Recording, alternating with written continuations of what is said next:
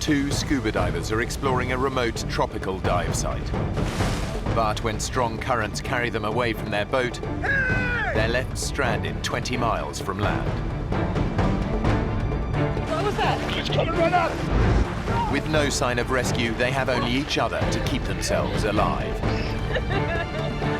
Exhausted, dehydrated, and in a state of constant terror, how long can they survive before they're taken by the sea or the sharks?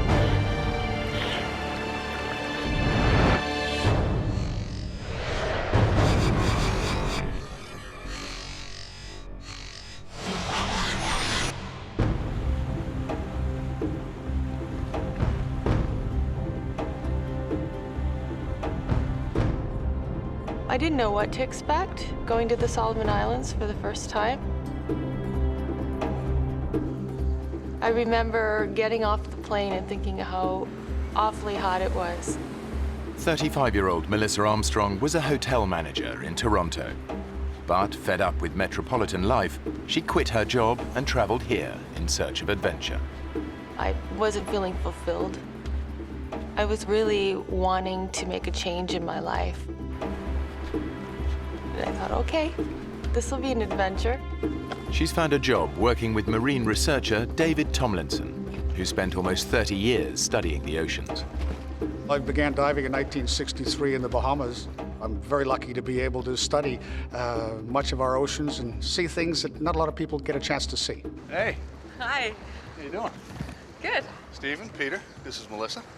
Hey. So you all set to see Kavachi? Yeah. Yeah? All right, come on aboard. Kavachi is an oceanic volcano which David has been studying for years. After he filmed this eruption, the volcano disappeared beneath the waves. Now he wants to find out what's left under the surface. The four of us went out, and I mean, the weather seemed to be ideal. Everything was supposed to go like clockwork. The dive site is 20 miles offshore. Melissa has never been diving so far from land. I was excited. I felt good about the dive. It wasn't until I went out there that I thought, oh, wow, I'm really out in the middle of nowhere. And then when we got to the dive site, something inside of me changed, and I thought, there's something wrong. What's up? Nothing. Well, I guess maybe I'm just a little nervous. What about? I was a little embarrassed because I wanted to be like the guys, one of the guys, and I said, I'm afraid of sharks. No, you don't have to worry about sharks. They're much more afraid of us than we are of them. I doubt it. I'm serious. They hardly ever bother divers. Now, if you were up on the surface like a surfer, flapping around, then you look like shark bait. But when you're down below, there's nothing to worry about. Can you zip me up? If it was me, I wouldn't be worried about the sharks. I'd be worried about you diving right on top of a volcano. Well, that wasn't something I had ever even contemplated. So now I'm thinking sharks, volcano exploding, sharks and volcano. Don't listen to him. If it wasn't safe, we wouldn't be here. But David knows more than he's letting on. I had heard from the local fishermen that there was a couple big sharks out here, big hammerheads, that have been coming in and bothering some of the local fishermen. But at that stage, she didn't need to know that. David has dived with sharks before and is confident they won't get attacked while underwater. He's more worried about the weather. We're watching the weather very carefully because it's very exposed out there. And I noticed off in the distance a funny-looking cloud. It looked like an eyebrow, but it was nothing that deeply concerned me. David's confident they'll be in and out of the water long before the cloud reaches them. So what's your dive plan, mate? Well, we're gonna drop in around 30 meters, have a look around. The plan is to dive for around half an hour while the boat stays in position above them. The boatman went over exactly where we would be dropped off, exactly when and where we would be picked up. I didn't pay too much attention. I just let them do their thing. But the anxiety just kept growing and growing.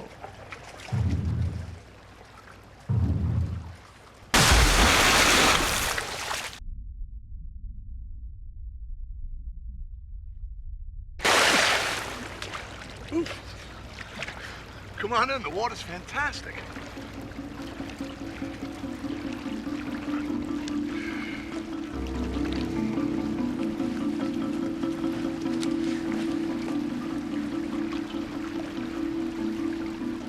Then I got my gear on. I looked at the boatman and I said, Here I go. Say a prayer for me. and I thought, well, why did I say that?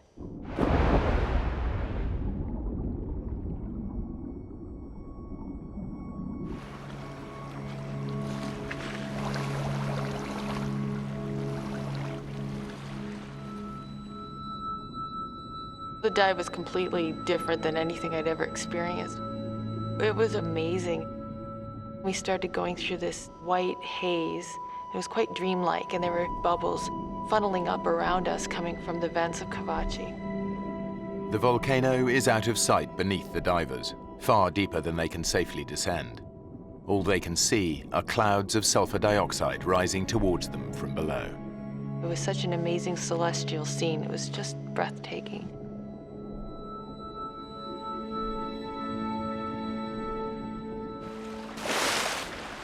After 30 minutes, the divers surface. That was amazing, wasn't it? It was awesome. The weather has changed dramatically. The dark cloud David spotted earlier is now above them. God, it's really choppy now. Yeah.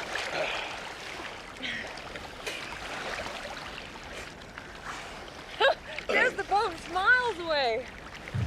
Yeah, the current must be really strong. Hey! Hey, guys! Hey! We're behind you! Hey! I remember thinking, oh, okay, that's no big deal. I was just looking forward to getting in the boat and putting a towel around myself. And then they didn't turn around. They got the engines on. I can't hear us over the engine. Turn them off! Cut the engines! Turn it off! Hey! I said, David, why aren't they turning around? And he couldn't answer that question. You're yelling, you're screaming at the top of your voice. Why isn't he looking? We're here. Can't you see us? The boatmen know the divers must be out of air by now. They expect to see them surface, but the dark sky has made the divers impossible to spot. While the engine is keeping the boat in position, they have no idea that a strong current is pulling the divers further away. Where are they going? They're not going anywhere. It's, They are. no, it's the current. It's pulling us away. Hey! Yes, you feel anger. You feel like, come on, turn around and have a look at us. Why aren't you looking at us? Hey! The current was pushing us away. We could see him. They couldn't see us. Running the engine to hold the boat in position is burning up fuel. If the boatmen don't leave soon, they risk being stranded. One of them makes a desperate attempt to locate the missing divers, but he has no idea just how far away they are now. With the fuel tank almost empty, the boatmen have no other choice but to return to the island to get help. Guys! Go! It happened quite quickly. We watched them disappear, as if the sea swallowed them up. I said, David, this is bad. This is really, really, really bad. David and Melissa are now stranded, alone in the ocean. The nearest land is more than 20 miles away. All they can do is pray for rescue. I still had faith that they would come back, ride over the waves like heroes and pluck us out of the water. But they didn't. We are absolutely alone, miles away from land. I knew we were in trouble. So do you think we could swim for it? No. It's too far. They're gonna be looking for us down current. I think we should just stay put. Huh? I said, let's not ruin the chance of them finding us, because the boat driver was the only one that knew we were in trouble, and he knew that if he'd come looking for us, he'd come down current. So we were going to stay down current. How do you know they're coming back? Well, if they went to get gas, it's an hour there. And it's an hour back, so. I think we'll be out of the water by 4 o'clock the latest. Yeah? David had come up with a timetable, so to speak, of when the boatman might return, which was about 4 o'clock. I thought, okay, we might be here a while. But then the uncertainty started seeping in.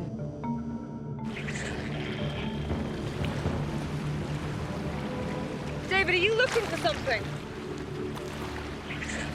Just being aware, that's all. I really, really, really do not want to get eaten by sharks. Hey, you need to calm down. I think at that point, a bit of anger was coming in. He should have known better. How could we be in this situation? Please don't tell me to calm down. We're in the middle of the ocean.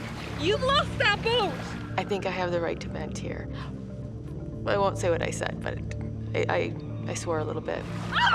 Melissa's reacting as one might expect. She had a little bit of a dummy spit, and she was swearing profusely. She's relying on me to ensure that everything went smoothly. And at that stage, I'd shot myself in the foot, big time. And it just was turning sour as the moments went on. David and Melissa ignore each other, forgetting they're floating in a powerful current. David! David! The current pushes that far away. It was scary. Come here. We had to try to swim against a knot to a knot and a half current. Swim to me.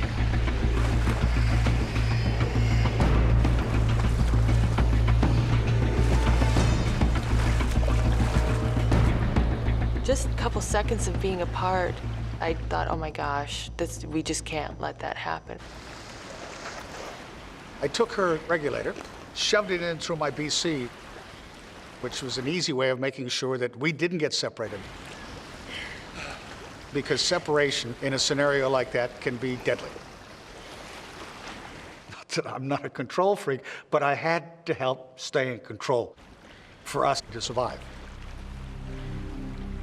David said, let's just conserve our energy. That's the most important thing right now. So the plan was that I would wrap my legs around his waist and my arms around his neck. So his face was right here. But I didn't want to look at his face. I didn't want to be in that situation. I didn't want to be in the middle of the ocean. But what choice did I have? Hey! Hey! 20 miles away, the boatmen get back to the island and raise the alarm. Lost 2 divers out there. The locals know the seas around here well. They've all heard the stories of giant hammerhead sharks preying on fishermen. They know they may not have long, and search parties race out on the hunt for the missing divers. David and Melissa can only hope that help is on its way. But with each passing hour, they're getting more nervous. In the Solomons, there's a phenomenal amount of sea life there. My biggest fear at that stage, I believe, was sharks. I'd imagine them circling below us. This big mouth coming up and tearing into one of us.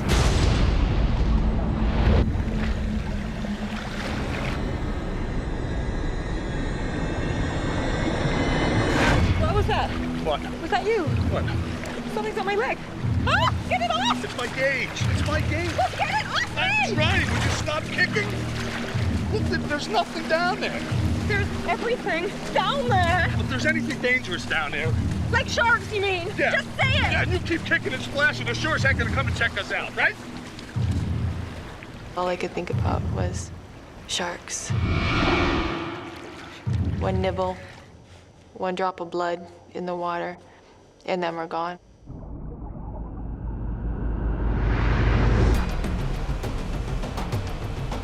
The search parties have finally reached Kavachi, but they have no idea that David and Melissa have already drifted miles away in the current. They continue to search above the volcano.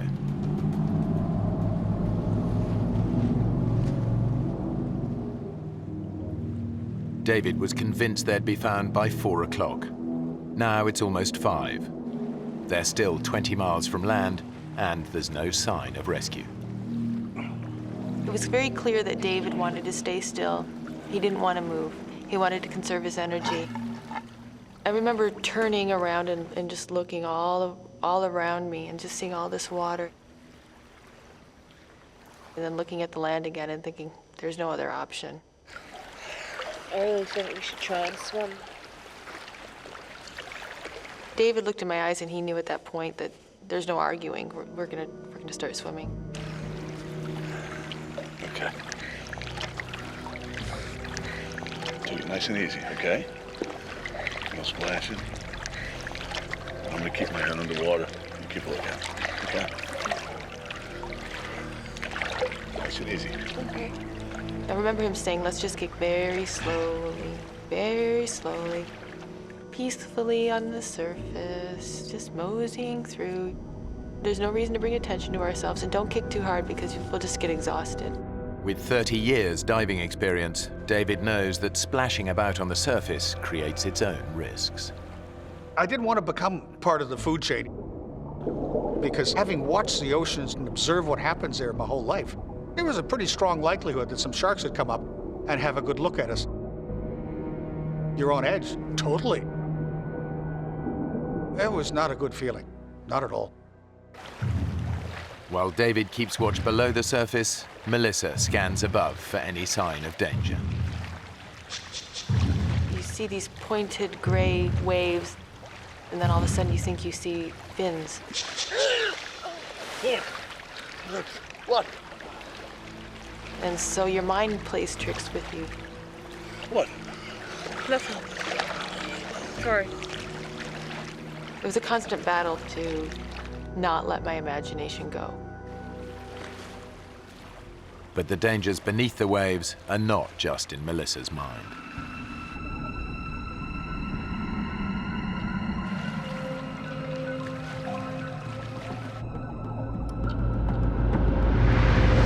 Ow! Something gripped me! What? Where? What? Ow! Then I looked in the water, and there were millions of these little globs, little translucent balls. Oh, jellyfish! I look, they hurt. They're not gonna kill you, okay? Swim through them.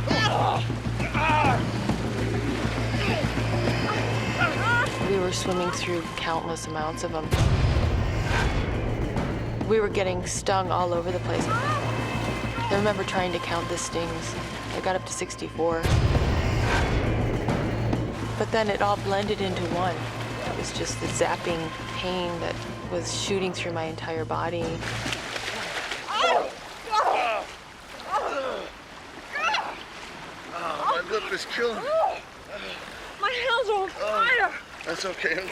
I'll go down in about an hour. Are you okay to go on? Yeah. Yeah? Desperate to escape the jellyfish, the divers splashed around on the surface. They've broken David's golden rule and become a magnet for predators. As I'm looking around, I'm looking straight down, and I see this little dot coming. I felt David, he pulled me to the right, abruptly. David! David, what are you doing? And I pulled back, and he pulled me, and I'm like, what? It was coming straight at me from the depths, literally, from what I could see, straight at my face.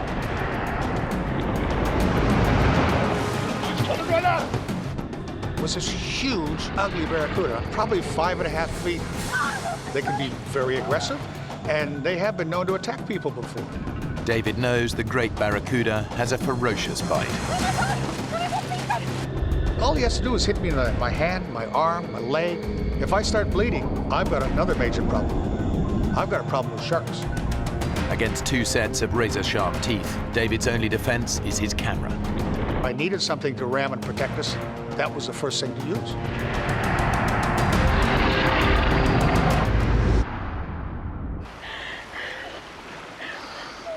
It circled around us, and then it went off. He couldn't believe it didn't do anything else. It's gone. But I kept looking for it because I just didn't want to be caught by surprise by one of those.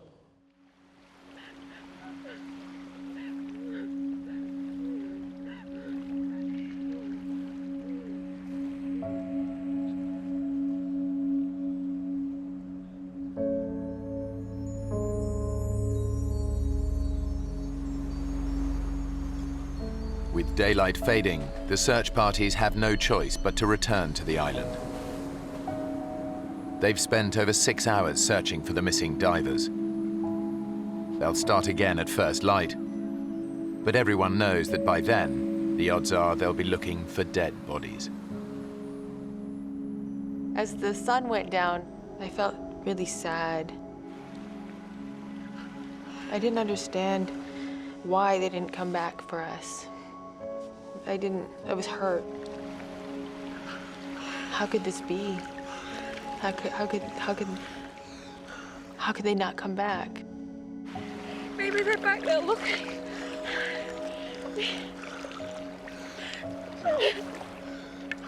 We should just keep swimming. Oh, come on, we're covering good ground. Outwardly, you're bold and brave, and you're sort of smiling, and inside, you're packing it. Sun was starting to set, and that was the part I was dreading. With night coming, that was a total different scenario, because a lot of animals come up to the surface and feed at nighttime. I found myself thinking we were there to get eaten.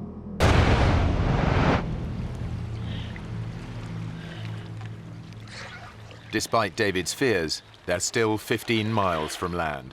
Their only option is to keep swimming.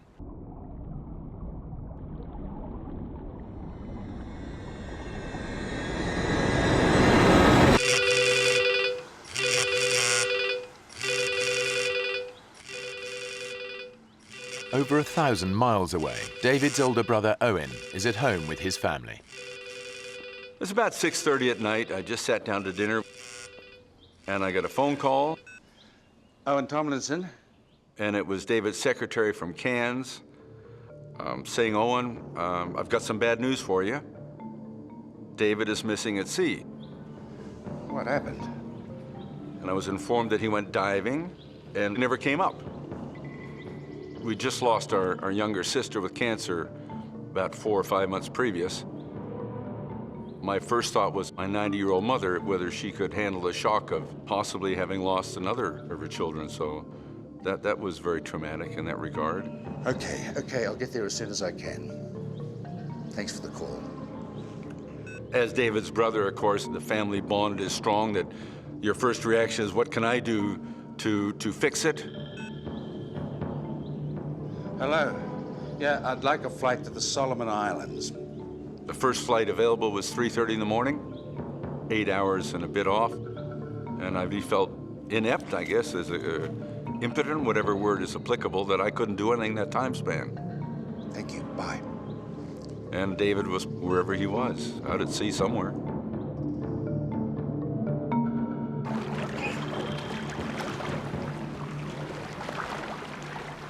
As night started wrapping itself around us, it was completely terrifying.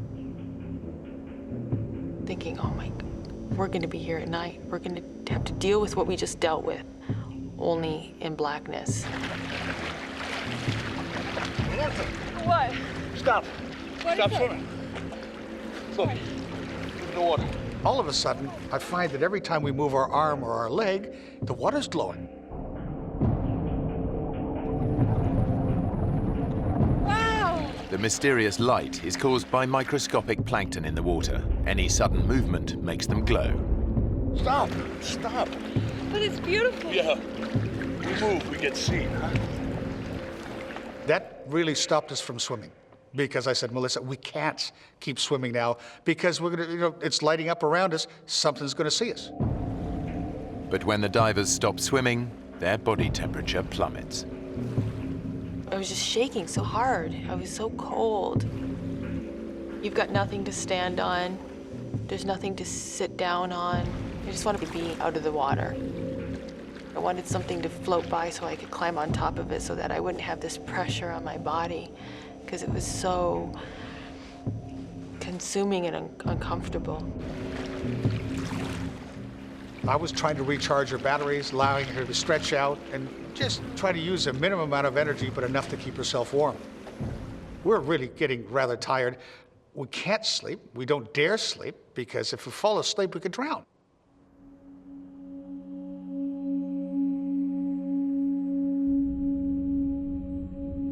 I had taken my mask off. And I remember putting my arm through it. I went to reach for it and it was gone.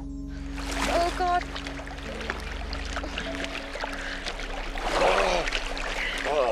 Can you see it?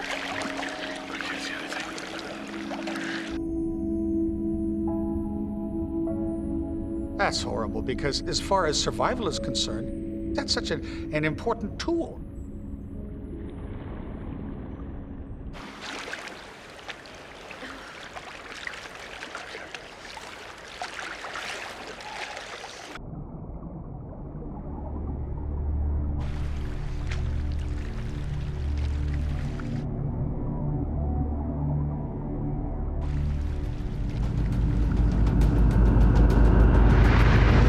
David, what was that? What? Something just touched my leg. So was that you? Was that your fin, David?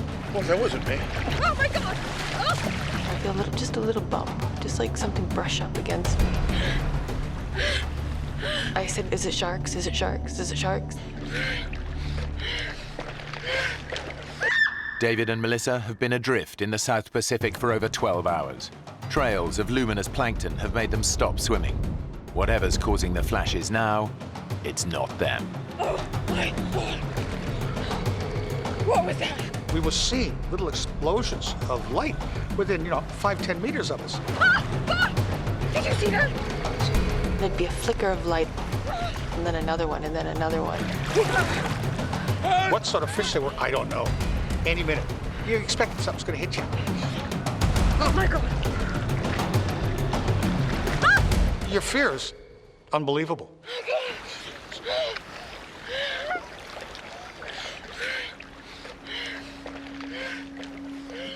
The night was the most stressful time I've ever had in my life.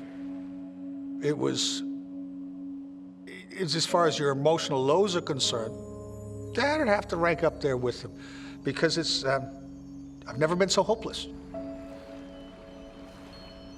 Every minute that we're out there, you become less convinced that we're gonna get out of it. We're in a really bad place here. I don't know what's gonna happen. Part of what we went through was discussing what we pass on if I don't survive. Tell my kids I love them. And my family. It's scary. Oh.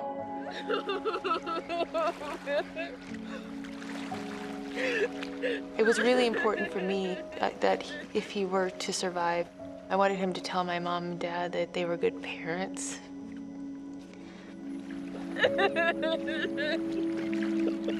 He started crying and he said, "You're gonna live to be very old. You're gonna have children." And that was hard.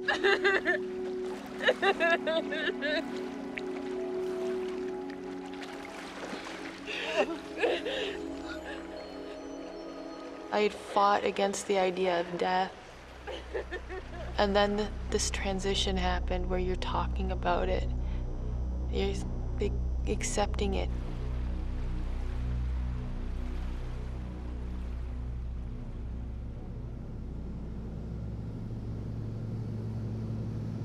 David and Melissa were 19 miles out at sea. I'm looking out the windows of my plane and it's black. And I'm thinking they're down there in the water somewhere and it's black. You really feel very useless because there's nothing you can do. A lot runs through your mind, it really does. I kept thinking that this is kind of like a bad dream and everything will, you'll wake up and everything will be just the way it was. Obviously, I hope he's alive and he's floating somewhere. If not, what do I do? How do I bring a body back?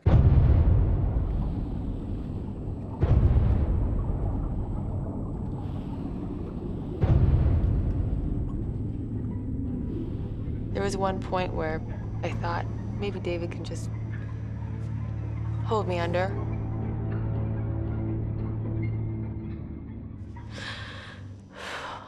And I couldn't allow myself to die that way. I couldn't do that to my family. I couldn't dishonor them. I couldn't do it. I just said, David, I don't care. I don't care if I die. I gotta die trying. I'm not gonna lay here anymore. Gotta swim. We gotta swim.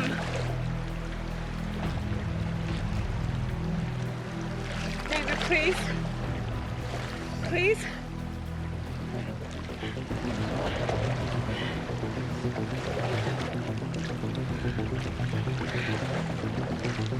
And he said, okay, all right, let's go for it. He said, just go really slow. And so we kicked, and we didn't stop kicking.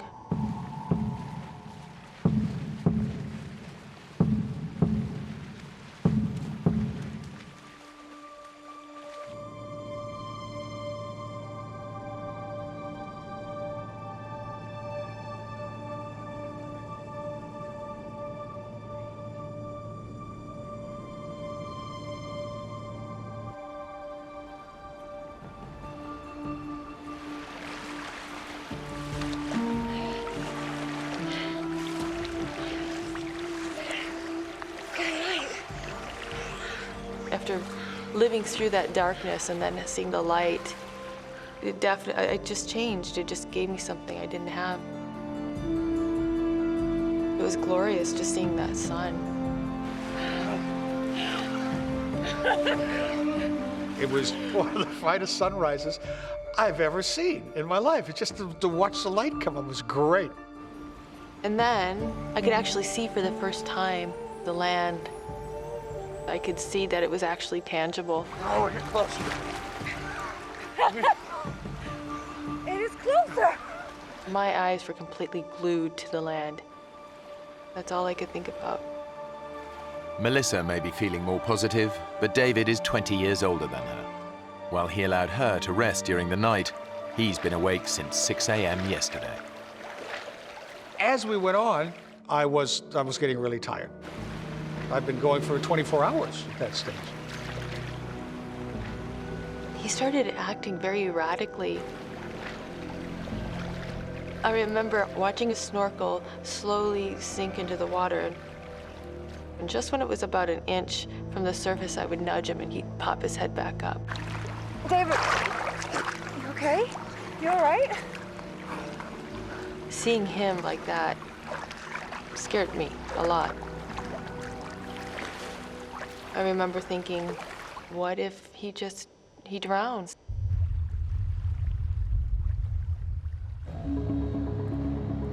David's brother, Owen, has finally reached the Solomon Islands.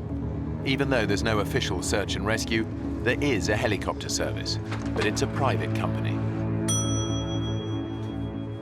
When we got the helicopter chartering service, they weren't really sitting around waiting for me. They were doing other things. And I'm standing in the counter saying, come on, you know, I want to get this up and going.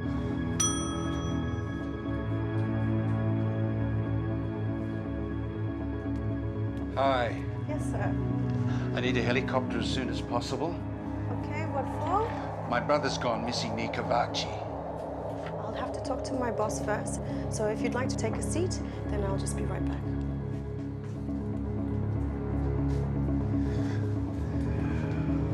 I was hoping they would be out at first light, but it was probably closer to 8 in the morning. It was a bit upsetting because we wanted to find the two of them as quickly as possible.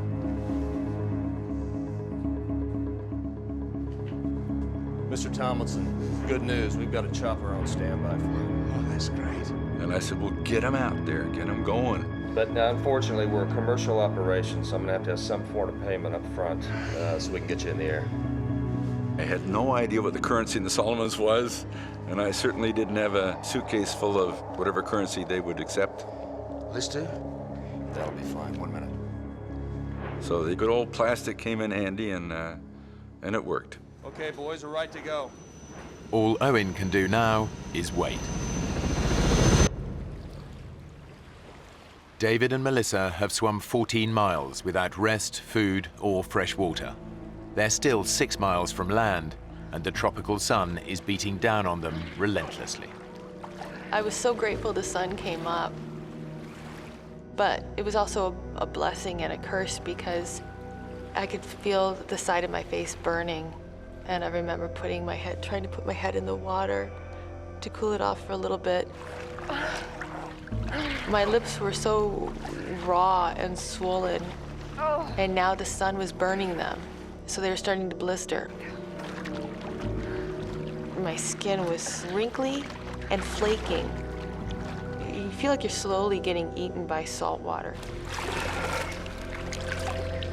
David is both physically and mentally exhausted. I was dehydrated, I was starving. I was running on less than empty at that stage. I was starting not to think straight. You all right? David?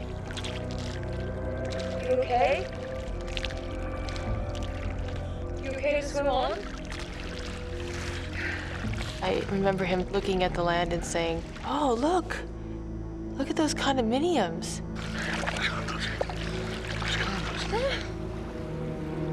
And I said, "There's no condominiums."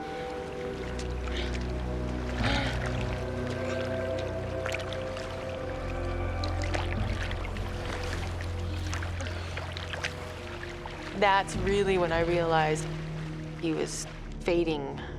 He wasn't making any sense.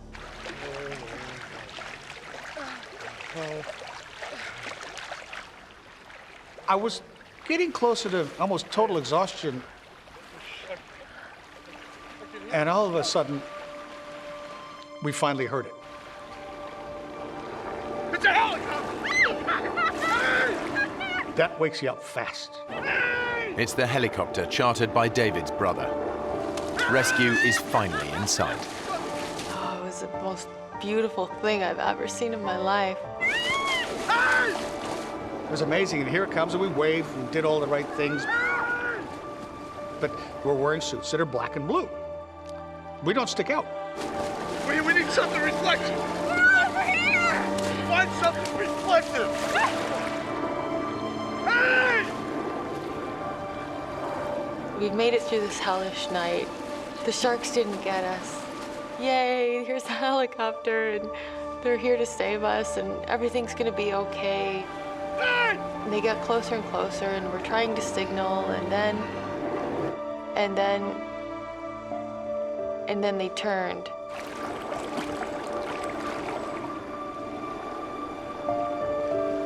They can't see us.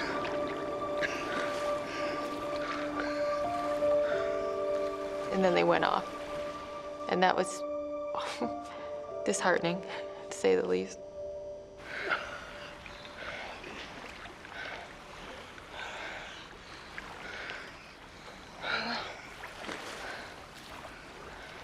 Then we just pressed on towards land. Let's swim. Come on. Because there's no other choice but to keep going.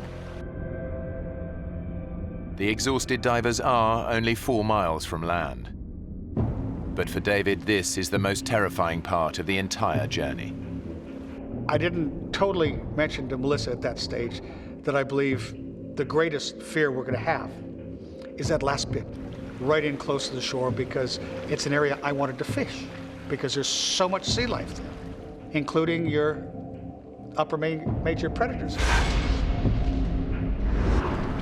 And at the same time, I didn't tell her about 2 big 20-plus foot hammerheads that I heard about that had been bothering the fishermen. So that deeply concerned me, but she didn't need to know that.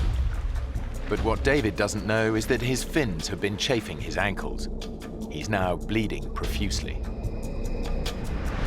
Hammerhead sharks can smell 1 drop of blood in 1,000,000 drops of seawater. It's only a matter of time before David attracts attention.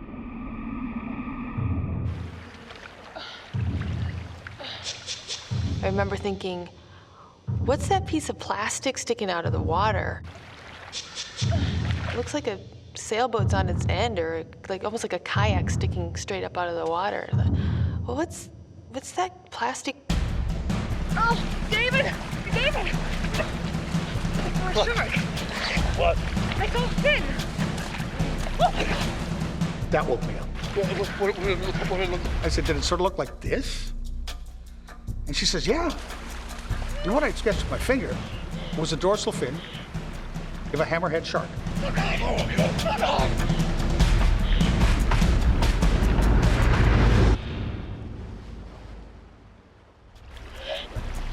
Just offshore, they've spotted a hammerhead shark.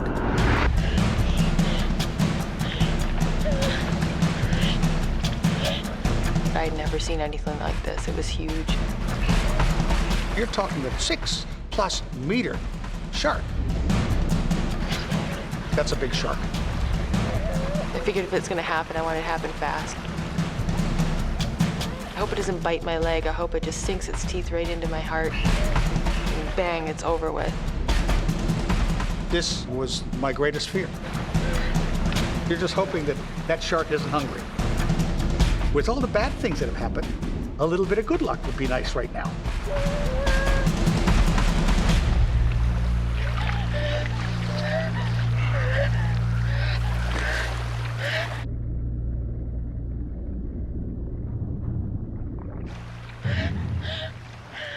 The hardest problem is that you know it's still nearby. You're still waiting in the back of your mind, it's going to sneak up on you. The divers make a last desperate attempt to reach land. After 26 hours in the ocean and an agonizing 20-mile swim, they're finally just a few hundred yards from their goal. But getting ashore is far more dangerous than they ever imagined. This wasn't a sandy beach that we would float up to gently. This was an extremely pitted, jagged, horribly craggy shoreline. David, look at the rocks. I knew that with our bodies being so soft, so pliable, our skin just being mushy, all I could think of is how badly we're gonna be torn up. 26 hours in the water has taken its toll on their skin. I looked at my hands, and my hands were just unbelievably wrinkled from being in the water for so long. And right in the corner of my thumb, just where my nail meets, a bit of flesh had fallen off. At that stage, our flesh is so soft from being in the water so long, it's not going to take much to hurt ourselves badly. It just takes a little piece of rock that's sticking up, and it's going straight through you. The rocks could be lethal, but the shark might return at any moment. It's a do-or-die decision. Give me your vest. I discussed with Melissa exactly what we're going to do. We've worked out a plan. Put that out in front of you. The body surfing on these, okay? So now I'm thinking, how on earth we're going to body surf and survive?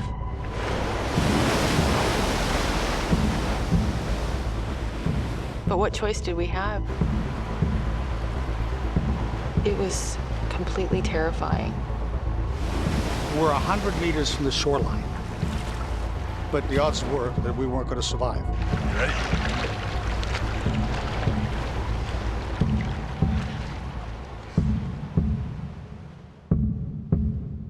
And I just happened to turn left, and I don't know why I turned left and looked. And then I heard him say, "I'll be damned. There's a boat."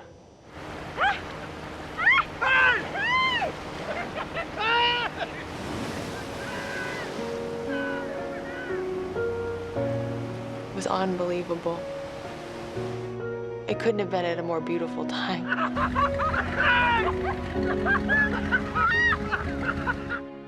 It was an unbelievable feeling. Absolutely unbelievable feeling. Because then it was just like one of the heaviest weights you'd ever have in your life lifted off your shoulder. Next thing I know, the boat's next to us, and they're pulling me out of the water. And I'm like, I was this crazy mad woman. I was crying and laughing.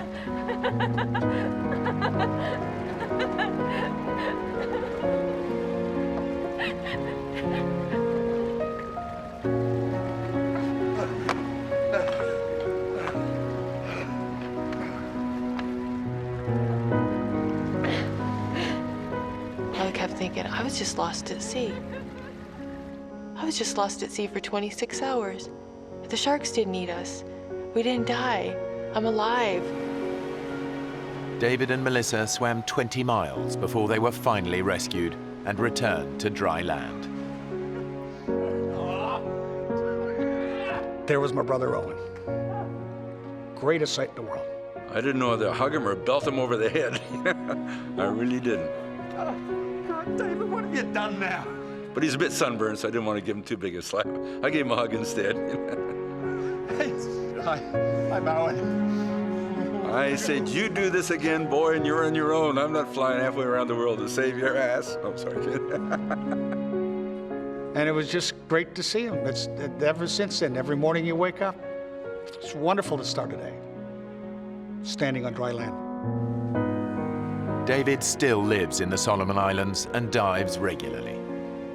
But Melissa returned home and hasn't done an open water dive since. The two of them remain good friends.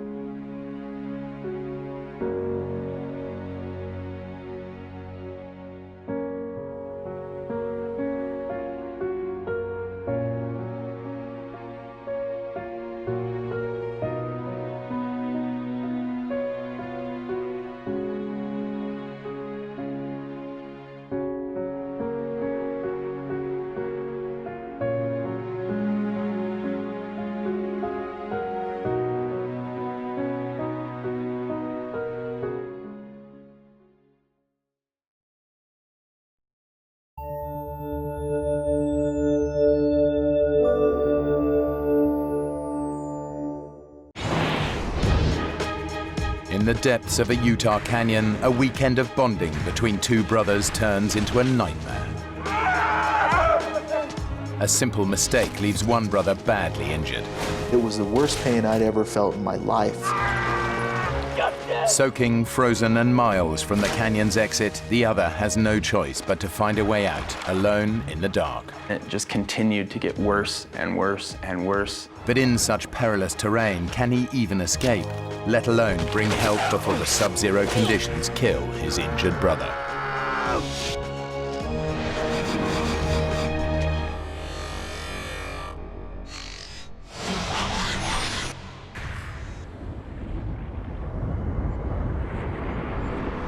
Southern Utah. This iconic western landscape is the result of 25 million years of sandstone erosion, which have left deep canyons littered with boulders and pools of freezing water. It's harsh and uninhabited, which is exactly why it appeals to experienced canyoneers like Justin and Jeremy Harris. Jeremy and I have shared a lot of experiences as we grew up as brothers. Justin's always been an icon to me. He's always been someone that I looked up to. Canyoneering is a passion that the brothers have shared since they were 7 years old. We can share things that brothers don't very often get time to share. Today they're going to tackle a remote canyon over 50 miles from the nearest town.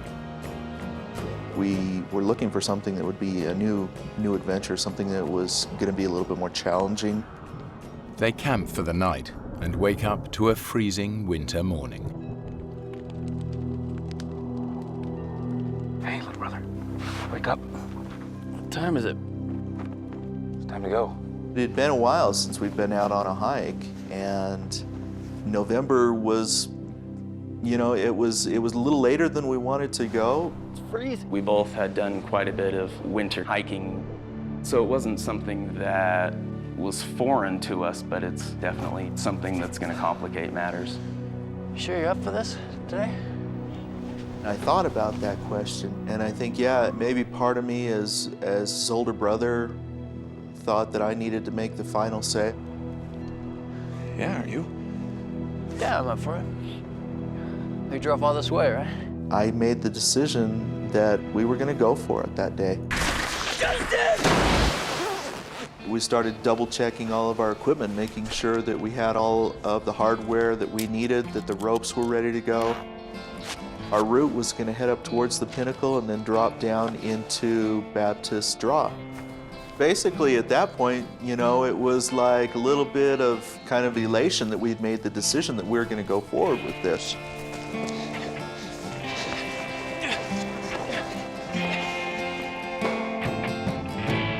As they race towards the canyon's entrance, it's Jeremy, the younger brother, who's at a disadvantage. As a child, he suffered from a debilitating hip condition that led to a full hip replacement when he was only 21. All of my growing up years, it was something that dictated what I was able to do and what I wasn't able to do. Hip acting up? It's never liked the cold. Jeremy's really suffered, and I was always a little bit in awe of the fact that with his artificial hip, he would push himself, and he would find a trail, or he would find a new peak that he hadn't climbed yet. The brothers plan to follow a circular route. The descent into Upper Chute Canyon will take them 500 feet below the surface.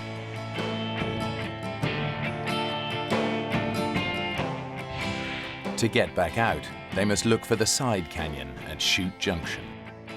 We were headed down ledges, and we were hopping from rock to rock and just kind of making our way. The trail notes say that the route should take about 8 hours. The brothers know they need to complete it well before dark. The dangerous terrain and possibility of flash floods make a slot canyon no place to spend a night. Are we waiting? What? Are we waiting or what? The water looks way too cold. There's a technique where you put your back against one side of the wall and your feet against the other side of the wall, and you kind of edge your way over the pools down below. As the canyon got a little bit more technical, it started taking us longer and longer to cover the ground that we needed to cover.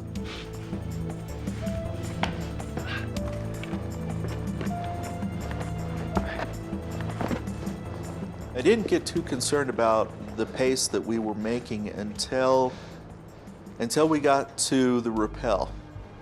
Is this it? That's it. The drop is too steep just to scramble down. They'll need to use ropes. I could feel the cold wind blowing up into the canyon, and I was starting to get nervous at that point. Justin had not rappelled ever before, had never even put a harness on. How far down do you think that is? 6,000 to 7,000 feet, at least. You know, you're my least favorite brother. I know.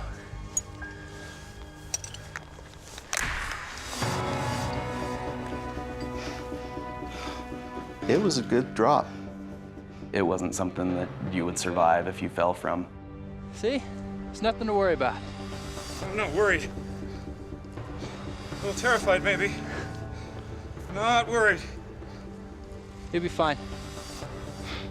Jeremy was getting quiet at that point, and I don't know if he was having some of the same thoughts I was having about what was happening and how long it was taking us to do this, but I know that things got really, really serious for us.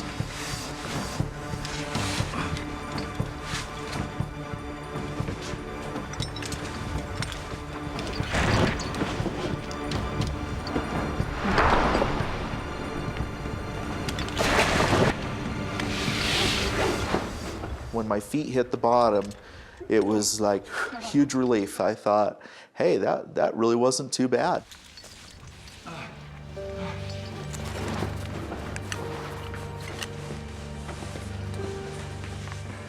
The scary element about technical canyoneering is once you go over a rappel, unless you leave your climbing rope there, you have no way back out. You have no choice but to continue.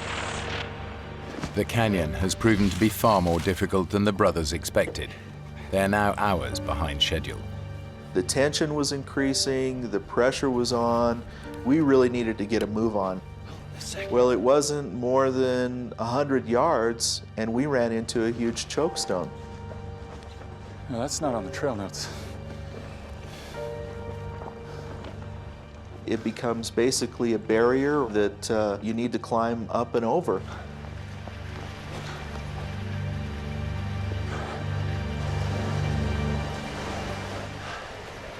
Got some water. The last thing we wanted to do was fall down into one of these pools and get wet. This looks pretty good. I think I can take this. Well, let me get back up there. I was confident that we could down climb it and not have any problem. Jeremy, wait! Ah! Jer! Jeremy! Jeremy! I remember when I heard that splash, that was the last thing that I wanted to hear at that point. Jeremy! Jeremy! Jeremy!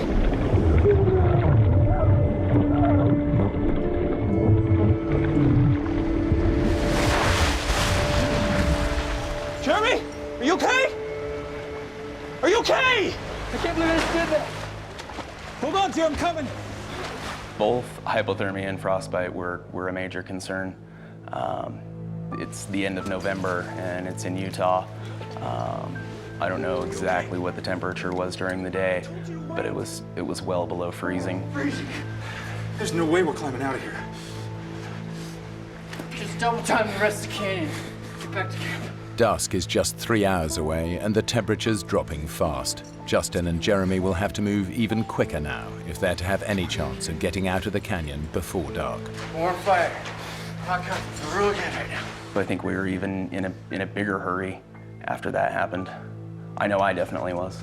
All right.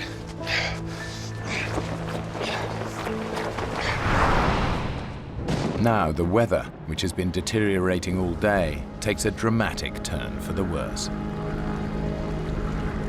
It probably wasn't 10, 15 minutes before there was maybe an inch of snow. It was very cold. And then we hit another big chokestone. I remember looking down over the back of it and looking at that pool and thinking, oh great, water again. You think this canyon has something against us, do you? Yeah, I think it might just. It was a very tricky down climb, even though it wasn't far. There were very few handholds and very few places to stand on the way down.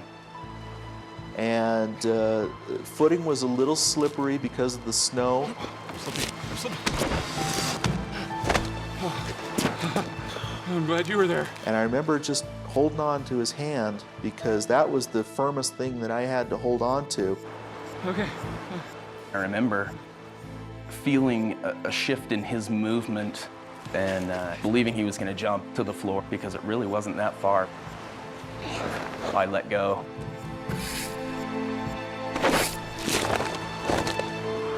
And the next thing I know, I'm basically falling.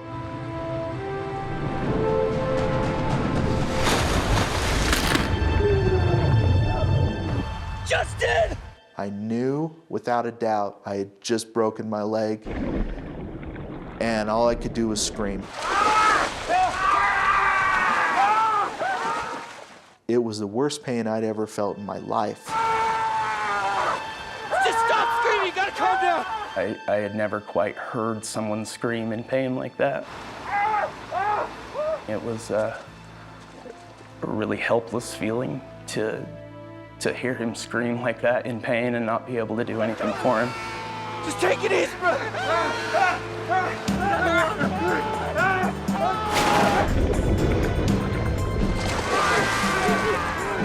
Get up and help me! Get out of the water!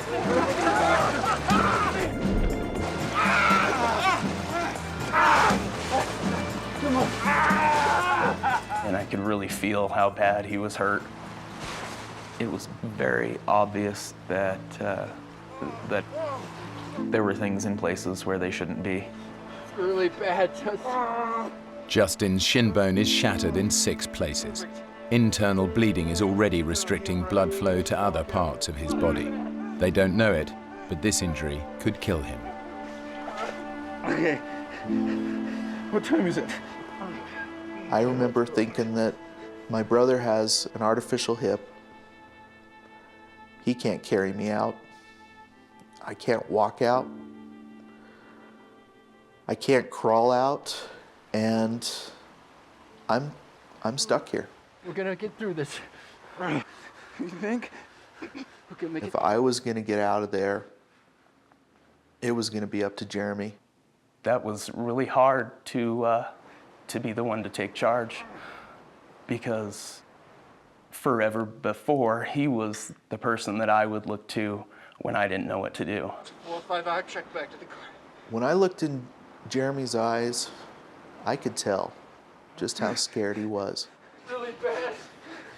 You got maybe an hour of light. I was gonna leave him there and hike out, which is really hard to do, for the fact that, one, it's my brother that I know and love very much, and two, that real soon I'm gonna be by myself. Okay, you're gonna have to move me. Up against the wall, out of the wind. You ready? Okay, just do it, do it! I think both of us knew just how serious of a situation we were in. Justin's in real danger. Between his injured leg and the freezing temperatures, his chances of survival decrease with every passing hour. Jeremy needs to move on. It's another 4 miles to the side canyon exit, and the light is fading fast. That's the side canyon there, right? I'll just crow's nest it up here, double time it back to the car, call for help. Just take it one step at a time. How you feeling? Good. Considering I've never been this scared. When we started divvying things out and going through the backpack, we came across my camera. And one of the last things that we did was take a picture of each other, because I remember saying, well, we better take a picture of each other if we don't ever see each other again. I thought that maybe I might never see him again. And those things, yeah, those things go through your head. Remember what I was saying about you being my least favorite brother?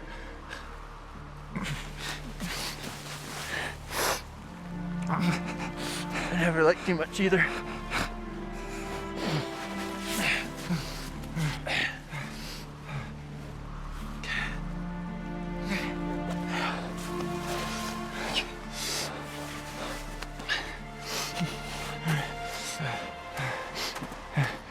Hey, chair.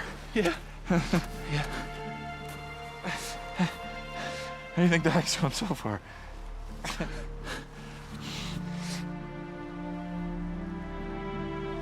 Be careful. Okay.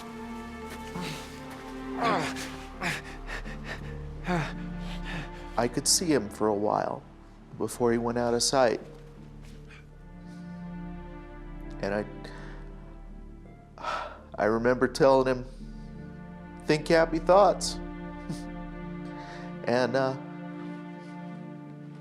you can do it.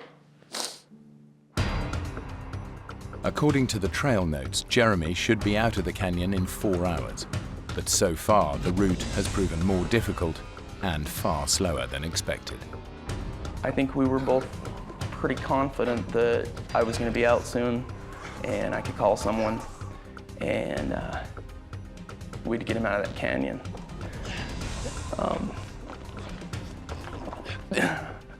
Had no idea what was really going to happen. But Jeremy can't find the side turning that will lead him back out of the canyon to the car. And he's running out of daylight. When it went from light to dark, it was so hard to conceive how far I'd gone, but I kept thinking that I had gone too far. And I ran into pools.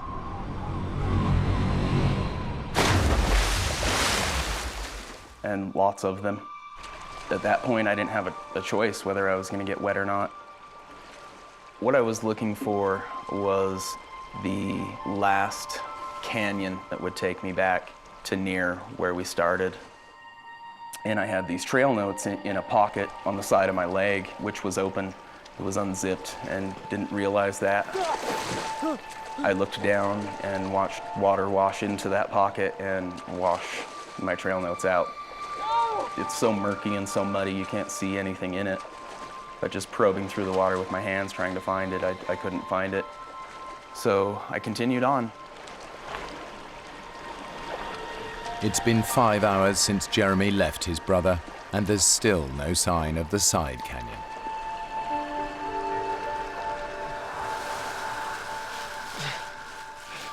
The sense of time was kind of messed up for me.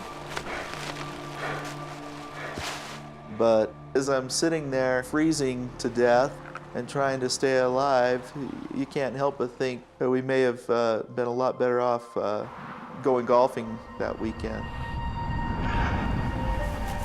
And then I hear little scratching noises, what sounds like something's fidgeting around. And it's completely dark and I can't see anything.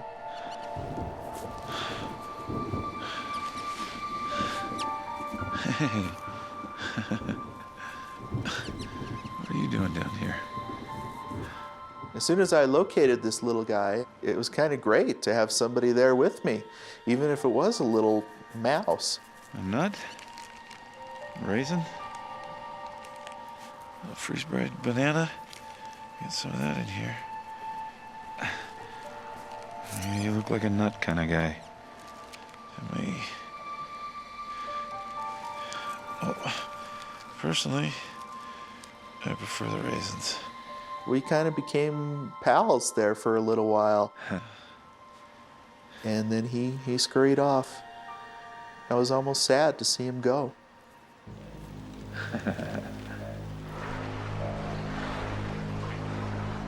Jeremy has now been searching for the side canyon exit for more than 9 hours.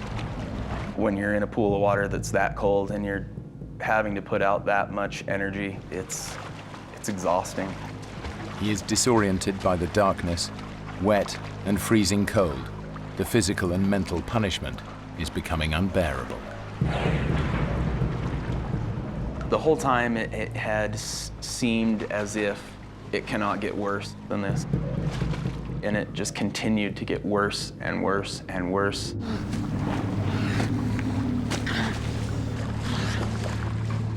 It was so cold outside that I wasn't really wet, more like frozen. And I would have these clods of ice that would build up that I would have to break off in order to just continue moving. Jeremy is close to collapse. He desperately needs to rest and dry out. I decided it was time to rest. And there was driftwood that looked dry, and built a very large fire, a fire that's about 4 times the size as I would normally build. But it was so cold that I had to be so close to the fire to get warmth from it. Almost had to lay in it. I just wanted to feel dry for a minute. And at the same time, it was very hard to do. I felt really guilty stopping and building a fire. More guilty than I'd ever felt before. Jeremy needs to get going again as soon as he can, but exhaustion gets the better of him, and before he knows it, he's passed out next to the fire.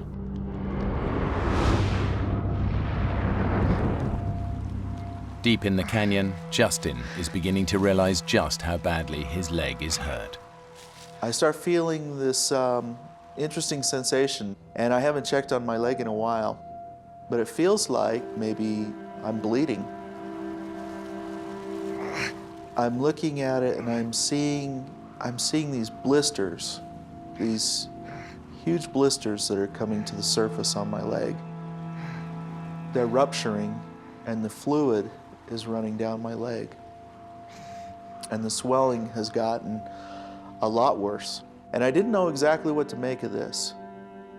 I knew it couldn't be good. Swelling in Justin's broken leg has created so much pressure that blood fluids have burst the veins and capillaries to create fracture blisters. If infection sets in, Justin could lose his leg.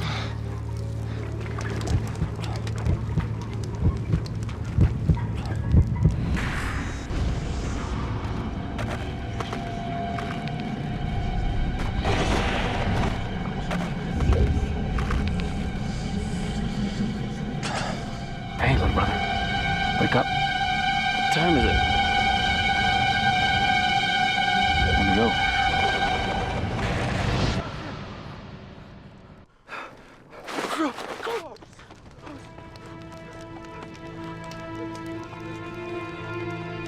I burnt almost everything. Burnt my pants and burnt my jacket, but thankfully didn't start on fire myself. So I put myself together and headed back to where I'd left off. Jeremy should have been out of the canyon by now, but in the dark and without trail notes, he has missed the side canyon exit. Now his every step takes him further away from civilization and any hope of rescue for his brother. Justin is starting to succumb to the effects of immobility and bitter cold. He can feel himself slipping into unconsciousness. I know that if I fall asleep, if I get too comfortable, I might not wake up. And I'm thinking, I have to come up with something that's going to keep me sharp, that's going to keep me from going into shock. And so I'm sitting there and I'm thinking about my family, my wife, and my 4 children. And the thought comes to me, just repeat over and over again their names and their birth dates. Madison Patricia Harris. April 5th, 2000. Tanner Justin Harris. July 28th, 1996. Mackenzie Susan Harris. Mackenzie Susan Harris. May 1st, 1995. And my oldest boy, Skylar Christopher Harris. Skylar Christopher Harris, December 3rd. And I knew if I can do this 100 times and I don't get anything wrong and I don't forget what I'm doing, then I'm doing okay.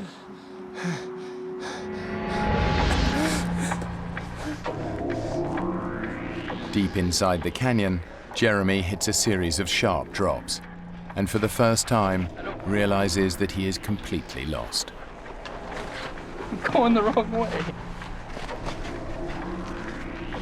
There were definitely points that made me strongly question that I was not in the right place. Maybe I veered off. Jeremy's exhaustion is adding to his confusion. Instead of listening to his instincts, he plows on, getting further and further from the canyon's only exit. Something was wrong. I knew something was wrong. Then I hadn't seen my side canyon. And the terrain is getting worse and worse. In daylight, this climb would be a challenge. In the dark, it's practically suicidal.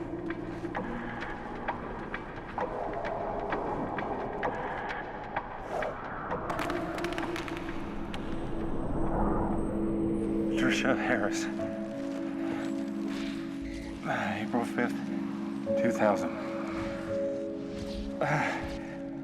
Mackenzie Susan Harris. Mackenzie Susan Harris. May 1st, 1995.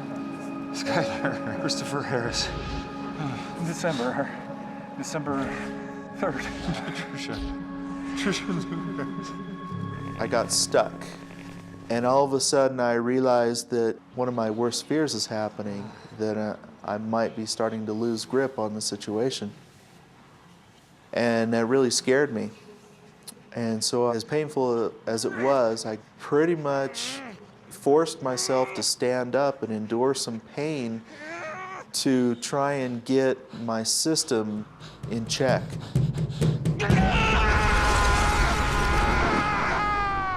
Pain would just shot right up in through my nerves, right up into my knee. It was terrible, but it woke me up.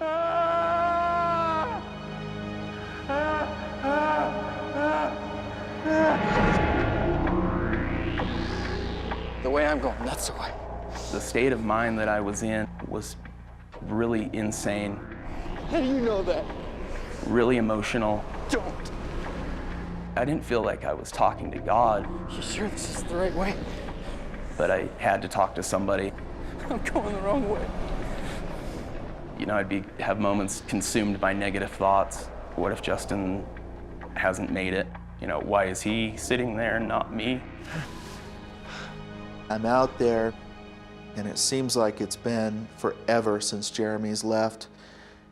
And ever so subtly, I start to see changes in the light. And high above me, it looks maybe a little bit differently. And unless I'm hallucinating at this point, unless I'm starting to see things, I've probably made it through the night. And it was almost like a new awakening. It was a new day, and I was never so glad to see the sun come up. Jeremy has somehow survived the series of perilous climbs. But tragically, he still hasn't realized he's been going in the wrong direction for almost half the night. And I came to another area that was a choke in the canyon and walked up on top of it, and it was about 60 feet to the bottom. I didn't have a rope or a harness, and my thought was, jump in. Good idea. I was going to jump off the top of this into this pool. Jeremy is so exhausted that it's affecting his judgment. There is no chance that he will survive this jump. Jump in, jump in, jump in. Yeah.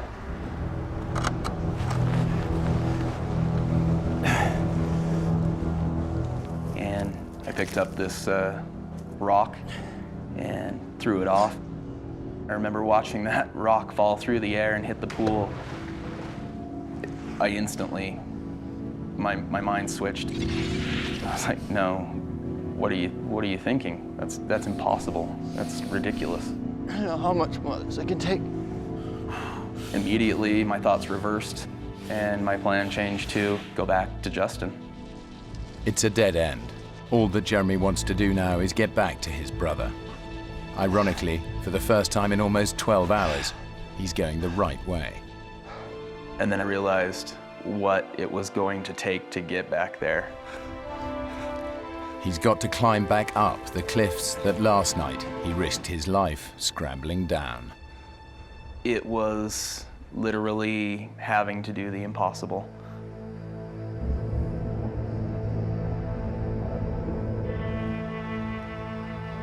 For Justin, daylight brings a new sense of hope that rescue is on its way. I could see the sunlight on the cliffs above me changing, and it's getting closer to me. And it's warming up a little bit. For the first time since I had been out there, it was almost bearable.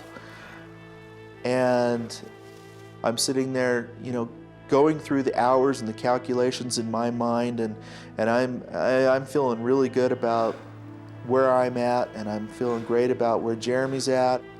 I'm thinking in my mind that he's probably back to camp, and he's got help coming, and I'm gonna get out of here, and I'm gonna have one heck of a story to tell. And hopefully my wife won't kill me when I get home. And I'm laying there, and I'm just about as relaxed as I've been the whole time. And then the sun goes away.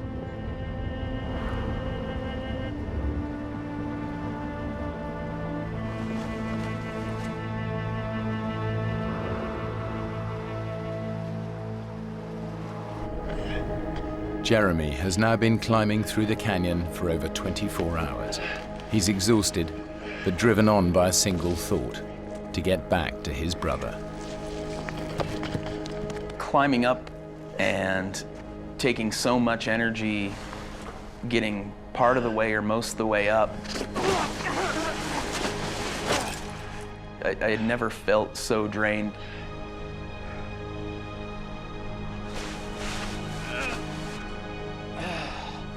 It was extremely hard to climb. Some of the hardest things that I've ever had to climb up in my life.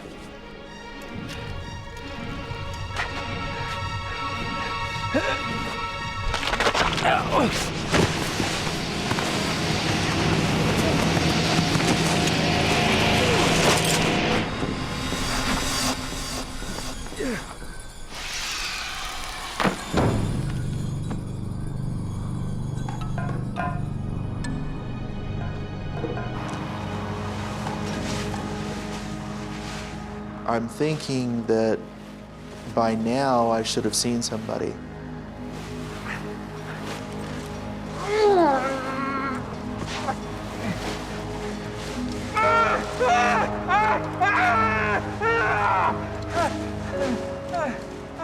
I had to accept the fact that as positive as I was about the situation and as hopeful as I was about my situation, that it wasn't looking really good for Jeremy. And now it wasn't looking really good for me.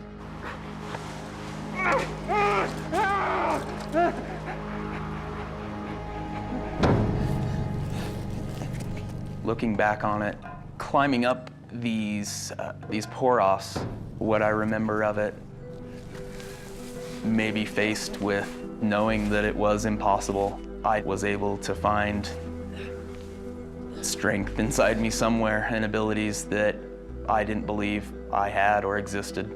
It's strange to think about, and I truly don't know how, but I made it.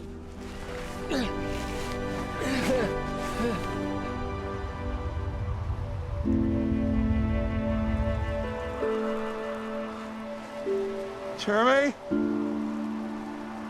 Jeremy! I'm thinking about my brother out there somewhere, and I'm picturing him frozen somewhere because it's too cold and he just can't make it.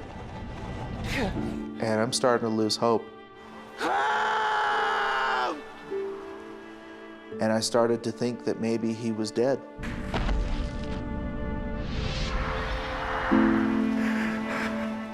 But as Justin struggles with his fears, miles down the canyon, Jeremy is suddenly confronted by his terrible mistake.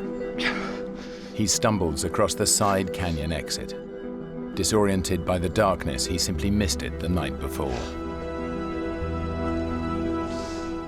It was so obvious. I can't conceive how I would have missed it, other than just the state of mind that I was in. I definitely should have seen it.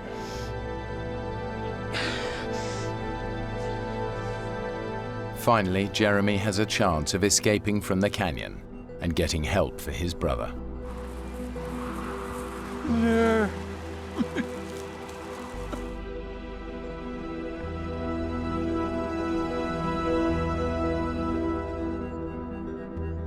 The brothers' camp should be 20 minutes from the side canyon exit, but after 2 hours of searching, he still can't find it.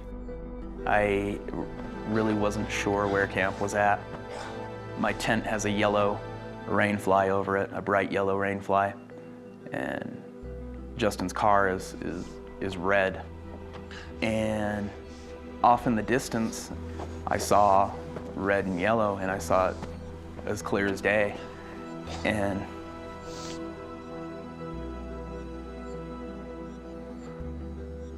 literally dropped to my knees and was so thankful that I was back. And I'm on my knees and I look up and it wasn't there. I wasn't seeing what I thought I saw. It was kind of just the roller coaster ride continuing. Jeremy may be out of the main canyon, but he cannot find the trail back to his camp, and in just 2 hours the sun will set. At the bottom of the canyon, Justin's battle for survival has become one of sheer will and faith in his brother. I knew he would do everything that he possibly could to get out of that canyon and to get help in for me. I knew he wouldn't give up, no matter what. It's really hard to convey to someone how exhausted I was. I'd gone so far beyond what I had imagined my limits were. I wasn't sure whether I should believe that it was really there or not.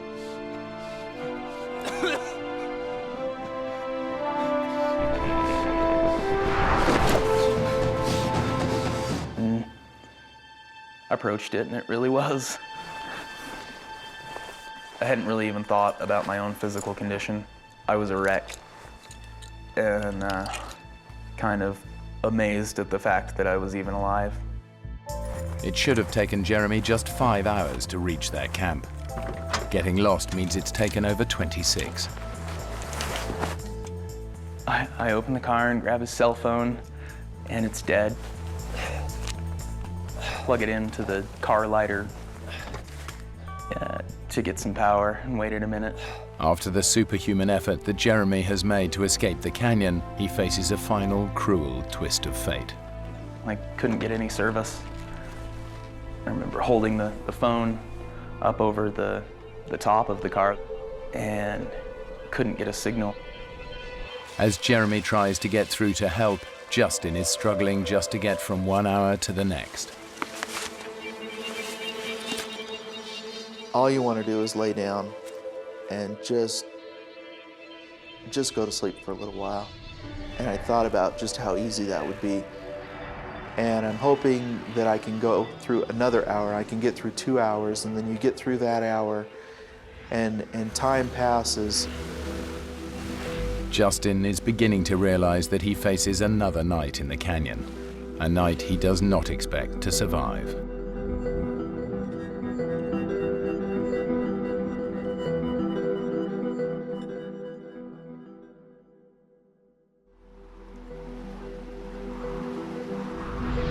As the sun rises after a second night exposed to sub-zero temperatures, and with no idea if his brother is alive or dead, Justin knows he cannot survive much longer. Hello? Hello? Oh! Hey. And then all of a sudden, out of the corner of my eye, I see a face pop around this boulder. And I think we were probably both pretty surprised to see each other. Justin, we see you. He's right over there. Base, we found him. And it was like, you know, they're here. They made it. They made it down. It was wonderful. So how are you feeling? When I first got to Justin, just looking at him, I thought, boy, he's doing pretty good. Well, aside from the shivering, I think I'm okay. Shivering, it means that he is maintaining his core temperature on his own, so that was a good sign to me. My brother Jeremy, where's he? He needed some medical attention. Why, what happened? No, he just got into a little disagreement with the canyon over who was tougher. But he's gonna be okay. I was overcome with emotion. For the first time, I knew that you know, he was out for sure, and I'm getting out of here now. Right. Let's take a look at that leg. I cut up his pant leg just enough to expose the injury where his leg was, and it just totally took me by surprise. As soon as I saw his leg, I knew that we had a very serious situation. Although Justin seems okay, toxins and poisons have built up in his shattered leg to such a degree that moving him risks releasing them into his system.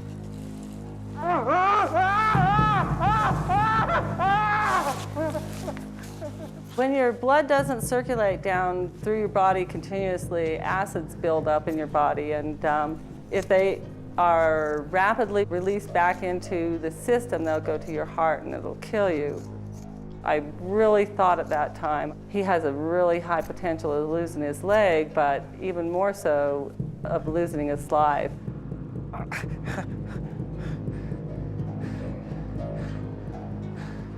How bad is it? I'm gonna get you some morphine before we move you. At that point, I knew that it really was bad. I need to get my patient out of here right now. And I was probably a lot worse off than I thought I was. Yeah, thanks. And that was kind of a tough pill to swallow. Good to go.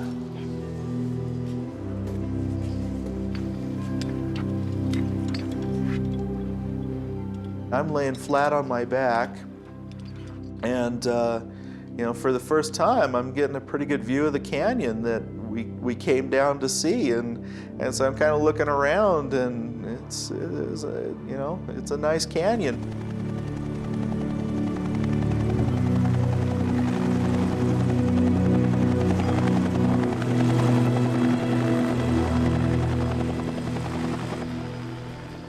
When we finally got up over the lip of the canyon wall, all I could see was a bunch of faces that I didn't know, and they were all looking at me and smiling. Thank you. Okay. Thanks. You do great. Thank you, guys. Hey, Justin, would you like to speak to your wife? I says, yeah, I want to talk to her. Trish? And Tricia says, hey, are you okay? And I says, yeah, I'm alive. I love you, and I'm alive.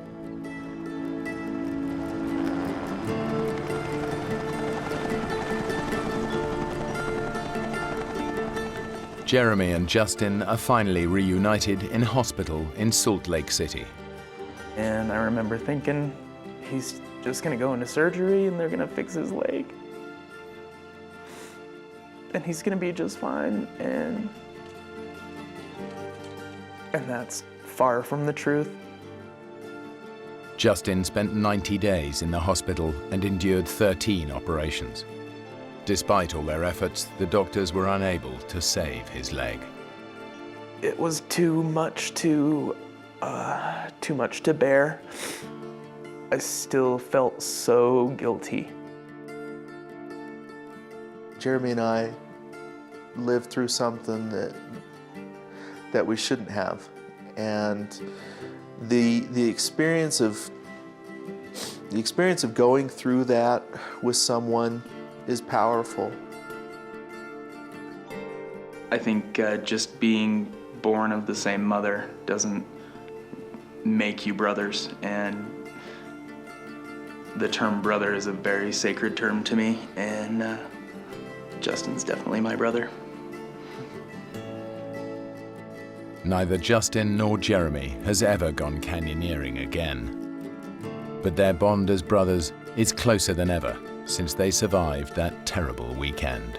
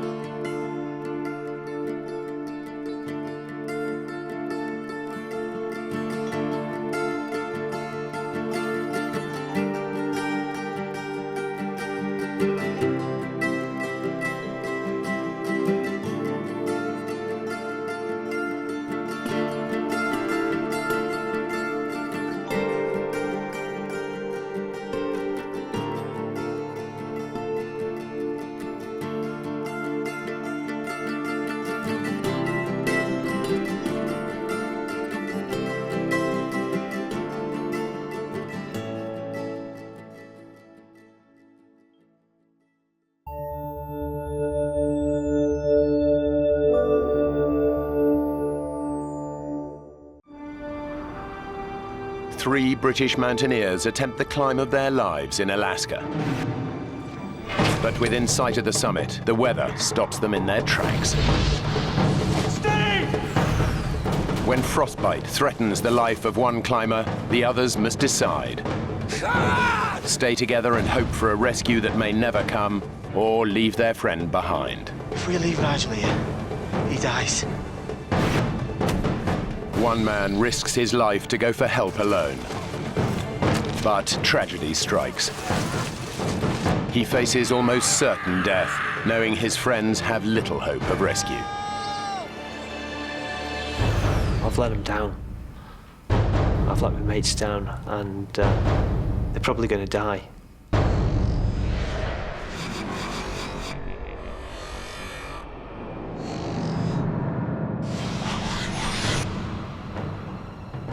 Mount McKinley is the highest mountain in North America.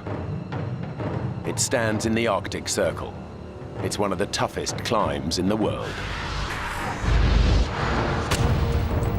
The team has set their sights on the 20,000-foot peak. They've been climbing for an energy-sapping 2.5 weeks and should be one day from the summit.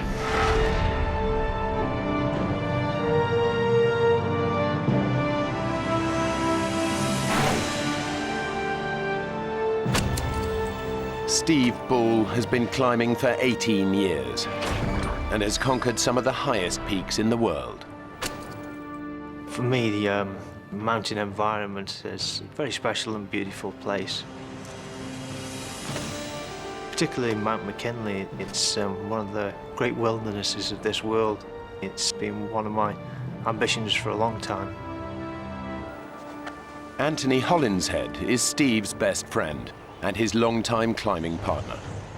Climbing is predominantly having trust in your climbing partner. It's paramount that you know what the other's doing. Nigel Vardy completes the three-man team. This is his first expedition with the others. He's an experienced climber, but he's never attempted a mountain as treacherous as Mount McKinley. I sometimes suffer a little bit with confidence, and sometimes I have to say, Nigel, you can do this, you'll be fine. Originally, Steve had the dream of climbing McKinley, and really we perhaps followed his lead.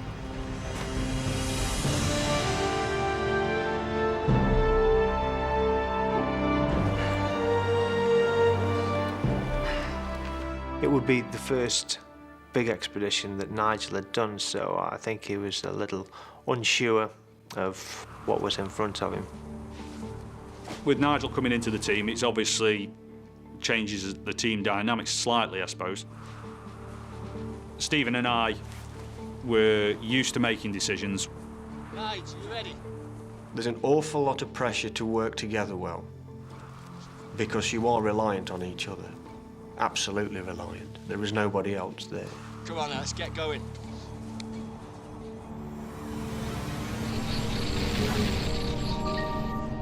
There are a number of routes up Mount McKinley. One of the most popular is the West Buttress. But Steve, Anthony and Nigel have decided to tackle the much tougher West Rib route. After 17 days of severe climbing, they've reached their last camp at 16,000 feet. They aim to go for the summit tomorrow. The night before the summit bed, we're in the tent. We're all pretty high. I think we're ready for it tomorrow. Now, ladies and gentlemen, dehydrated meat or fish, or how about our lovely powdered vegetarian option?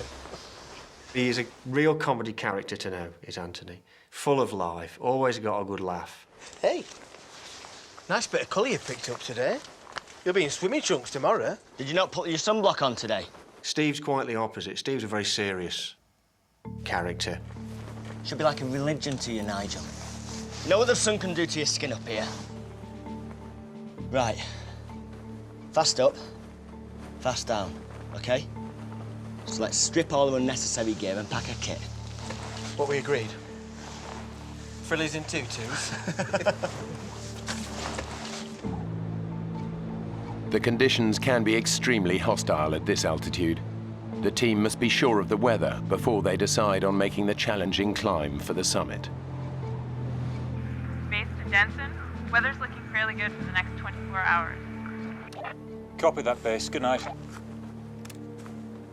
Good enough? We better get some beauty sleep then, eh? To infinity and beyond.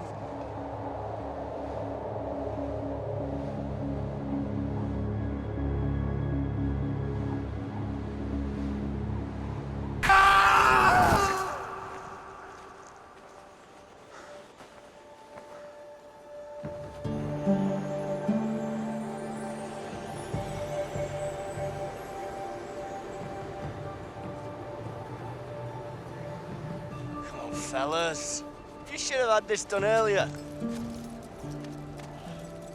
It's a run for the summit, stick the flag on, get the photographs, and back down again.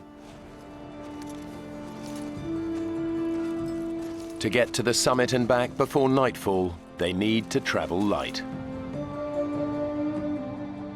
They leave the tent and most of their equipment behind. The climb to the summit is about 4,000 feet from here, maybe a little bit more, and it's a lot to do in this altitude, so we've got to go light and get back down before it goes dark. They now face one of the toughest sections of the climb. Steve was sort of, come on, let's get on this thing. Bang, bang, bang, and away he went. On the opening stages, I'm not doing bad at all. But as the day is progressing, I'm thinking that we're moving pretty slow and we need to keep it moving a bit faster. It takes us such a long time to cover this. The time's really ticking away. After hours of hard climbing, the team are already behind schedule. They've now reached an area known as the football field, a flat plateau just below the summit. But the weather is changing. As we walked across the top of the football field, the wind started to increase rapidly.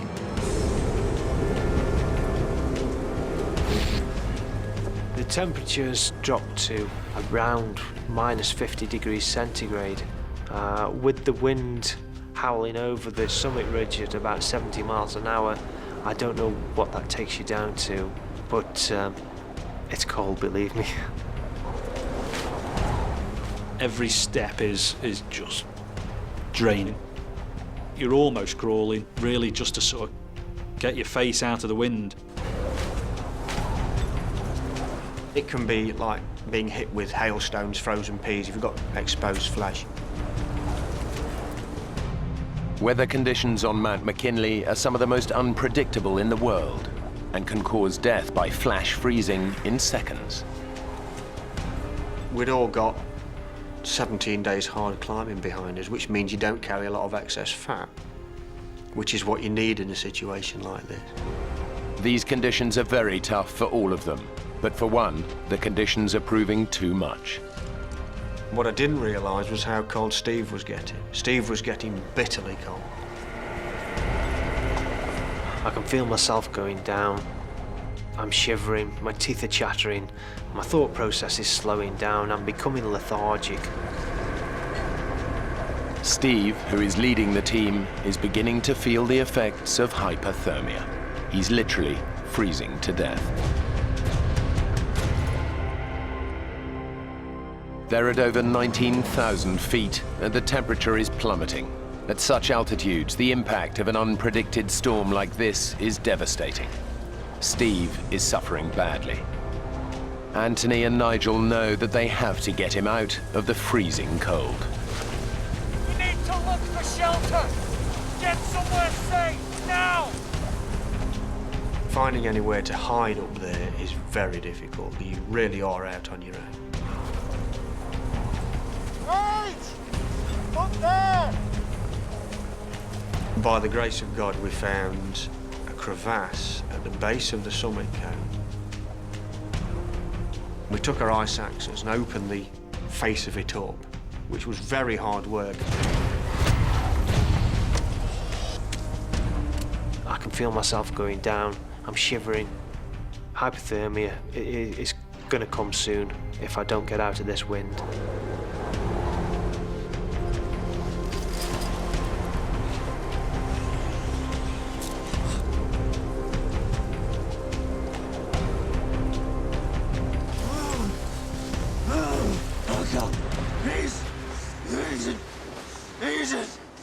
It was the wind that was killing us.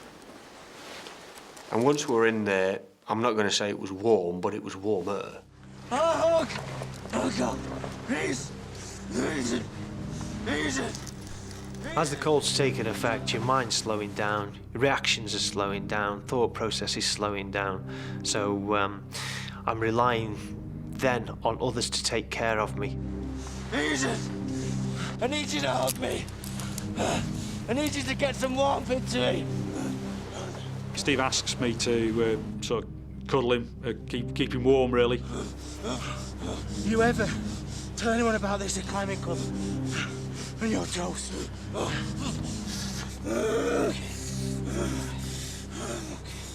Anthony was talking to Steve quite a lot, and I think that probably came from the fact that they were great friends anyway. They'd known each other a long, long time, and Anthony just wasn't going to let him go. Thirsty! Thirsty! Give us a drink. Nice drink. Let's see what we've got.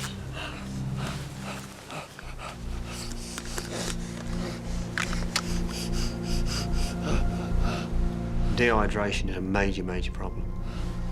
The team begin to regret leaving their equipment behind. What's that then, Nige?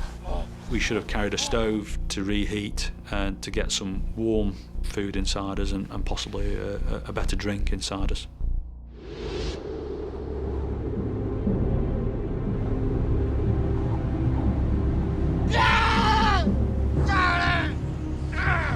It's all right, mate. It's all right. Just calm down. I'm here, all right?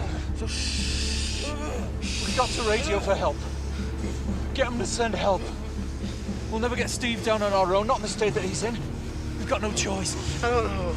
He's still shivering and moving. That's a really good sign. Nigel and Anthony know that Steve would want to carry on, but they now must decide if they should call off the climb and send out a mayday call. It's a very difficult decision to actually decide that we've got to make this mayday call because we don't know how Steve's going to react. We need to call now rather than waiting till it's too late. Just hope there's enough charge in the battery to get through. Try to keep it warm, but it's so cold.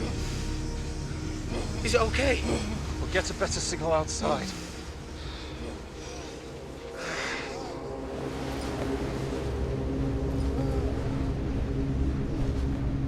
Base camp! This is Expedition Denson. Do you copy?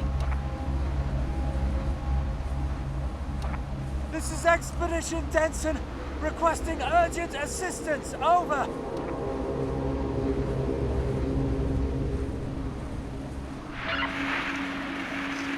This is base camp. Base camp receiving. If you're trying to reach us, we can hear your button being pressed, but no voice transmission. Repeat, your button, but not your voice. I felt very happy to hear somebody else's voice, that there was somebody there. But they were really struggling to hear us. We need you to respond by clicks. 1 click for yes, 2 for no. And so they started off, are you this expedition? 1 click for yes, 2 clicks for no. Are you Expedition Zambezi? We just went down until they got a click for yes. Are you Expedition Denson?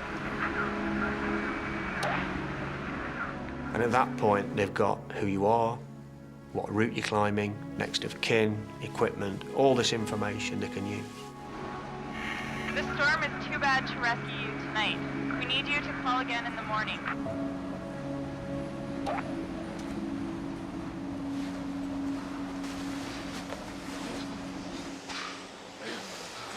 What did they say?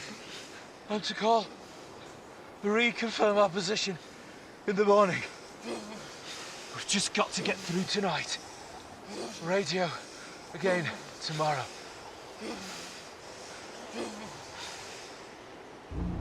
Steve? Nige! Steve, stop moving! Steve! Steve! Steve is becoming dangerously hypothermic, and now Nigel is also losing his battle against the cold. I don't realise I'm going hypothermic, and my own mind is shutting down. Anthony must try to keep his two friends alive in temperatures of minus 30 degrees at almost 20,000 feet.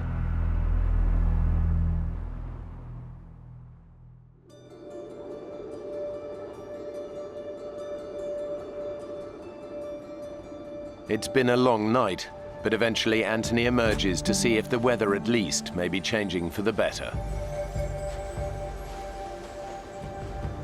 With daybreak comes another surprise. Morning. You seem disgustingly fit for a man who was a shivering wreck last night. Obviously, these big manly arms of mine. They're stuffed. Overnight, Anthony managed to slow the process of hypothermia by holding Steve's body close to his own, providing much-needed insulation against the cold. It was a vast improvement from the previous night. Steve actually was in a good condition. Come on, let's go and check where we are. What about Nige? Oh, we can get him later. Look, just like you and I, let's go and have a look at this mountain that we've been talking about for so long. Okay. At this point, I'm still hoping to make it to the summit, for all three of us to get there.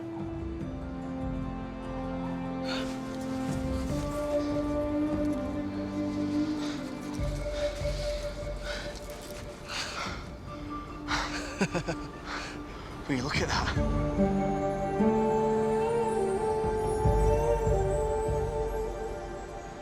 It's there for the taking. Come on, let's go for it. Steve, last night you were pretty bad, you know. Nigel thought, we both thought that he should radio a distress call. What the hell did you do that for? What did they say? Nigel went outside to make the call. He said the radio didn't seem to be working. One last push and we're there. So let's get back radio base and tell them that we're all fine now. I'm sorry, mate, but you were a real mess. It's fine. Really. Let's just get back, get Nigel, radio in and push on.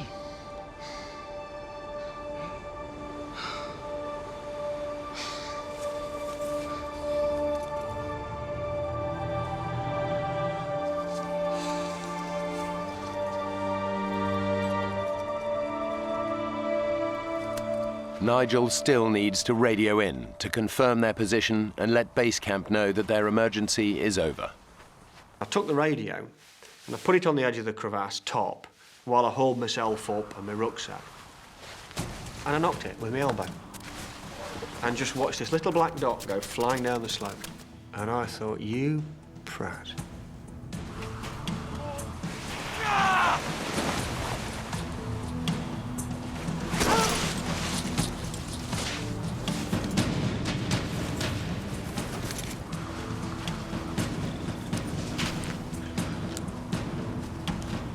Base camp, this is Expedition Denson. Do you copy?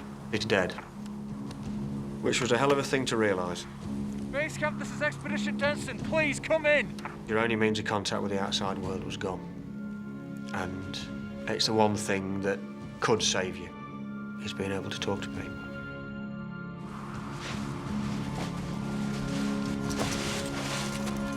Nigel! Is everything okay? Guys, I'm so sorry. I've dropped the radio. I've broken it. Nige, your face. I'd missed this completely. I'd not realised it was happening. And he looked at me and I could feel his hand come up and pull. I've got balaclavas here and just pulls them over. And I can't feel this cold. I can feel numbness, but I can't feel any further.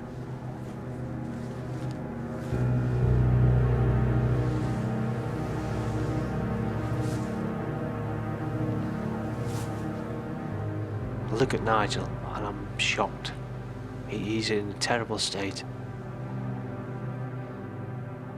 The day before, he got sunburnt on his cheek, and overnight frost must have got into this because his face was swollen up the size of a football. I don't know how long he's going to last. We've just got to get him off. Let's get you inside, eh?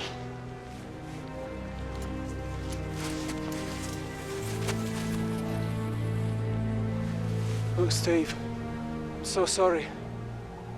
Maybe the two of you can push on. I know how important getting to the top is for the both of you. Look, let's not worry about that now, okay?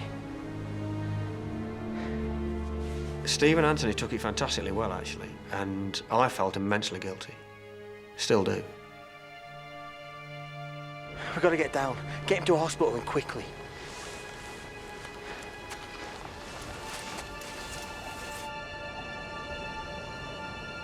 The mountain will be here next year, be here the year after. If we leave Nigel like this, he might not be. We've got to get down. With the radio now broken, all chance of communication is gone. It's a race against time for Steve and Anthony to get Nigel down the mountain. As soon as they start their descent, the team realize that Nigel is suffering from more than just frostbite. When we set off back, it's obvious that Nigel is struggling, and we didn't realise that his eyesight was quite as bad as it was. The swelling on Nigel's face has forced his eyes shut. He's becoming weaker and confused, slower with every step.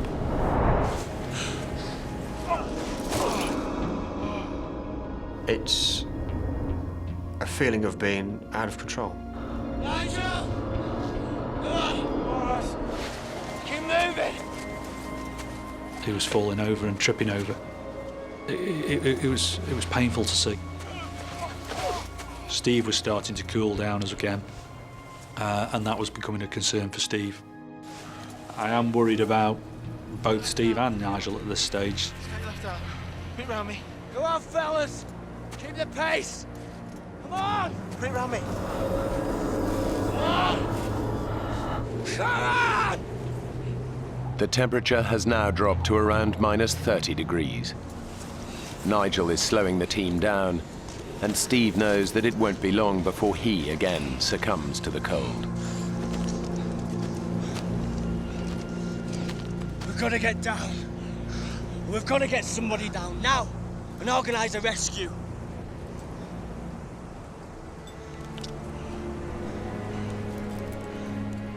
Tony, I can't keep going at this slow pace. I'm gonna go hypothermic again. I have to go down on my own. The decision when Steve says this to me is do I stay with Nigel or do I go with Steve? If we leave Nigel here, he dies. I didn't think Nigel was in a fit condition to sit it out on his own. I don't think he would have lasted very long if he'd been left to his own devices. You're the only one who can make that descent on their own. It's up to you, mate.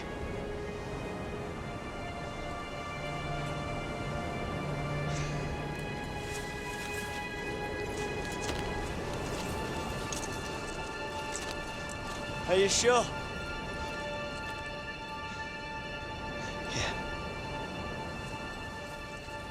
It's very selfless of him to stay with Nigel. You be all right? Will you? See you later. Steve.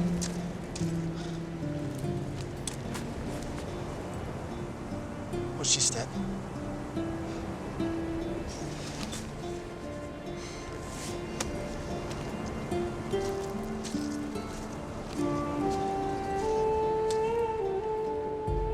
Somewhere in the back of my mind, I can hear some mumbling going on.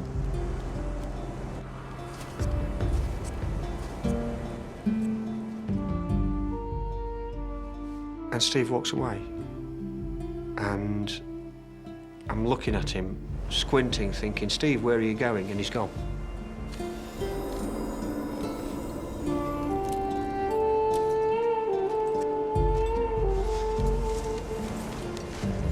Nige, we're just gonna settle ourselves here for a while, okay? Yeah? I'm trying to keep it from the forefront of my mind, but it's obvious that there is a chance that Nigel could die. It's a weird experience seeing Steve go off on his own. It's a massive responsibility for me to get down, and I feel the weight of that responsibility.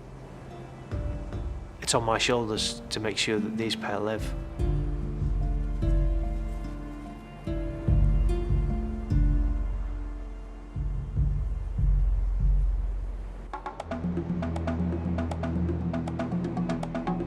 Steve believes the lives of his friends now depend on him, successfully making the treacherous descent down the mountain alone to raise the alarm.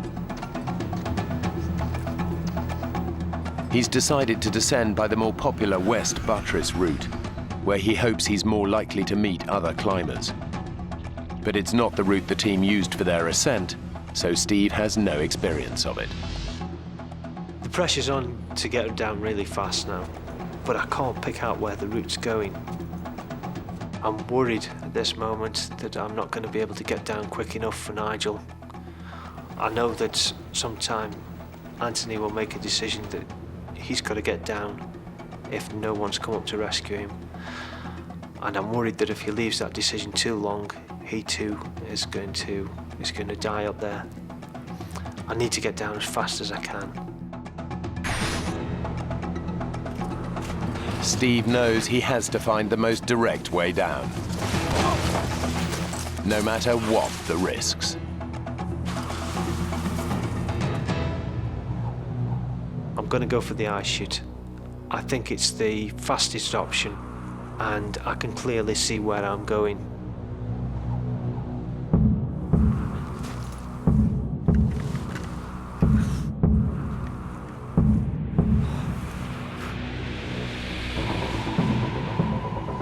Down climbing is much harder than up climbing, and when you've not got a rope on or someone to care for you up above, the risk's high. My heart's pounding a little bit.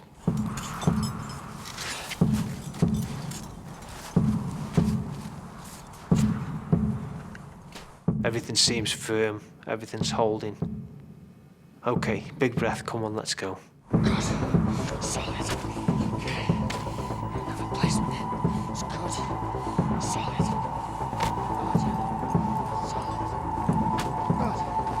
Solid.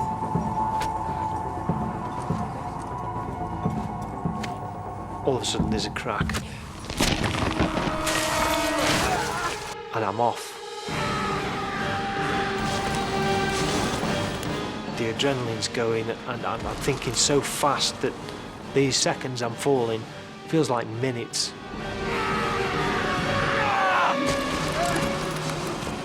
There's absolutely no way I can plant this ice axe to stop my fall. It would just rip my arm out of the socket. I need to stop.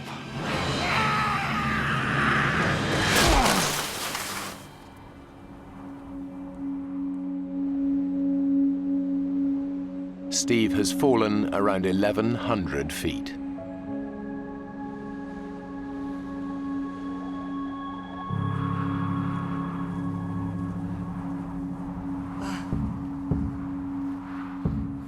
Oh, I can't believe I'm still alive.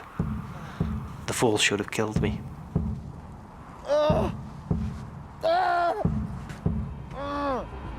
Steve has severely injured both his legs.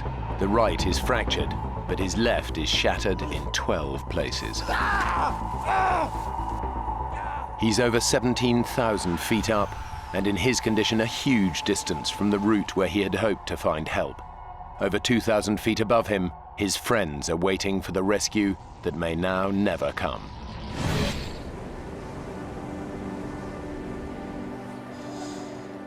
We still can't eat or drink anything, and this is almost 36 hours after we'd set off. So, you know, it's a long time to go without taking anything on board.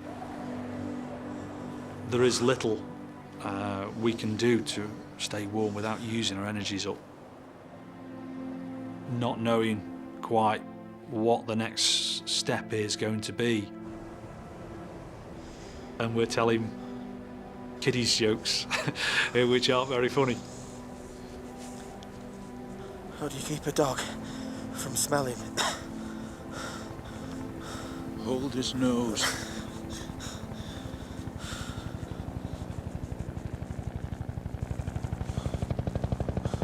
Listen. Listen. Steve's got down and given him our position. We're gonna be okay. You're listening and listening and listening and thinking to yourself, fantastic. This could be it.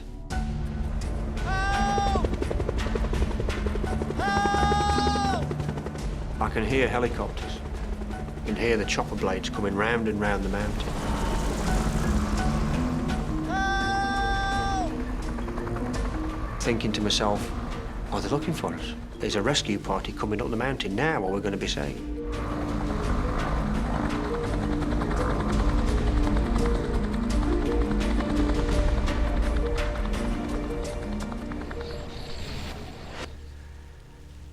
And the blades go away and sink into the distance.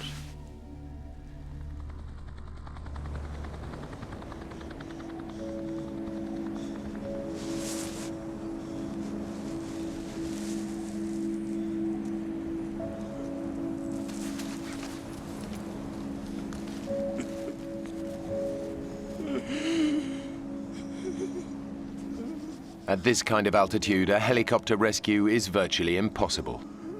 Whatever they can hear, it's unlikely that it's deliverance.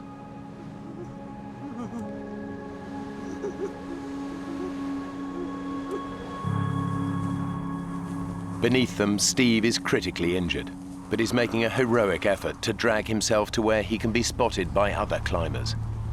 His injuries are so bad he might not live, but Steve believes that if he fails, all three of them will die on the mountain.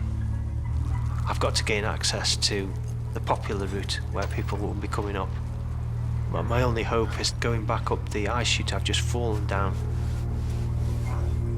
I've still got the crampon on my right leg, and I'm using that right leg to purchase me up. I can feel the bone grating as I'm going.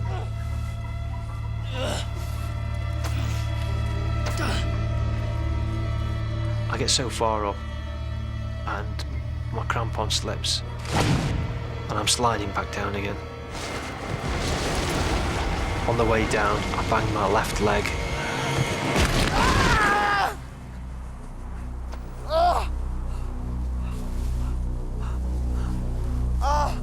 Pain's quite excruciating now. I need to take a look at my legs and see what condition they're in.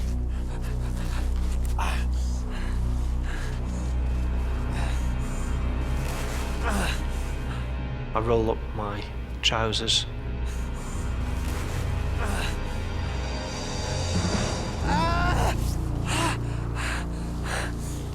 The bone on my left leg is sticking through the skin. I'm really concerned now that I might bleed to death. And try to put pressure on the wound to stem the flow. Now I'm pressing down onto bone end and just raw fibres showing through the skin.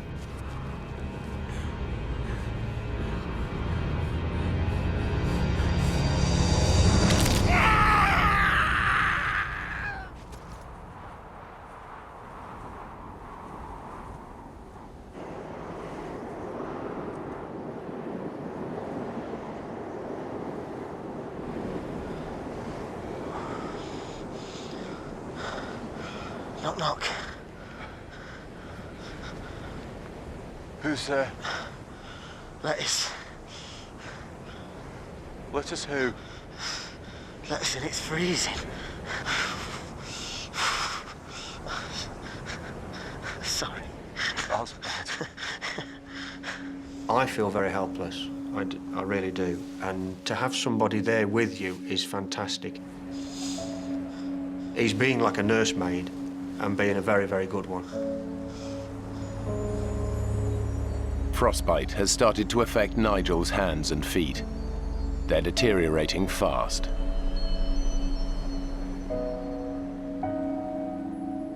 Nigel's extremely weak. He's very cold. And myself, I'm actually getting colder at this stage. Let's get this glove back on.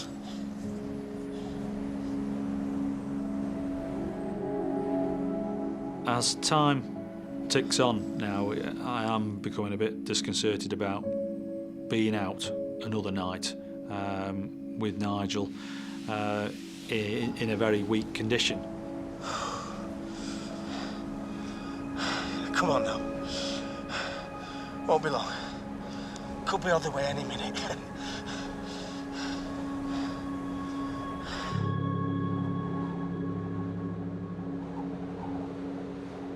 Steve is desperate to press on for help. He must splint his leg to keep going. I tie my ice axe around my leg to try and support it.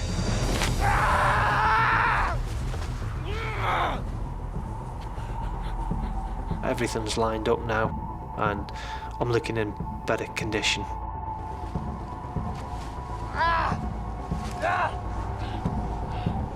Now comes a big test. What am I going to do? If I don't put my weight on the leg, I'll never know, I'll never get off. Gotta give it a go.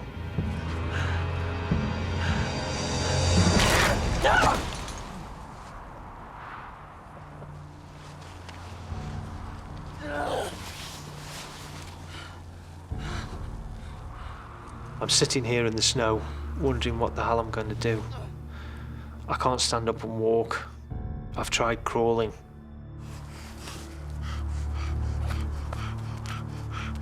I've got a whistle. I start to blow my whistle in case there's anybody just the other side of the rib. I'm sitting there thinking, what else can I do to attract attention? I've got nothing else. I've let them down. I've let my mates down, and they're probably going to die.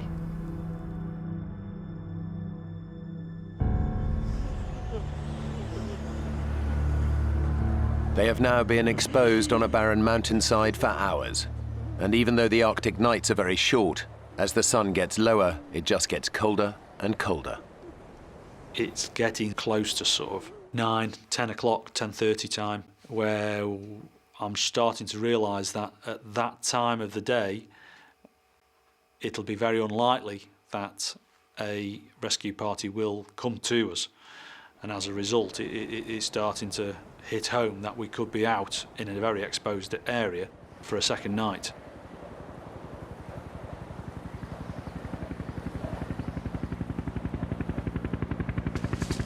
Nigel? Nigel?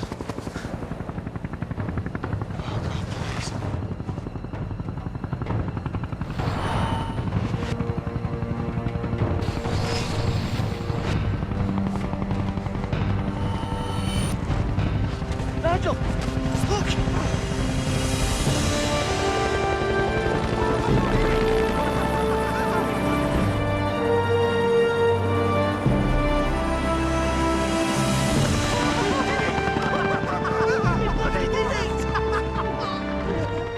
We thought Steve was the hero of the day for raising the alarm and getting the helicopter to us.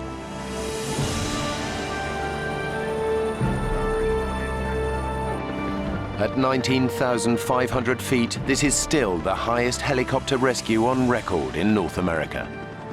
And it was only attempted because of Nigel's mayday call the previous night.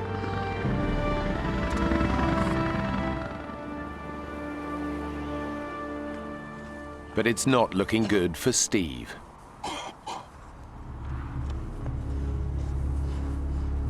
Night is beginning to fall, and in these temperatures, Steve knows he'll be lucky to survive the hours ahead.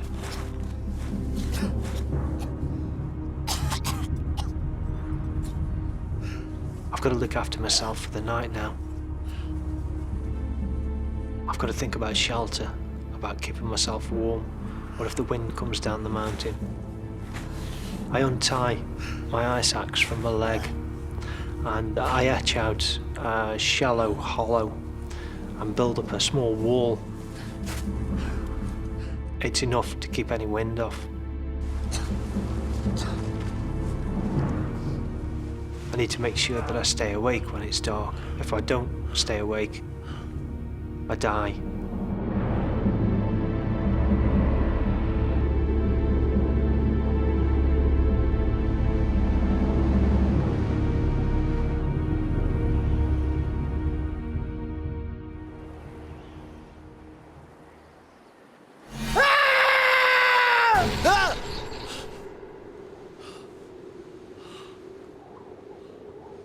This is it. The sun's gone down.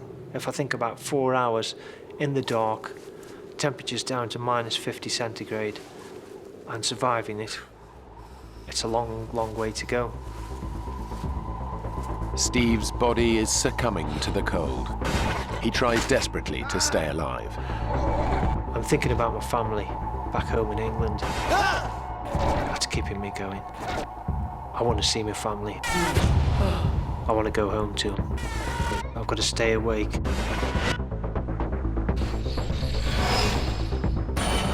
I'm messing with my leg. Putting my goggles over my eyes so my eyes don't freeze. Even tapping my leg to stimulate some pain so that it keeps me awake.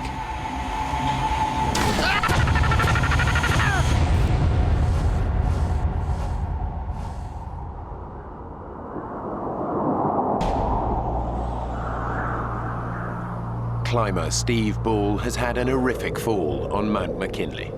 He's been stranded for 15 hours with terrible injuries in unbelievable cold. His fellow climbers, Anthony and Nigel, have been rescued. All he can do now is hope someone finds him before he dies. Steve! His friends have no idea that Steve is still lost on the mountain. Somebody came into my room in the hospital to ask me what Steve was wearing. It's only then I actually realised that Steve wasn't in a place of safety. He'd been there for up to 12 hours out, exposed on the mountainside, and nobody knew where he was.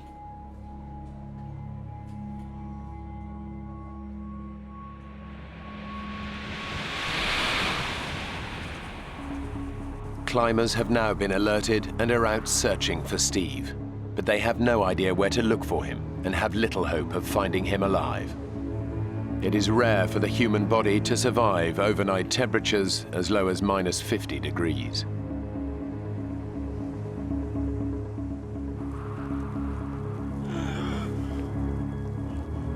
I can't feel my feet anymore. My nose is cold. I don't want to take my fingers out of my pockets. I just want to stay huddled up. I haven't got a lot left. I'm starting to lose it. Steve's lost all hope of being saved. He hasn't made it to the path. All he can do is wait for death.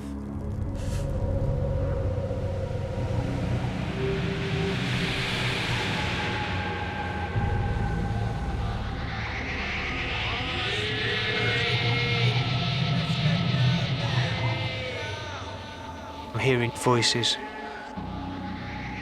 and I don't know who it is. I think I'm dreaming. But it's not a dream. These voices are real.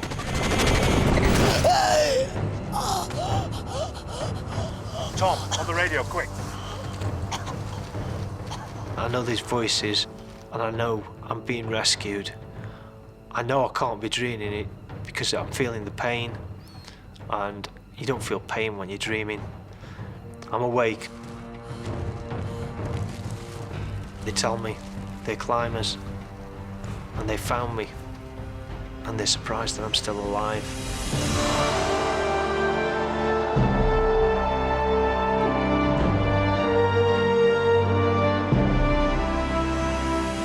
I'm cold, but I'm alive, and I'm going to stay alive. I want to go home.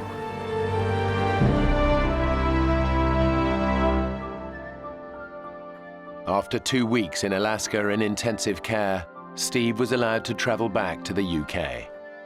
He spent a further 6 months in hospital and another 2 years in rehabilitation. My frostbite injuries resulted in amputations of all the fingers and thumb on my right hand, my left hand mid-palm, the left leg has gone below the knee, and my right foot has gone mid-foot, and of course a little bit of nose. Anthony and Nigel both suffered from severe frostbite. Anthony lost 2 fingers. Nigel lost all his fingers and all of his toes, as well as needing skin grafts to reconstruct his cheek and nose. I've managed to travel the world numerous times since all this happened, and go into the Arctic, the Himalayas, and climb. A little slower. Steve's asked me, as he would, whether we could go back and do it again, and I'd like to think that we will get back and get another expedition planned, possibly all three of us together, and do something. But we'll have to wait and see. I'm disabled now, but I'm out fell running, out walking, I go rock climbing, I go mountaineering, snowboarding, skiing, canoeing. I still go back to the mountains, I still climb, and I still get the same pleasure and enjoyment from the mountains. So, no, it's not worth losing life and limb. But you can't stop going. I'm hooked.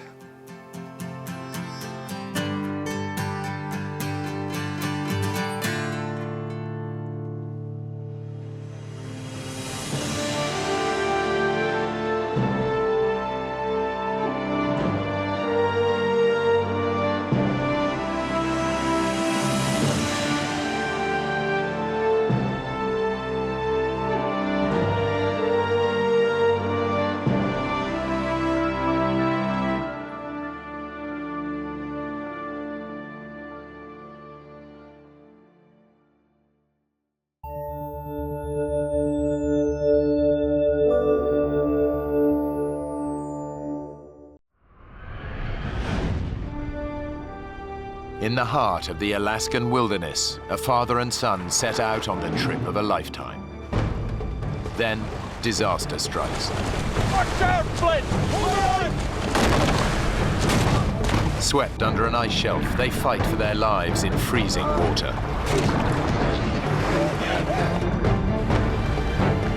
Dad, you're gonna swim! They've lost everything and are at the mercy of prowling predators. The son faces a terrible dilemma: stay with his father and wait for a rescue that may never come, or leave him and risk hiking out through 60 miles of dangerous terrain for help.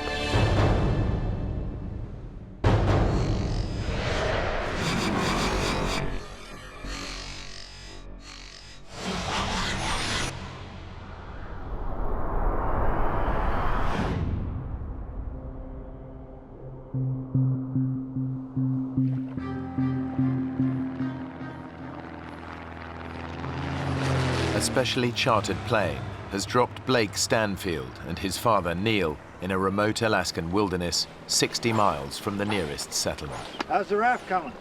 We're almost there. Good. Get the coffee on. Neil runs a building management firm, and Blake is a doctor. They'd taken leave to spend some time together. My father and I started backpacking when I was a young boy. Always ended up loving that. He taught me to appreciate the outdoors. Isn't it beautiful, Dad? Well, a long way from Oklahoma City. Blake and I are good friends. We talk every day and share our experiences. He's always been a good kid. Blake's organized the rafting trip as a gift to his dad to celebrate a very special occasion. For my father's 65th birthday, I had planned this rafting trip to the gates of the Arctic as a present to him. Although Neil's been looking forward to this, he knows it's going to be tough. Hey, Dad. Yeah? Man over here? Sure. He'd really wanted Blake to book them on an organized group trip, but Blake had other ideas. Blake is very independently minded and decided that, oh no, we don't want to do that. We want to be able to do whatever we want to do. Since he knew I'd made up my mind, there wasn't much he was going to say that could make me change my mind. Okay, Dad? Yeah. It would have been kind of nice to watch someone else do the hauling and shoving. Come on, Dad. You want to share this with 10 strangers and a tour guide? Matter of fact, yeah. I had never wanted to, and still never want to go on a guided tour. Let's load her up. It was, an experience that I wanted to have with my father, just the two of us. Better get going, Dad. Just checking everything's shipshape. Where in the world did I put that lighter? I got it. Very repellent. Extra strength, very repellent. Almost anywhere in Alaska, you're going to run into many different types of wildlife, which includes bear, and of course, that's something that you always need to be prepared for. The gates of the Arctic National Park is spectacular but dangerous. It's home to hundreds of black bears and grizzlies, not to mention roaming packs of wolves. It's 13,000 square miles of near untouched wilderness. Father and son have no way of contacting the outside world. They've packed no radio or mobile phone. Blake's itinerary has them traveling south by raft down the Koyukuk River to the town of Bettles. It should take around 6 days. Let's go!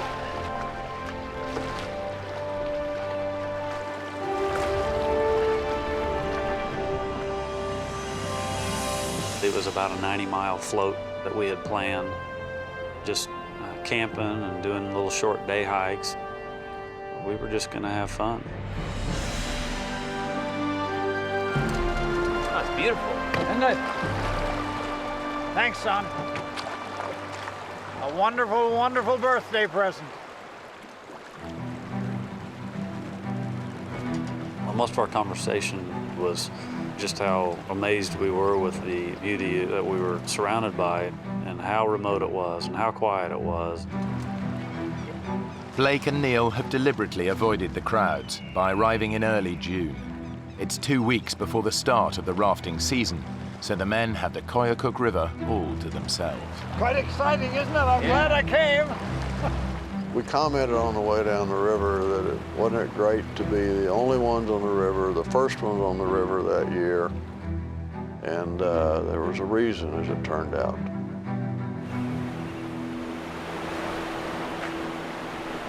They've been rafting for just a couple of hours when they notice that the river is changing. Blake, ice. Oh yeah, thought it would all be melted by now. Yeah, me too. For 6 months of the year, the rivers are choked with ice. During the summer, it all melts. But this early in the season, some patches have yet to thaw. The longer we floated, the more ice we actually started to encounter. It doesn't look like it's going to let up.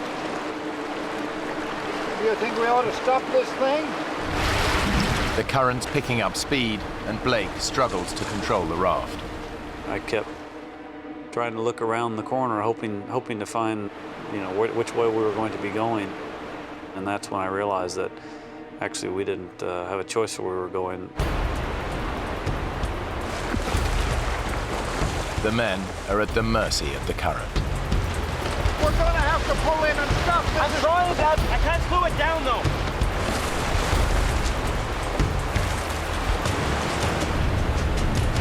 We're going too fast. Let's slow it down, Dad.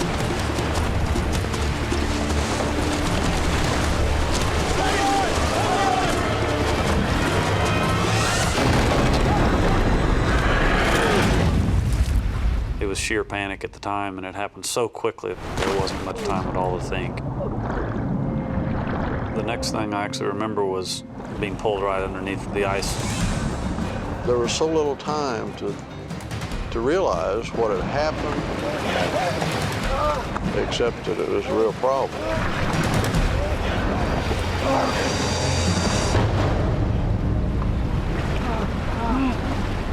It wasn't long before we came up in essentially an air chamber underneath the ice. The air pocket saves their lives, but the ice shelf could stretch on for miles. I remember looking over at my father, yelling at him. Blake yelled. Dad, I'm sorry. Of course, it wasn't his fault. Give me a hand. Blake manages to grab Neil's hand, but the current's too strong. His dad is swept away beneath the ice.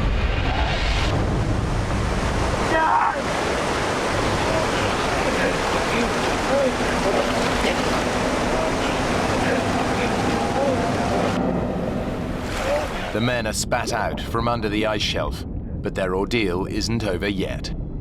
We were being carried rapidly toward the second ice shelf. I saw it coming.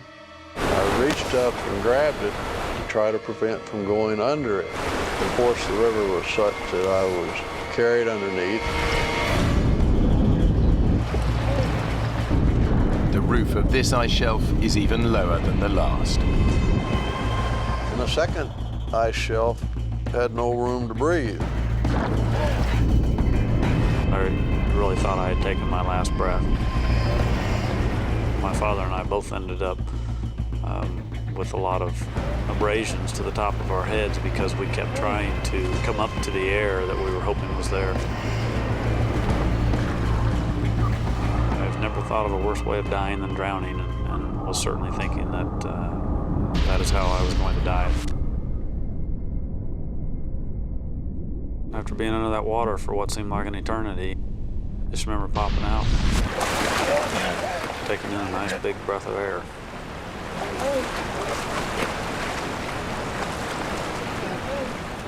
At this time, I had no idea where my father was. He had been pushed up against something and trapped.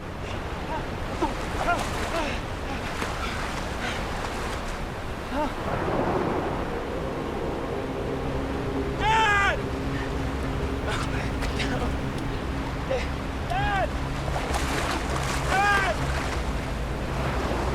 I don't know how I would have been able to face my mother and the rest of my family, letting them know that my father had perished, you know, when I had made it.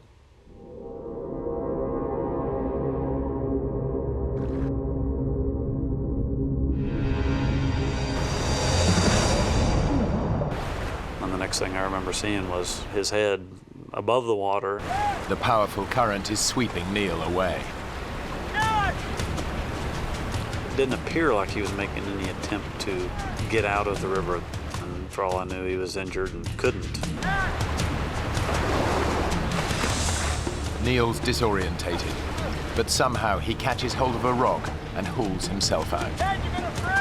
Blake knows that his dad has got to get to shore fast before he's paralyzed by cold and shock.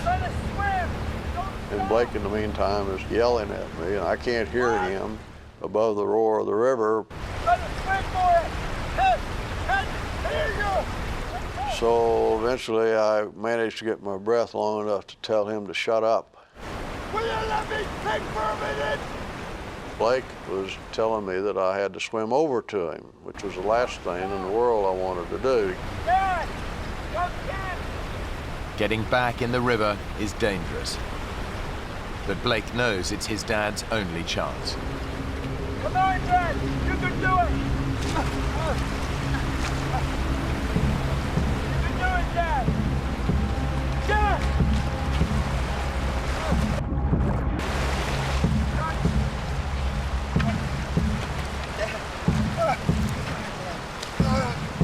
Oh my God, you're freezing. Dad, come here.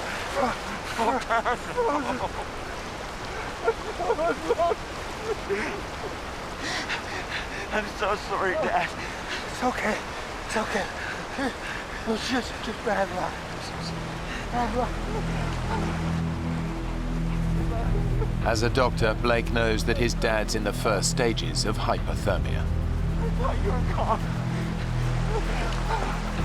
The second I got him out, I realized he was shaking uncontrollably. It was mild seizure-like.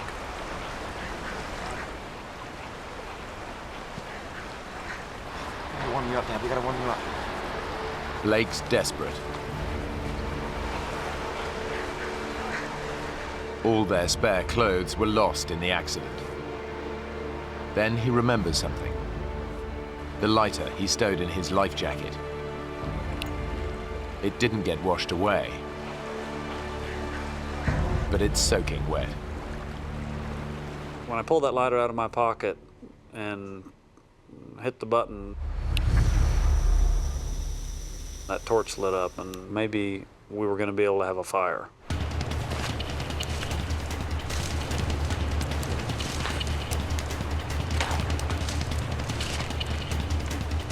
I knew that we had to get a fire started. We had to get him out of those cold, wet clothes.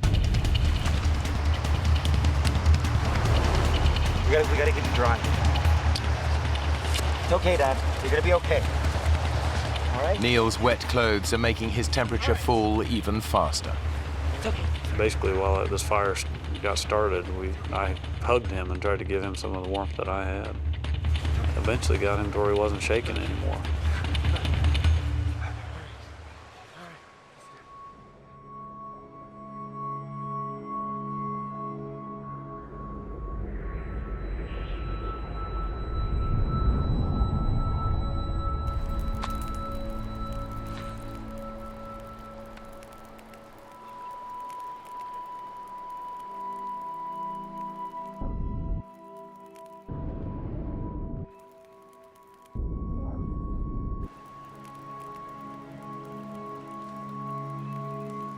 Blake had in his life vest a picture of his wife and son, and been so worried about ever seeing them again. And we were both somewhat crying. It's okay, look. It's gonna be all right. I'll be back home. But Blake knows their prospects are bleak.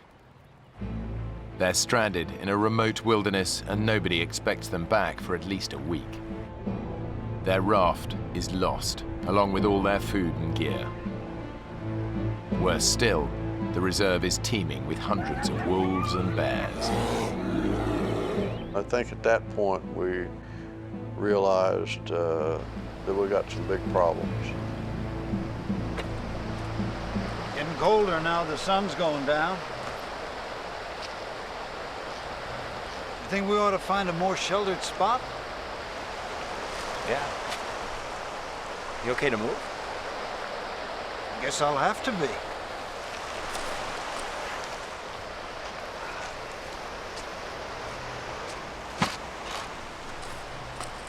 What are you doing? Show people where we're going. Pity there'll be no one to see it. Come on now. Blake and Neil set off to look for shelter. Blake lost his boots in the accident, but his pace still leaves his father lagging behind.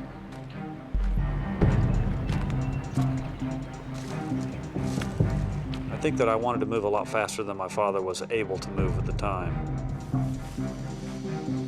The freezing water has drained Neil's strength. He's 65 years old and still feeling the effects of an accident 12 months ago that left him with a broken ankle. Blake! Can we just hold up here a minute? You're not even trying to find a place to stop. Oh, sorry, Dad. I just got carried away. There's no way we're just walking out of here. We're gonna have to find a good campsite and stay put. How agreed? All right. Okay. Give me your hand. Here we were in the middle of this vast wilderness, a good 60 miles from the nearest human being.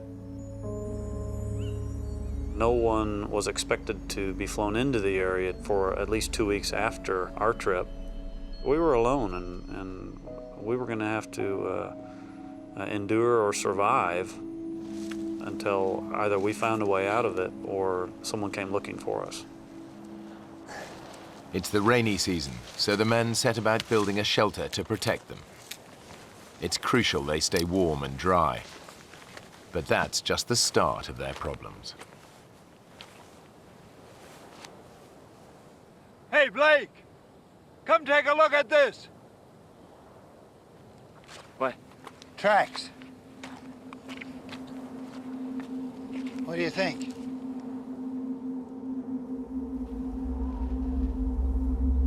Black bear?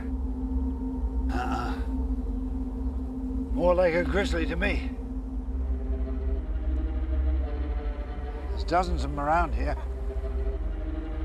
Well, maybe they were just passing through. I'm gonna get that fire started. They packed a shotgun, but that's at the bottom of the river. Now their only defense against prowling grizzlies is fire. Their ordeal has left Neil and Blake battered and bruised. Now they have to contend with the cold. We got enough wood? Yeah, we got lots. You get closer to the fire. I'm warm enough. There. My father and I took turns laying towards the front of the shelter where the fire was. Try and get some sleep, okay? Yeah. And then whoever was laying in back would bear hug the person in front. Sleeping won't be easy. It's summer and the sun barely dips below the horizon. But during the few hours of darkness, the temperature can still get close to freezing. I shivered myself to sleep, because sure my clothes were still damp. But Blake can't sleep. He knows it'll be at least a week before anyone realizes they're missing. If they stay put, their chances of survival are slim. The only alternative is a grueling 60-mile hike to the nearest town. It was a long way to the nearest person. It was extremely rough terrain. We only had one set of shoes between the two of us. There were plenty of bears in the area. It was hard to take in the severity of the predicament that we were in.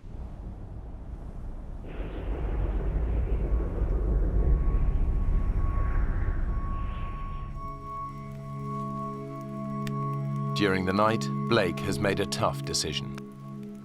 Well, I needed to get back to Bettles. I needed to go find help. The #1 rule of survival is stick together. But Blake knows his dad isn't up to the hike. Dad? You okay? Yeah. Pretty sore, though. You slept? Not so much, no. I've been thinking. We gotta get ourselves organized. We gotta build up a nice big pile of firewood, maybe make some traps. We're gonna need some food. I'm going for help, Dad. Help? From where? Blake had no doubt given it a lot of thought and decided that he could conquer this problem and hike back to Bettles. Bettles is 60 miles away. This is just plain crazy. Look, we talked about this. First rule of survival, stick together. Dad, I know all that. But no one else is going to be coming down the river for weeks. We can't wait that long. You trying to get yourself killed? Have you even looked at the map? There's a darn great river in the way. I'd ask him how in the world he was going to get over the Tingayuk River to our south, which appeared to be a pretty good-sized river, and he said, I don't know, I'll find a way. Yeah? How? This isn't some little stream. This is an Alaskan river in full flow. Now, do you have any idea how powerful that is? Yes, Dad. I was in one yesterday, remember? We're on our own, Dad. No one's coming. I'm telling you not to go. Leaving him alone was a hard decision, but I think he knew I was stubborn because I inherited that from him. You're really going, aren't you? Yes, sir, I am. I'm really going. Because if I don't, we're gonna die here, Dad. You're gonna need the knife. And the lighter. Now, what about the bears? You saw all those tracks. Well, you got the fire. That should keep them away. I meant you, son. What about the bears? I love you, Dad.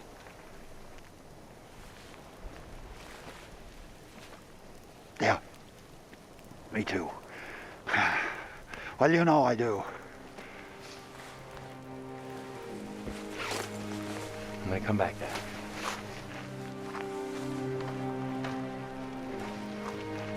Now, don't get yourself killed, you hear? I was emotional when he left. I felt alone, and very concerned about being alone, but probably more worried about him and what he might encounter.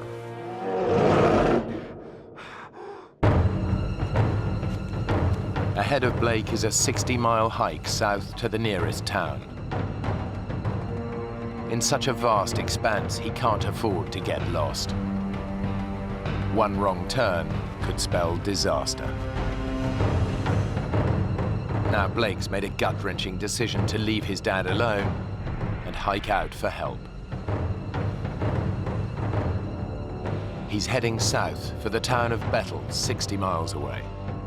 The biggest obstacle in his path is the Tinyaguk River. But first, he has to find it. Because of the scale of this map, it was a little bit difficult telling exactly where we were. I didn't have any great landmarks.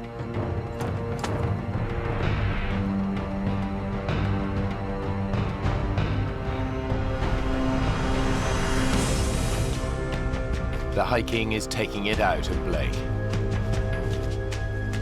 The ground is rough and uneven, and he hasn't eaten for over 24 hours.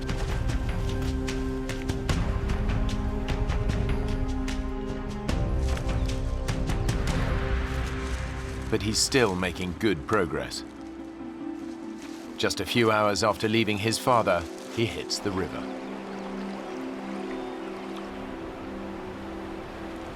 His dad warned him that crossing it would be impossible. It's freezing cold and fast running. He could even be dragged under another ice shelf.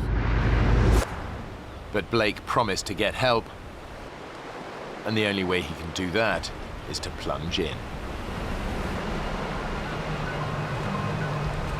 As soon as I started to cross, the water was flowing fast enough that I realized I was just going to have to jump and swim over to the other side.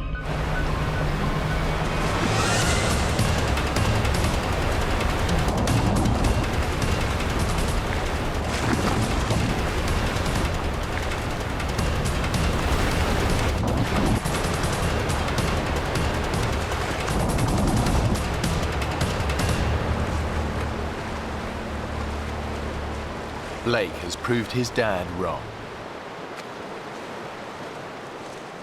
With the river behind him, it should be a straightforward hike to Bethel's.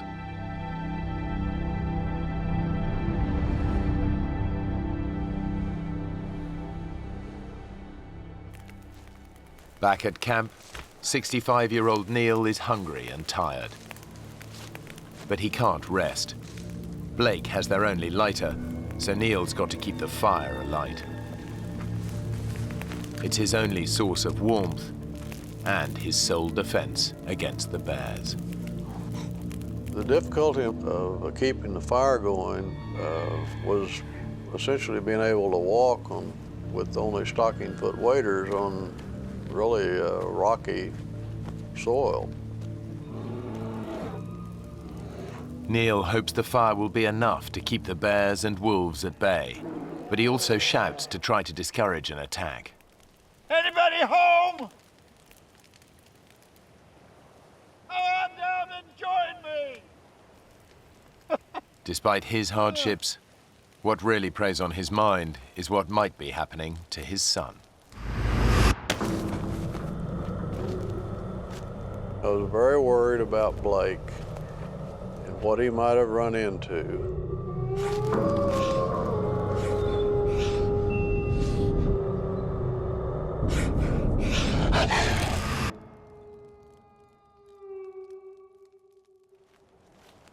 Like his dad, Blake is trying to frighten predators away by singing aloud. All night long, never got tired. Most of my songs were moose tunes and bear tunes, which was really quite ironic.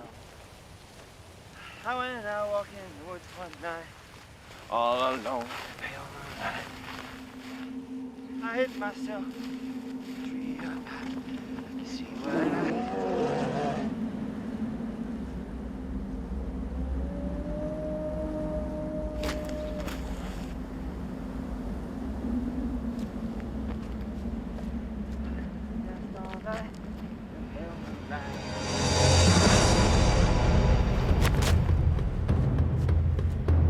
Suddenly, Blake comes face to face with a grizzly bear. A grizzly can tear your head off with one bite. But their claws can rip holes through you like nobody's business, so you don't want to mess with them. The bear is some way off, but even the slightest sound could alert it to Blake's presence.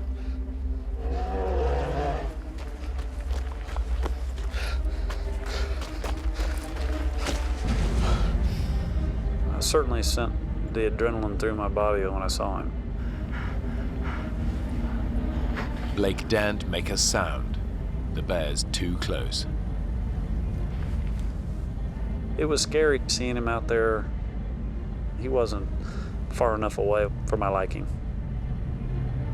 The bear hasn't spotted him, but grizzlies have a sense of smell 100 times more powerful than a human and can pick up the scent of prey from more than 2 miles away. But Blake's in luck.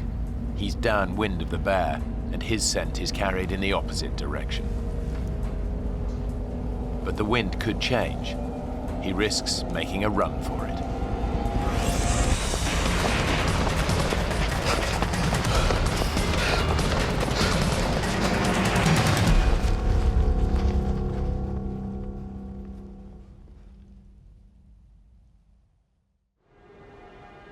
It's a lucky escape, but there's still a long way to go. Blake's making good ground. By his estimation, Bettles is just a day and a half's hike away.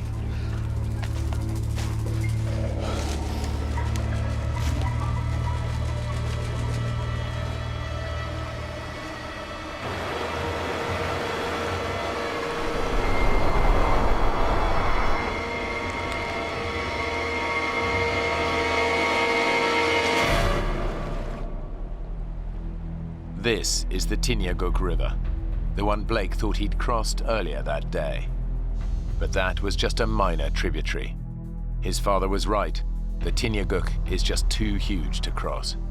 There's no way he can reach Bettles. I kind of lost a lot of that optimism that I had as soon as I saw that there was no way to cross this thing because it was so wide and so swiftly moving and so cold. It's a dead end. Blake defied his father and the basic rules of survival by hiking off by himself. Alone, both men are at far greater risk. I had a hard time deciding whether or not I should stay there because I knew I wasn't that far from my father.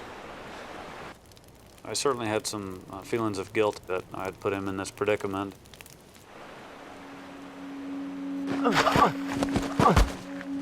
Now the mental and physical strain of the last 2 days finally catches up with him. I realized I needed to rest. That was something my body was asking for at the time because it had been a long, long sludge.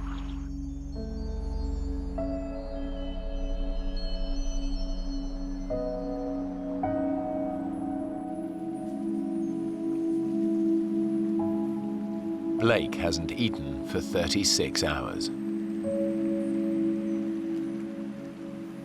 The only thing that I really saw were some spiders, and there were a few that I swatted and ate, just because I thought maybe I'll start to see more of these and have some nutrition. But the amount of nutrition I got from the few that I ate certainly didn't give me any energy, that's for sure.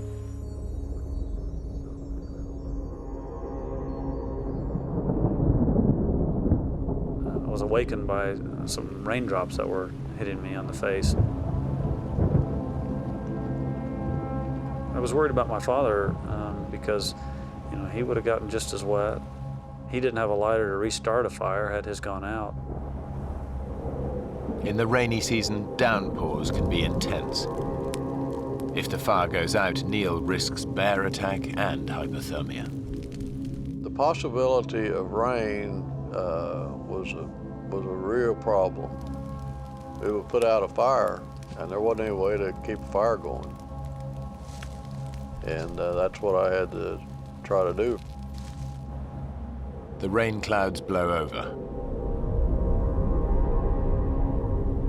Now Neil faces his first night alone in a wilderness bristling with predators.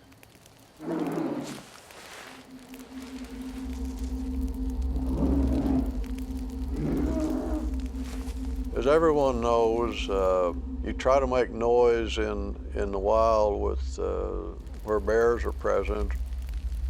You know, I said a lot of stupid things in order to make noise, and one of them was, I'm the king of this valley. Everyone who lives here at my pleasure. You want to see me, you have to go through my nights.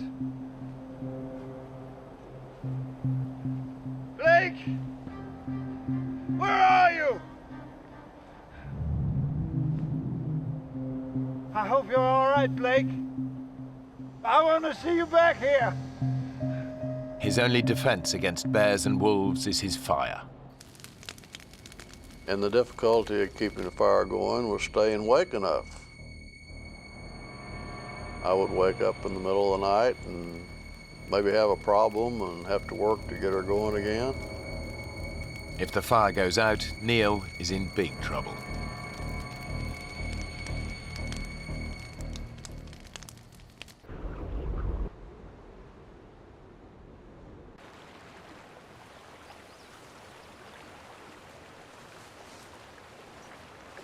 After a fitful night's sleep, Blake confronts the bleak reality of his situation.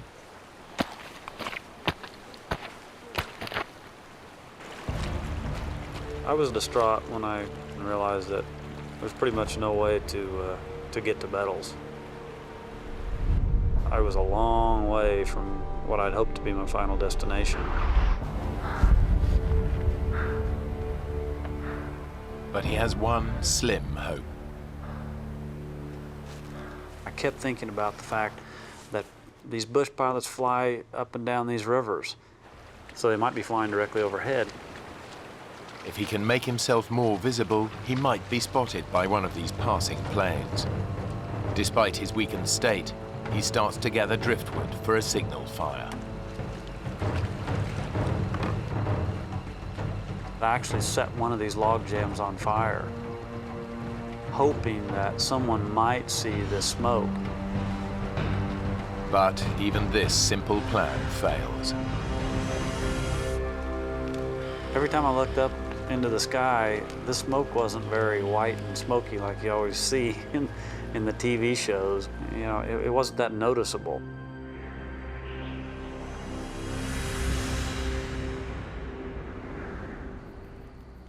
It's Neil's third night alone in his brushwood shelter.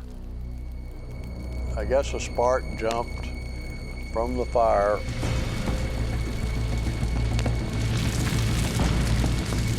All of a sudden, there was a fire going on right above my head, and I'm talking like 18 inches above my head. So I had to get out of there fast. He can only watch, helpless as his precious shelter burns to the ground. I got out of there and watched as fire just burst into an inferno.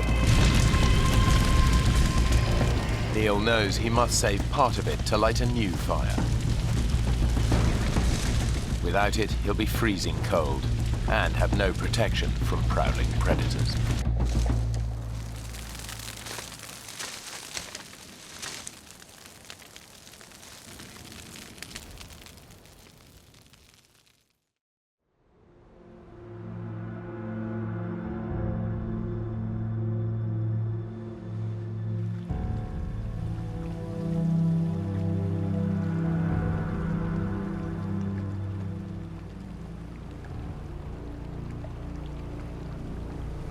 During the night, meltwater has flooded the river.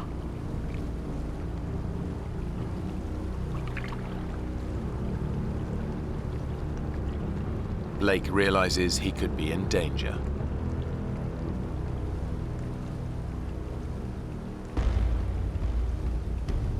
When I realized that the river was rising that quickly, I moved up into the forest because I was worried that I was actually going to end up on a small island out there and be trapped by water on all sides.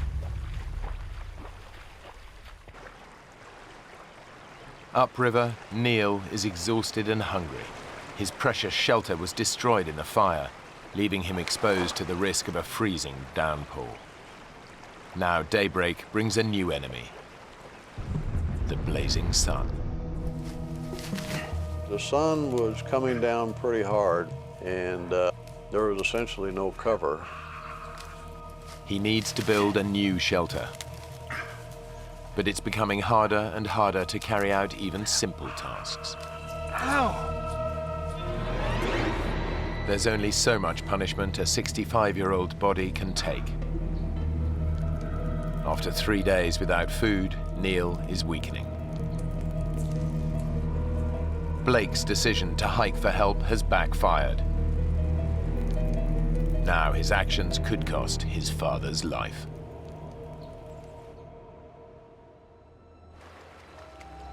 Now Blake is gambling that staying by a major river will increase his chances of being spotted by local pilots. But since nobody knows they're missing, his chances of being rescued are slim.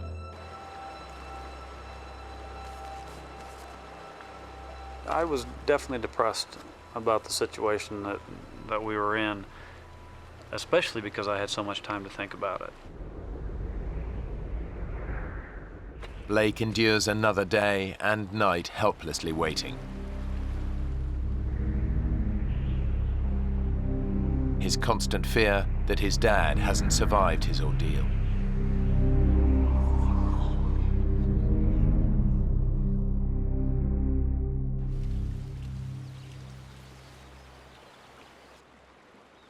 Blake's decision to hike out looks increasingly like a bad move. Around 6 or 7 in the evening on Tuesday, I was laying over by my fire when I heard the sound of an airplane. And my God, he was coming up on me quick, I could tell. I ran as fast as I could. Hey! Hey! Hey!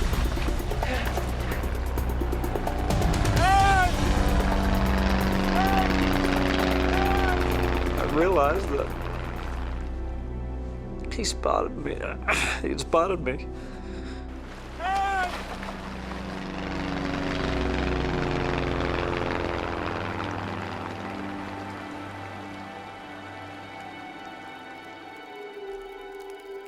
3 hours later, and there's still no sign of rescue.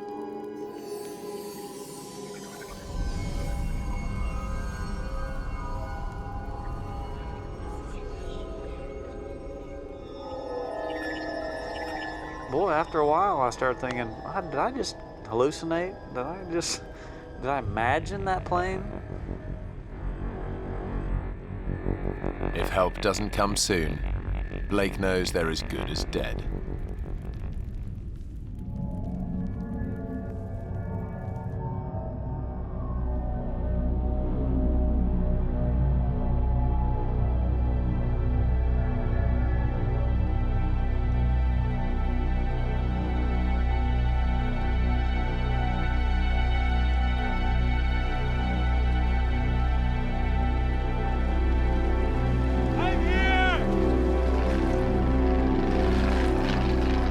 The same plane, and as they flew over me, they dropped a bag of stuff.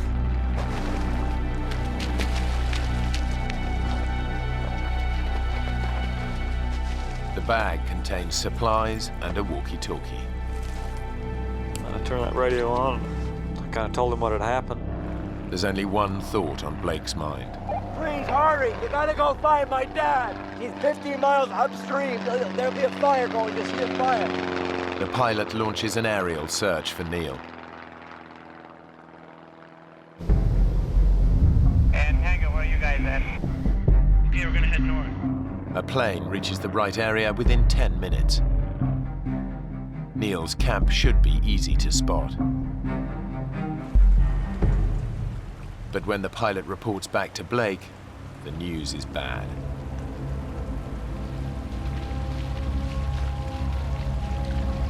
Hey, you gotta go back! He's up there! Keep going till you find him! He can't leave, he's gotta be at the camp. Maybe You didn't go far enough. You can't walk. He's gotta be there. I was worried something would happen to my dad. Because there's no way he could miss it. You gotta go and find my dad. And I fell to my knees. Blake ignored his father's advice and left him to fend for himself. Now he must face a terrible thought, that his dad hasn't made it.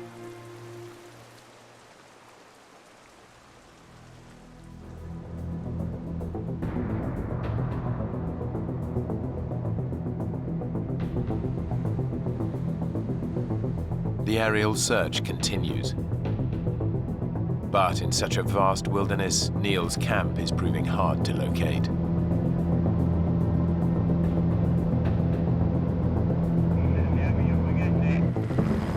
Three hours later, a rescue helicopter picks up Blake and rushes to the scene.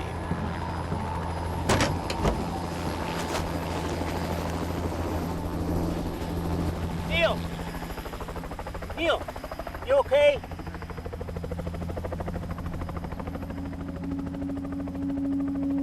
How did you know I was here? I asked your son. Blake? He climbed in that helicopter. Dad! I'm so sorry, Dad. So sorry. Hell, all I could say was, man, you look like hell. Well, you don't look that cute yourself. I was very happy to see him. Very, very happy.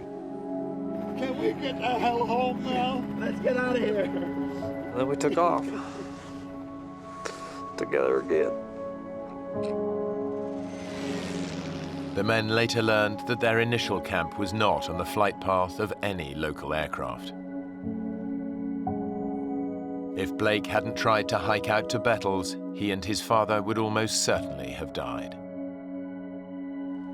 After the accident, Blake moved his family back from Alaska to Oklahoma City to be closer to his mum and dad. He now runs a GP practice there, while Neil continues to run his building management firm. Blake and Neil still regularly go hiking together, but they've never gone rafting again.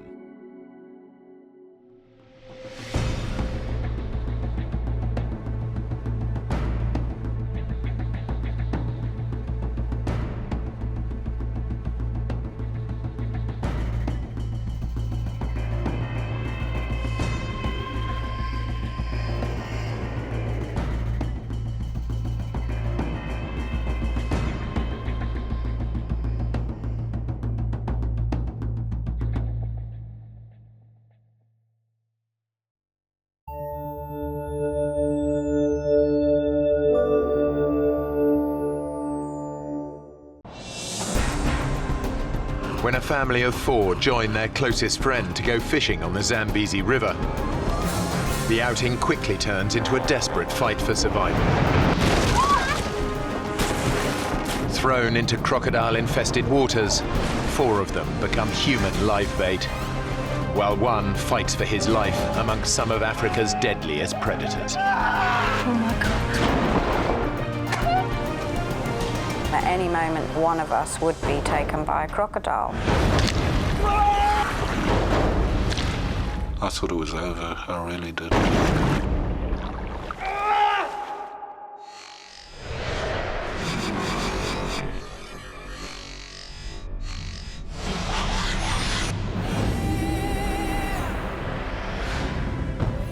Zambia, one of the wildest countries in Africa, home to the spectacular Victoria Falls. They are fed by the mighty Zambezi River, which divides Zambia from Zimbabwe.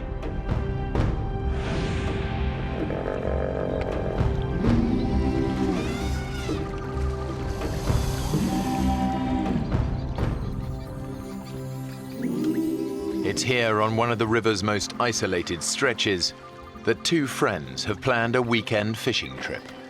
Arthur Taylor and Alistair Gallatley have known each other for over 25 years. our kids have grown up together with Alistair. Basically, Alistair's part of the family. He's a very good guy in a crisis and a very good friend. We've known each other a while, eh? We've spent a lot of time together. We go fishing a lot. Where do you want the fish, mate? Usual place. As experienced safari guides, they've lived and worked alongside the Zambezi for most of their lives. Most important. Good enough. Think so? I can't wait to get on the water. Joining them are Arthur's English wife, Faye, and her parents, Clive and Brenda. They're retired teachers visiting from England. Change your mind yet? No, I think I'll just stay here and relax and read my book. Go on. They've both lived in Africa on and off over the years.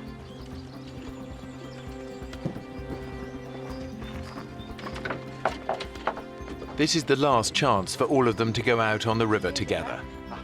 Tomorrow, Faye and Arthur have to pick up their 2 children from boarding school. But even though she spent a lot of time in the bush, Brenda isn't keen on the idea of going fishing. My mum was anxious because she doesn't really like going on the boat. And she would rather have just spent the day in camp. I'm not going to go if you don't go. If she doesn't come, the crocs will be safe. My mum is a pretty strong personality, and you certainly don't mess her around. You'll have to give me a hand in here. Because it was the last day of the holiday, she finally agreed to come with us.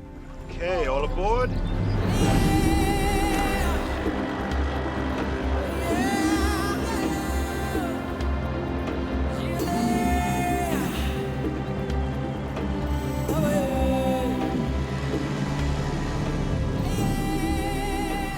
This is one of the river's most remote stretches. The Zambezi is just a fantastic river. It's amazing, and it is so diverse. The bird life is out of this world. You see animals, bushbuck, buffalo, elephant coming down, and in the water there's the hippos everywhere, and huge crocodiles. It's just an amazing river, really is.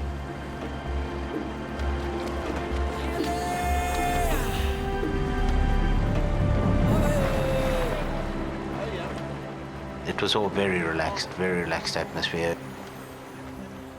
Very carefree, nobody had a worry in the world. You want to try catch some fish, Brenda? Oh, no, I'm not good at that. Come on. Come on, it's easy.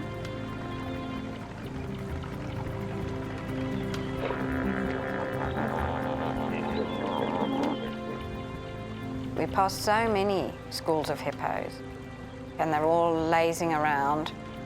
They just look so peaceful and so placid. Most of them are in herds or groups, and then you get the few odd single males. As long as you give them a wide berth, the chances are you're not going to have any problem. Oh, I think I've got something here. Heavy.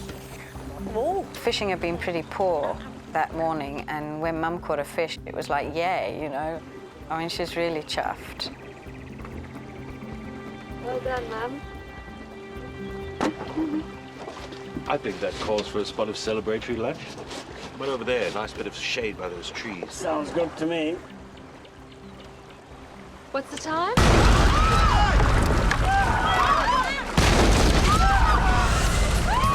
There was no warning.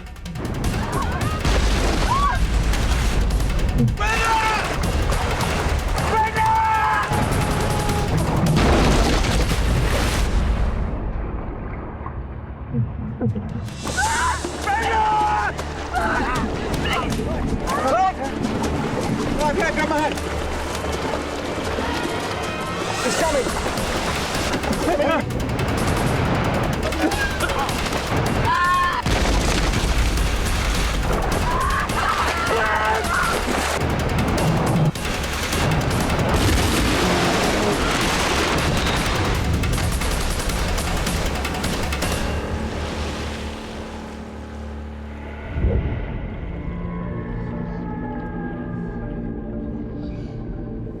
It was just this huge boom, and I was in the water. I think my subconscious was saying, this is it, this is the end.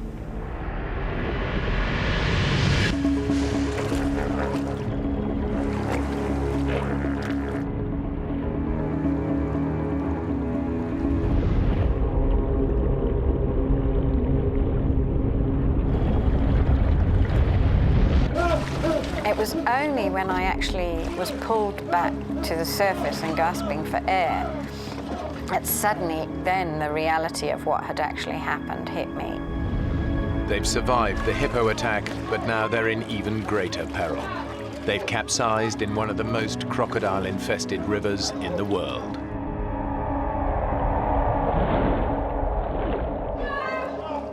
To think about, you know, my bare, dangly legs, it sent a chill through me, thinking that any moment now, one of us would be taken by a crocodile.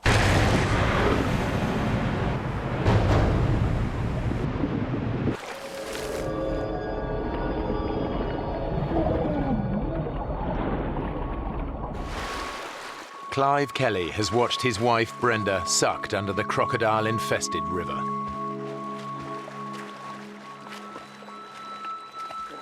He has no idea if she is alive or dead. Brenda! Brenda! Where are you? Although Clive can't hear them, his wife, along with his daughter Faye, her husband Arthur and their best friend Alistair, have all surfaced underneath the boat. Brenda! But the group's immediate danger is not crocodiles. The current was actually so strong in that part of the river that it actually swept us out from underneath the boat. The Zambezi is famous for its unpredictable and deceptively strong currents. Many people drown in its eddies and whirlpools every year.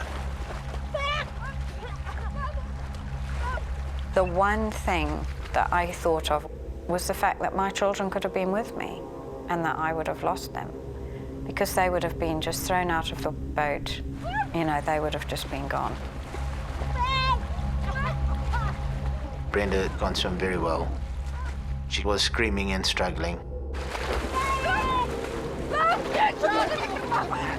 She obviously needed something to hold on to, and she had swallowed a lot of water and was gasping for air and kind of pushed onto me so that she could get her breath back.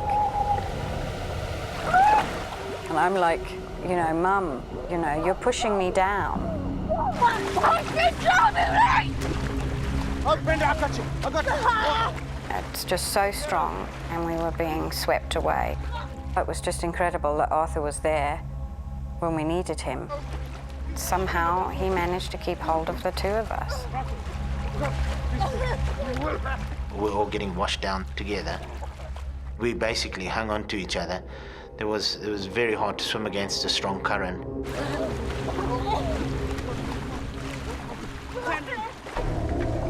The boat has become snagged in the middle of the river. Just relax, Brenda, relax. Clive and Alistair are able to cling on to it while the current drags the others downstream. Clive and I, we couldn't do much. We sat on the front of the boat and we watched them. I had no idea where we were going. All I knew was that we were being swept away. The current was really, really strong and it was just sweeping us down. We were trying to make our way to shallow waters. We knew it was our only hope of survival. Luckily, the current actually took us towards the middle of the river, which was slightly shallower.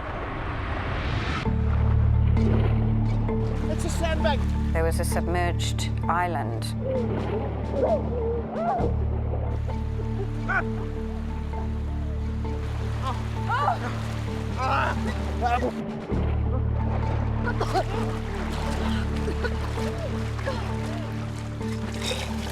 The first thing I did is start vomiting because I swallowed half a Zambezi.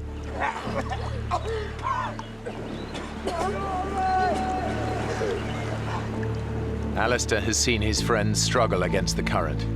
He knows Clive would find it virtually impossible to make it to the sandbank.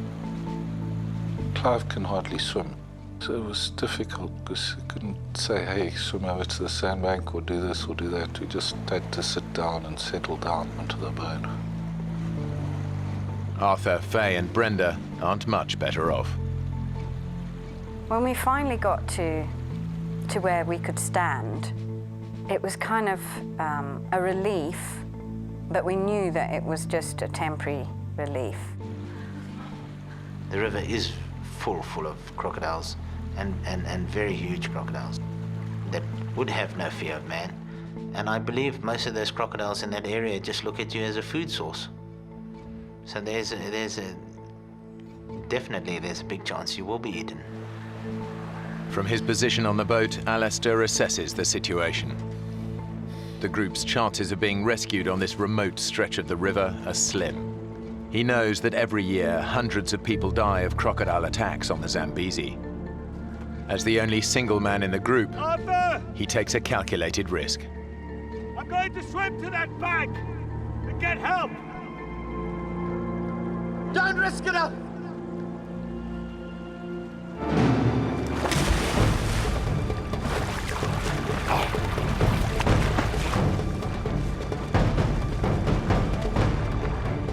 He's crazy. It was quite fast water. I started swimming slowly, I was a bit scared that splashing around the crocs I'd attract crocodiles.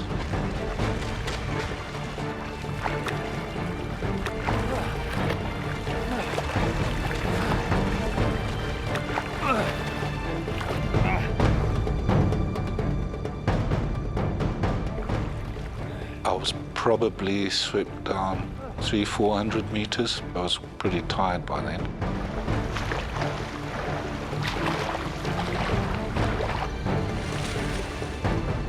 I saw a little inlet up ahead, so I paddled into the inlet.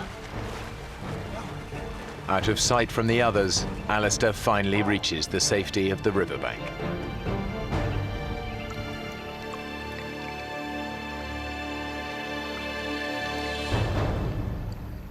As my feet touched the ground, I looked up. About 10 yards away, there was this crocodile in the water just looking at me.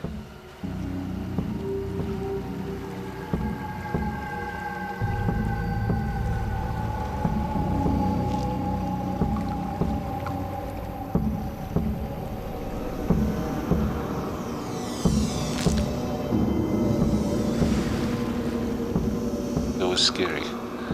I didn't quite know what to do. I think I actually panicked. I decided the best thing to do is try go for the crocodile and maybe chase it.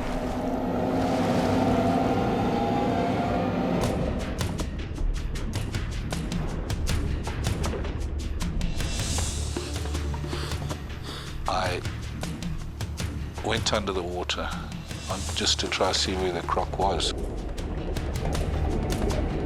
As I started to go towards the croc, it came for me.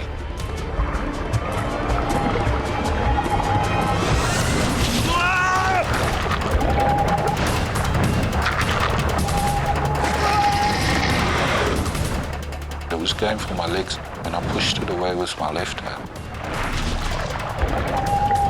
Its teeth cut my left hand up a bit, and it disappeared.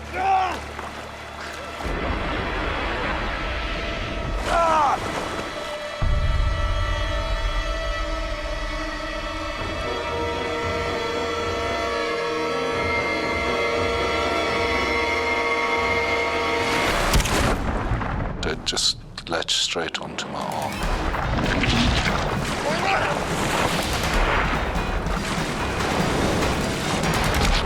It was just trying to really tear my arm off.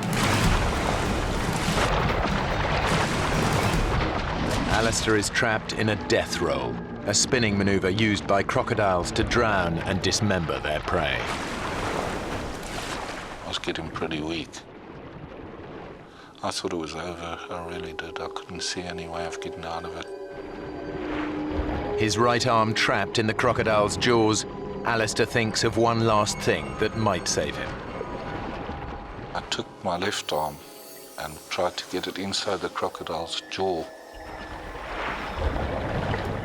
They've got a flap in the back of the throat which keeps the water out when they're underwater. I tried to reach that. The second I did that, once I got my other fingers inside the mouth, it let go.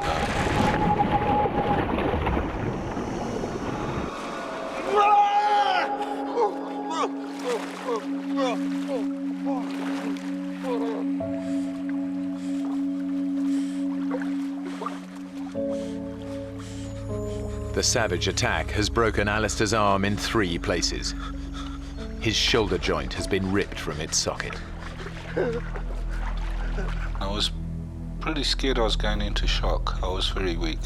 I lost a lot of blood. All he can do to stem the blood loss is to make a tourniquet.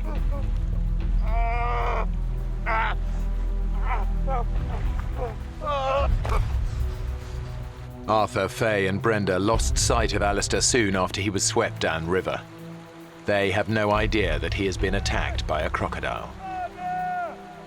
I distinctly heard him shouting, "Oh my God, oh my God."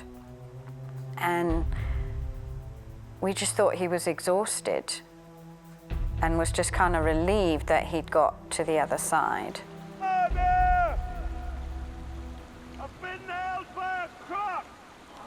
Oh, God. It was just such a terrible feeling. We weren't sure whether he'd lost an arm or a leg or where he'd been bitten. Where? How bad? How bad are you hurt?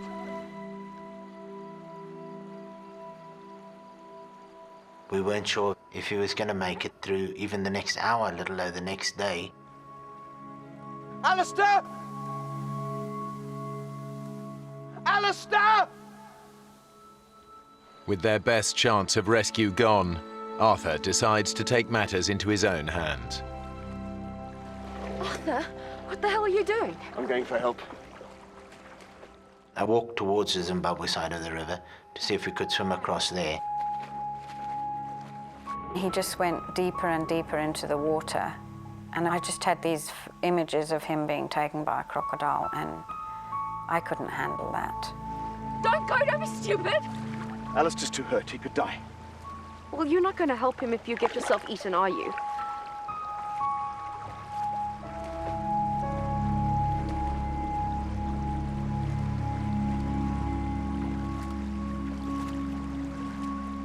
On the bank there were several crocodiles laying there, so I wasn't about to jump in over there. And so I decided to return. He realized that it was impossible. Every 10, 20 meters there's a crocodile lying on the bank of the river. It's just hopeless. The whole situation was just hopeless.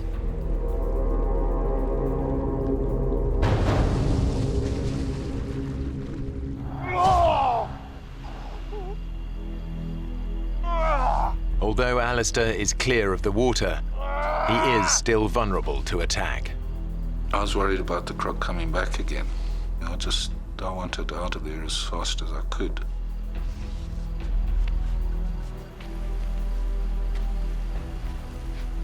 The sun was pretty hot, and there was one tree in this pile of rocks that I went and I sat under to try and sort my arm out.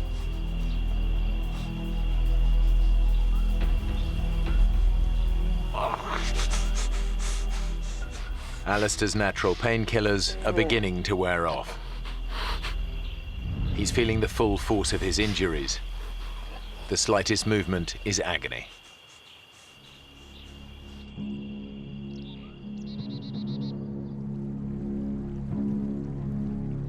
Clive is still stranded in the middle of the river. And now the boat is beginning to sink.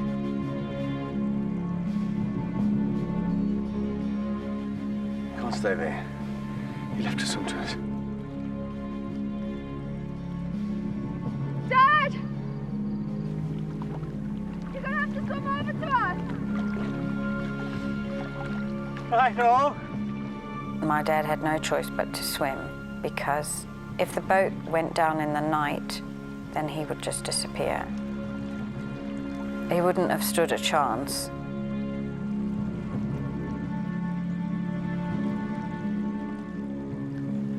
Brenda!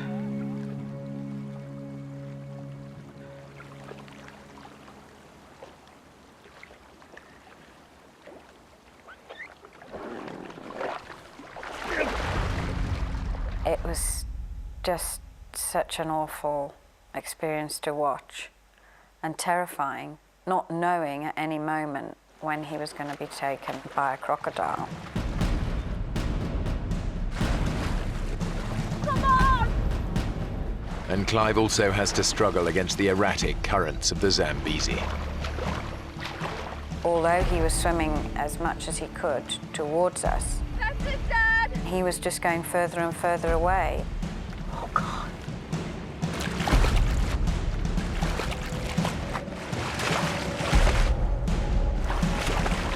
Come on, Clive. Yes. It seemed to take forever. Great. Keep at it.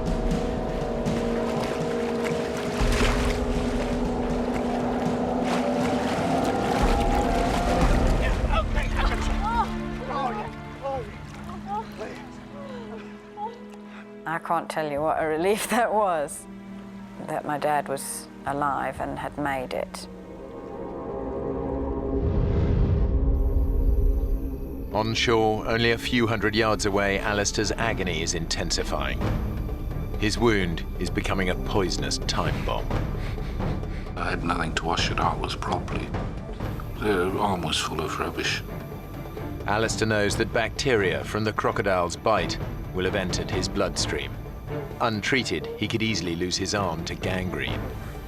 Gangrene is pretty serious. A friend of mine, he got chewed by a lion. You know, he got to hospital within 8 hours, but he still lost his leg.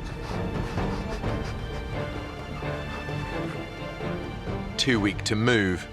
If the gangrene doesn't get Alistair, the predators might.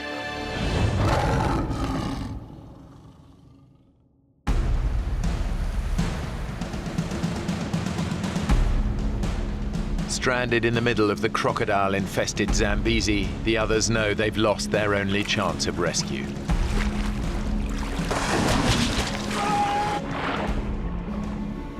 Any hope of being found before sunset is fading fast. What's in your mind? No one's gonna come by. The area is so remote that the chances, I would say, are very, very slim. You're very lucky if help does come your way out there. Can't possibly survive in the river.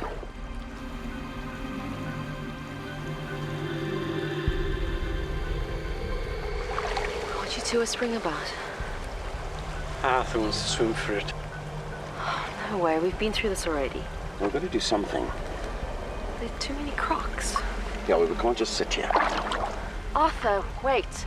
Arthur thought that he may try and swim towards the Zambian side so he could see how badly Alistair was injured. But I knew that I couldn't bear him to go. That I would not be able to make it without him. Please. Maybe we could all swim together. It'd be a big mass then, and that might scare anything off. Mum, do you think you can? I'll try.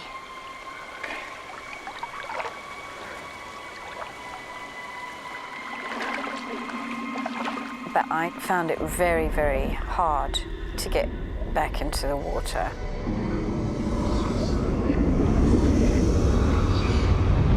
We were all so out of our element. I just freaked. No, it's no use right back. I just started to panic and said, I can't do it. I just cannot go through with this. I can't go across. I can't. Sorry. The current. Definitely you get a sense of, well, frustration under the fact that there's nothing you can really do besides stand there and wait for help. They all face the prospect of a terrifying night with no hope of rescue. It's a terrible feeling knowing that somebody is lying, bleeding to death, and that you are unable to do anything about it. I can't tell you how terrible that makes you feel.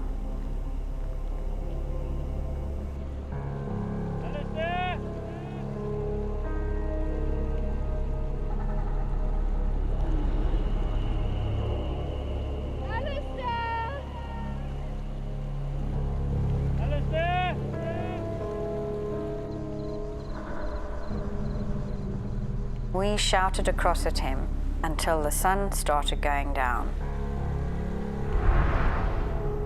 And then the hyenas started calling. When the sun went down, we all decided not to call to Alistair. If he had called back to us, it would have just alerted any predator within range that Alistair was there.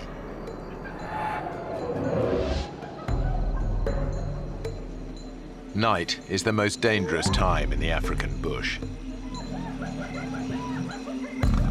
Leopards, lions, and hyenas can detect the scent of blood from several miles away. I could hear the lions calling and the hyenas, but when they stop, you don't know where they are, because you don't know if they come in your direction or going away. I thought I could be in for a tough night. I just got these stones together so that if something did come up that night, I could at least throw a rock at it.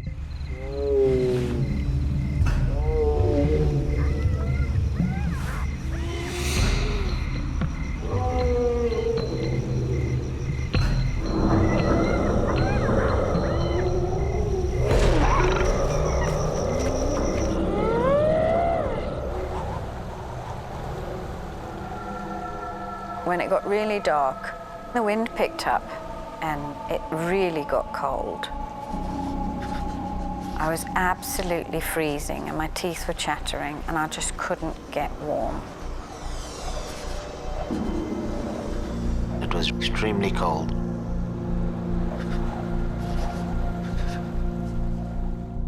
Definitely you are in extreme danger by standing in the river, because there is a very good chance that a crocodile will come and get you during the night. Let's get in a ring. We decided that we'll all huddle together. We're warming already. Gotta try and keep a lookout on all sides. The more sets of eyes you got looking all around you, the more chance you have of seeing a crocodile coming from behind or from the left or from the front.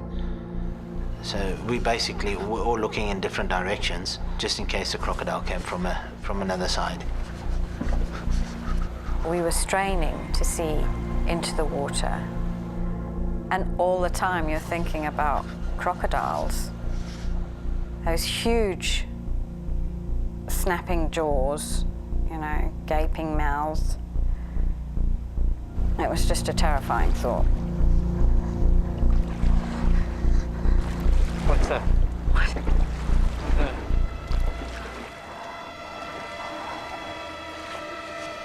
Oh my God. It's coming closer. It's still coming.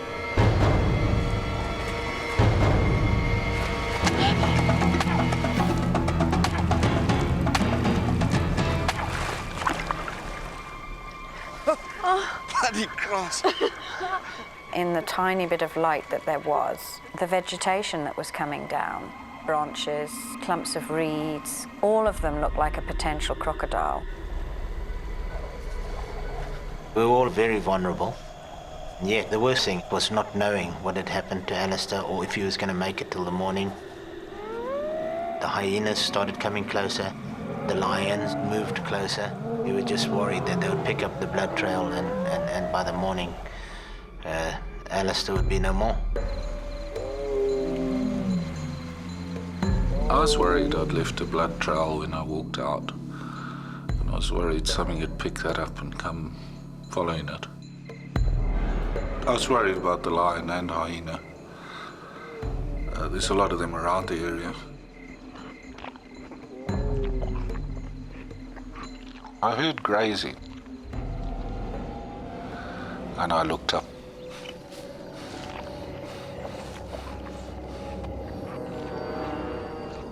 And I saw the buffalo. I was looking right at it. It looked at me.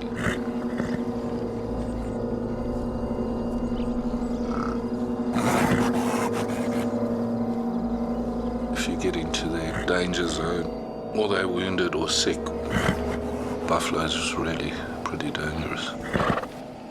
Kill a lot of people every year.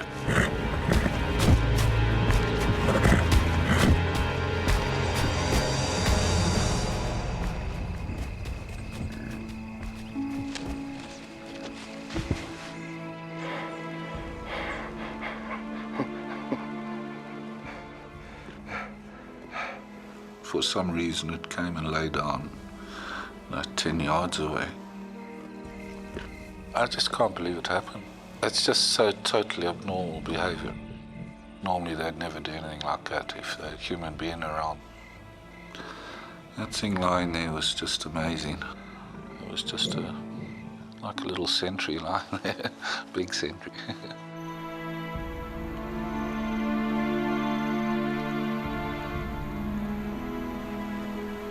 The darkness all around us just seemed to make you realise just how vulnerable you were in that great vastness.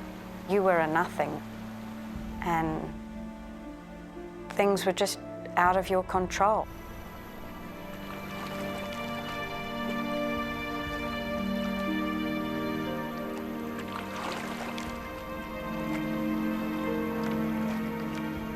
It passed everybody's mind that there's a good chance that we may not make it till the morning, especially in Faye's case. She was worried that she may never ever see her kids again.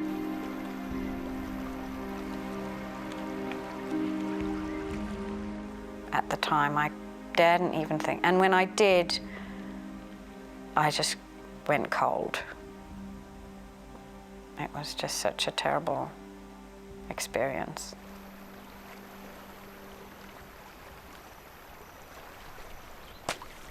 What's that? It was like a slapping sound.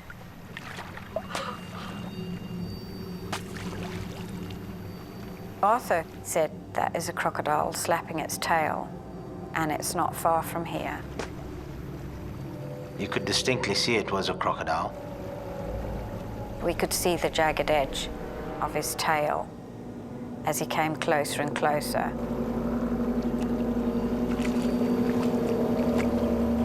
Suddenly everything is awake. Your ears, your eyes.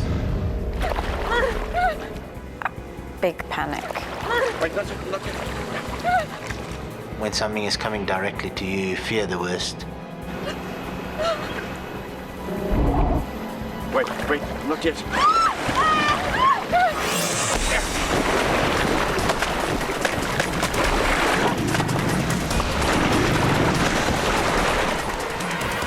As we hit the water with the paddle, it veered off into the mainstream.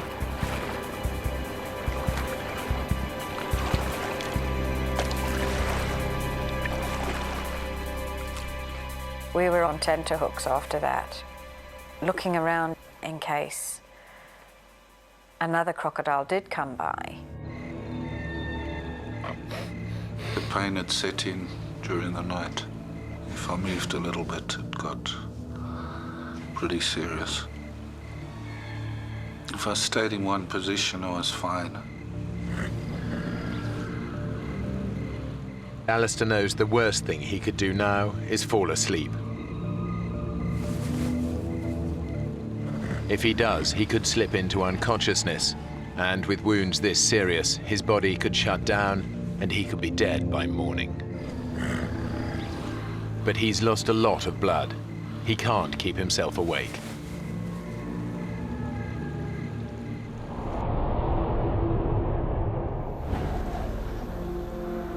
On the river, everyone is suffering.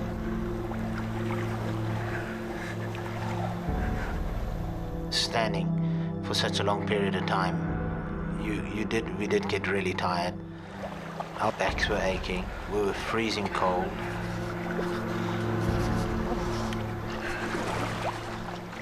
The water's warm. You want to sit down a while? Arthur wanted to sit down. It was warmer in the water than it was out the water. The water was actually warmer. I said to him, you can't sit down because you're going to get wet and then you're going to get cold and then hypothermia.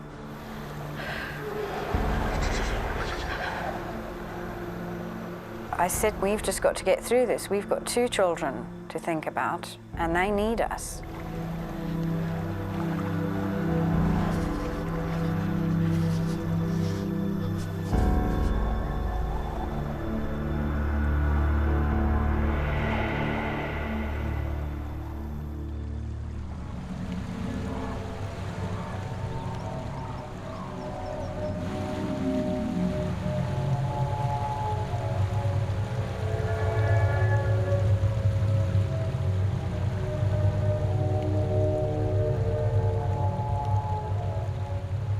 When the daylight finally came, it was just such a sense of relief because we had made it through the night. But we had worried that Alistair had bled to death. I mean, we had no idea what had happened to him and how badly injured he was.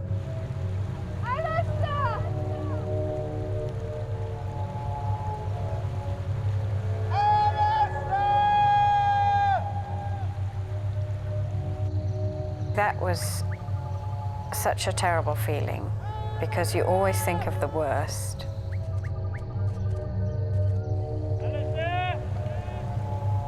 And physically and mentally, we were just exhausted. After almost 20 hours stranded in the water, the group are desperate.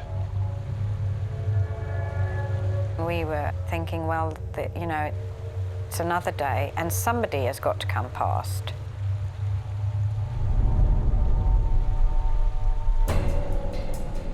What's that? There. There.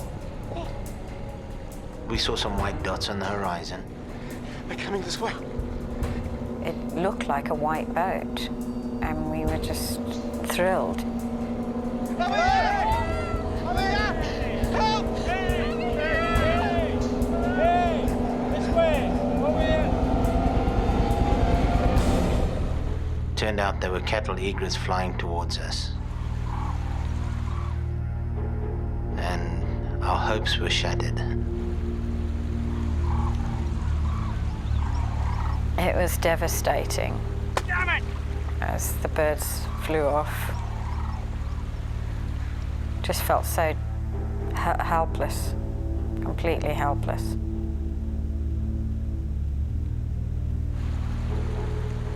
On the sandbank, the group are becoming desperate. Clive, Brenda, Faye and Arthur have now been stranded in the middle of the Zambezi River for almost 20 hours. It's over 12 hours since they last heard from Alistair. They have no idea if he's still alive.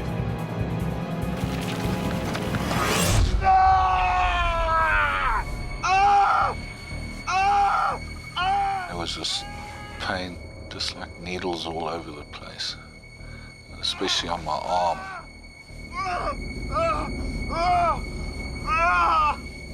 I didn't realize what it was at first until I managed to sit up. And I realized there were ants biting me. These safari ants.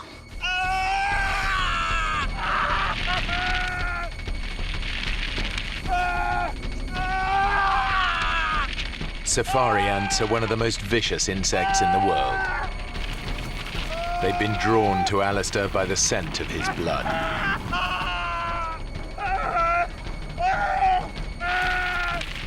But their bites trigger a surge of adrenaline through his body, snapping him out of unconsciousness and probably saving his life.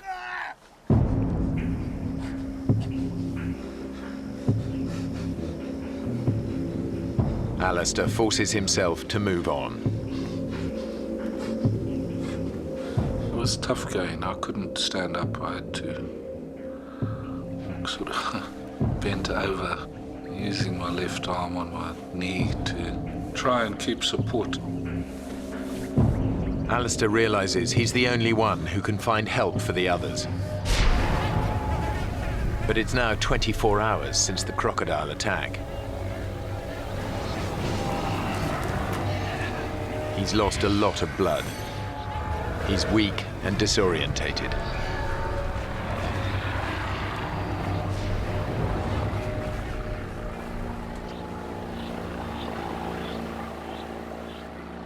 I heard a boat, and I was far from the river.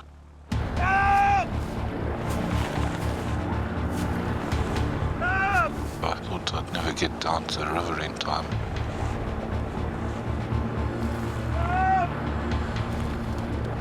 Hey! Hey! Hey!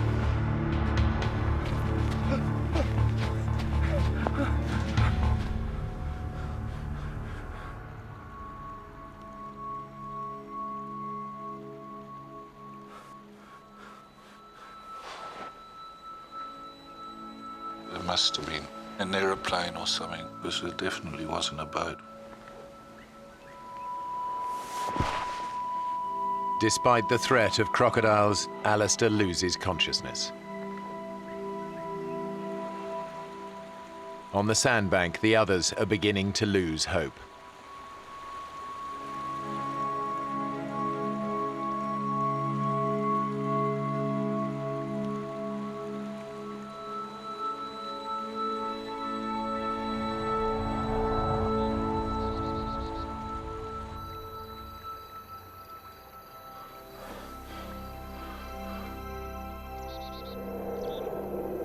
It turns out that Alistair did hear a boat.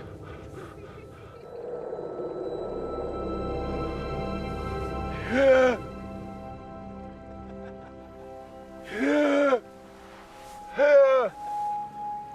thought, surely they're going to come across. I tried to shout, couldn't get it out. They started to move off.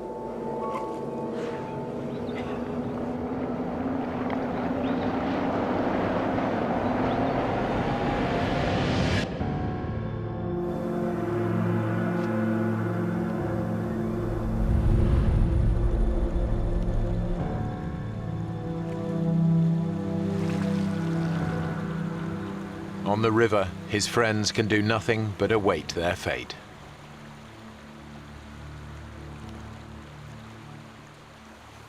Canoes.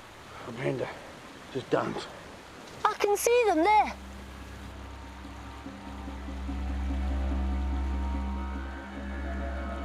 There.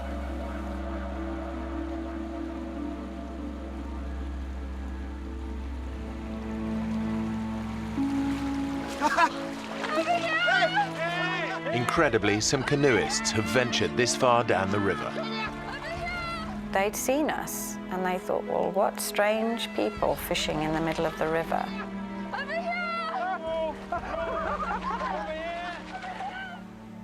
I can't tell you how that felt, really. I mean, it was just a sense of relief. We were going to be all right.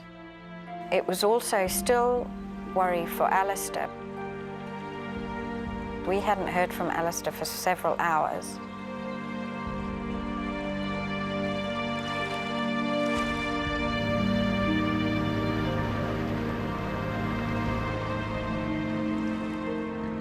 Eventually, the couple across the river spotted Alistair.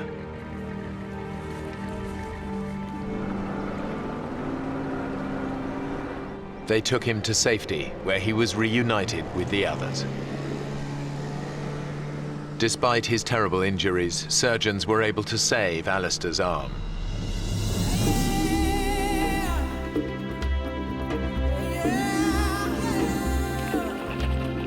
He and Arthur still take regular fishing trips together on that same stretch of the Zambezi. Clive and Brenda still visit Africa regularly. Mr. and Mrs. Carey won't go fishing with us anymore, but... Faye spends most of her weekends in the bush, but she rarely goes out on the river. I always feel anxious when I get in a boat, even now, after all these years. It's just such a terrible experience. But we all survived, all 5 of us.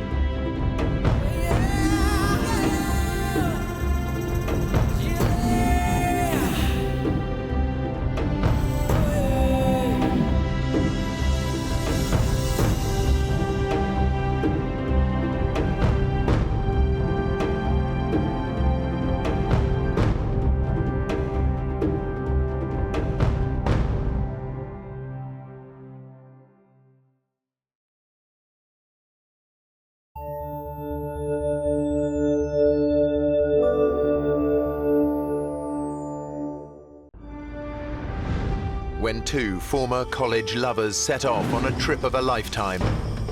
They have no idea they'll end up fighting for their lives. Dave! Lost in the rainforest without food or water. Snake.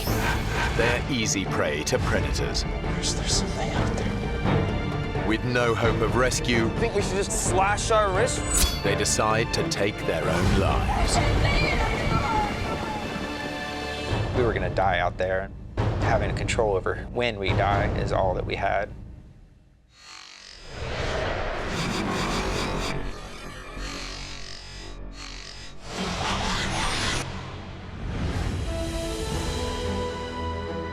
The Amazon rainforest in Brazil.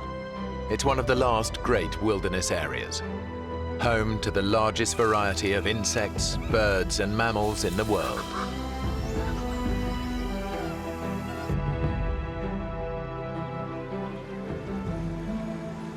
For Dave Boyer and Crystal Ramsey, it's the trip of a lifetime.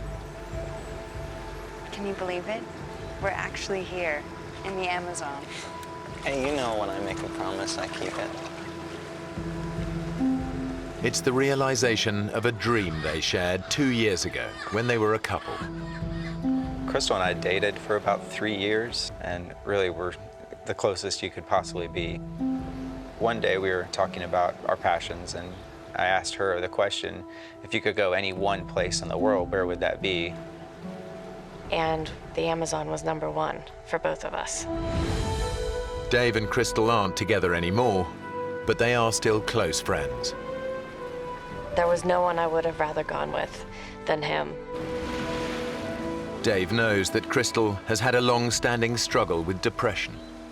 In school, where I met Dave, I had a very bad time with depression. Dave thinks this trip will be good for her, but he's also nursing a secret hope that it might just reignite their romance. She was the love of my life. I still envisioned spending the rest of my life with her.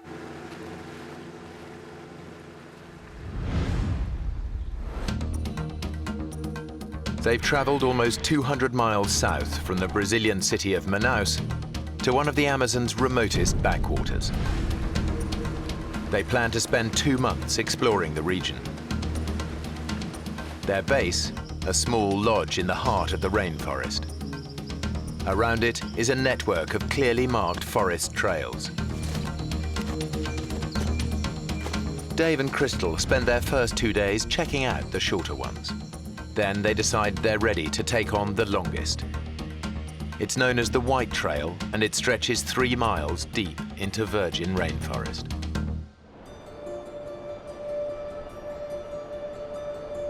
Dave and Crystal set off in the morning with enough water for a 3-hour hike. We left just before 10 o'clock and expected to be back in time for a late lunch. They've spent 2 years reading up on the rainforest, but nothing prepares them for the real thing. As soon as we went in, we started to see more than we had ever seen before, such as bats and different kind of bugs than we had ever seen, and it was a fantastic morning. I was really excited. Dave, look. We had tunnel vision. We were focused on one thing, and that was exploring and seeing the rainforest. We were oblivious to any dangers that were involved. They are so absorbed by the sights and sounds of the forest, they don't notice that they've stepped off the marked trail. Our awareness was elsewhere. It was on the trees, on the animals, on the sounds. They are now following paths made by animals. As we got further along, the jungle seemed to creep in on each side. We now had to walk in a single file line.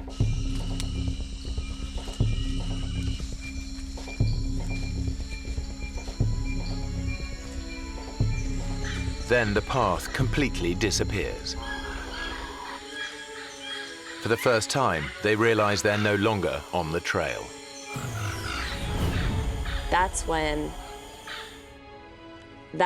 I didn't know what to do. I was really worried.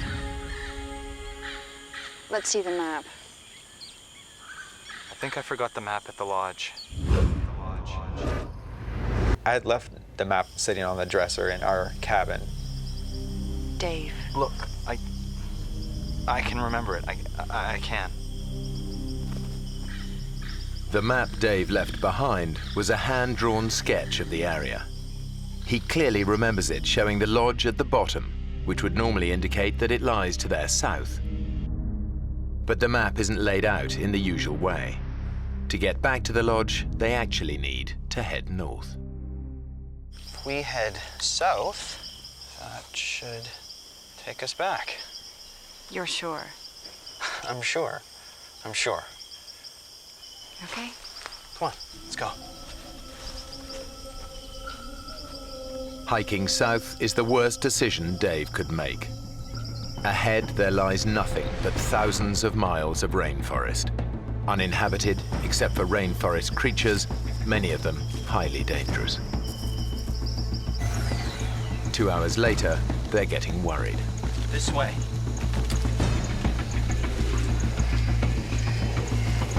We had been walking far longer than we should have been. We should have been back by then. There's not much daylight left. It will soon be nightfall. I'm not going to stay out in the forest. I can't let this happen. We have to find our way back before it gets dark. I knew that once it got dark, we weren't going to be able to continue.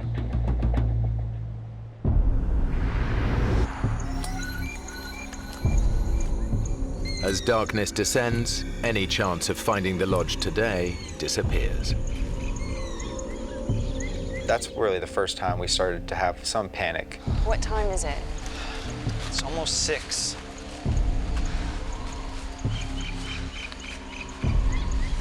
We should be back by now.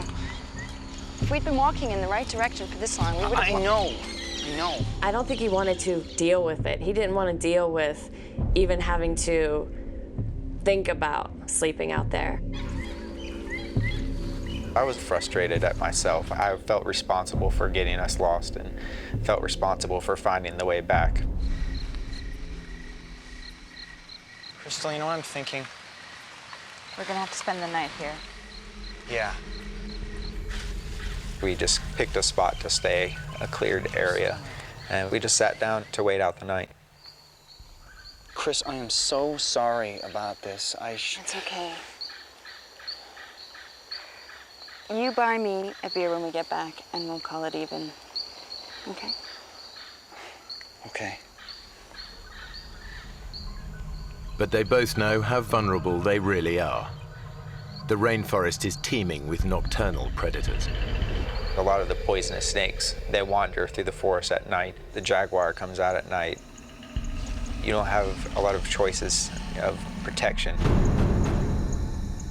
Dave and Crystal share a single thought.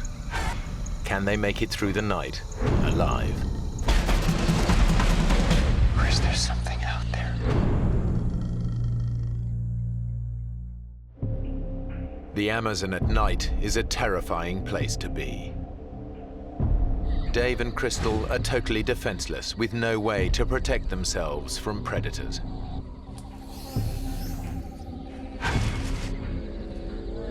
"49 bottles of beer on the wall." We weren't going to try to sleep at all. We were going to stay up, and that way if something stumbled upon us, we would be ready.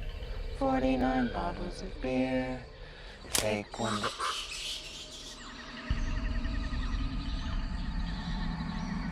Jeez, did you hear that?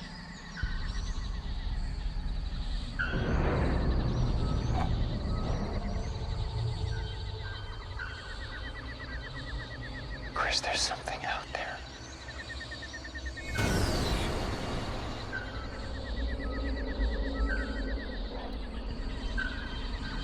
Do you think it could be a jaguar? The Amazonian jaguar stalks its prey under the cover of darkness. It can kill with a single crushing bite to the head.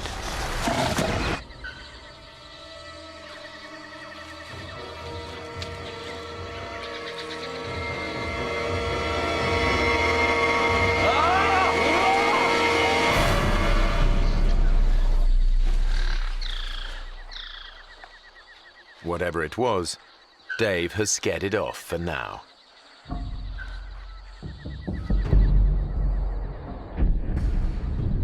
They spend a sleepless night, alert to every tiny sound.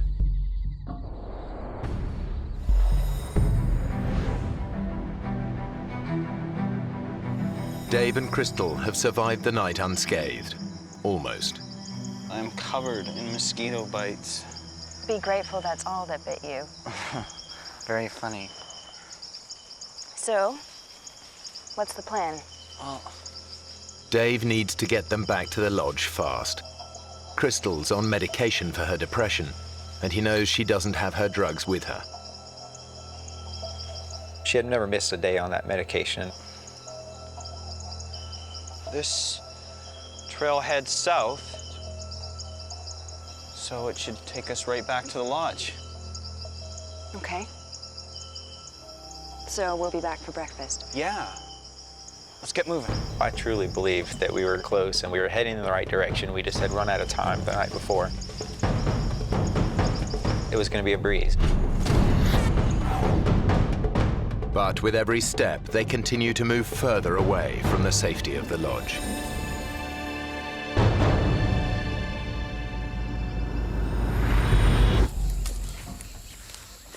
Four hours later, the temperature in the forest has soared. The heat and the way they're pushing themselves mean that Dave and Crystal are sweating out almost 4 pints of fluid an hour. We were starting to get depressed about our situation. We were starting to get frustrated. The temperature was rising really fast. It was getting up to 95 degrees. We were sweating profusely. Let's take a break.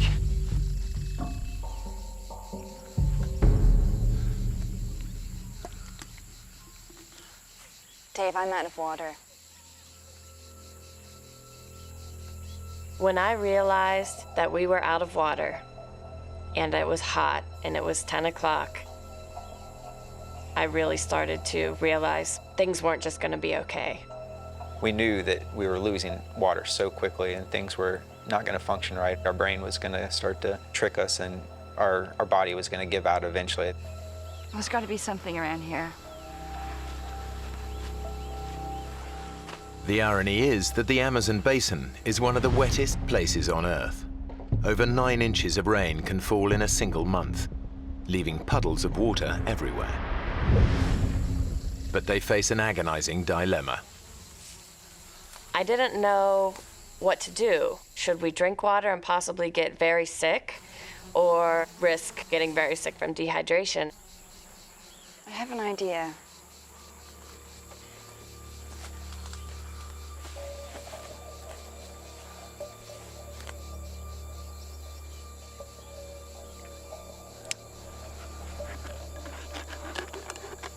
Give me that.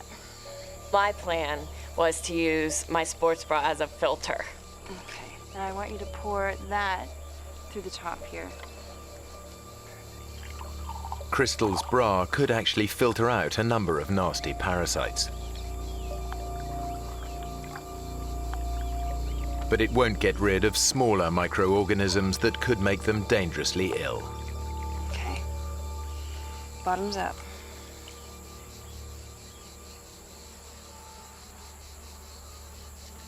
I don't know about this. We don't have a choice. Well, cheers.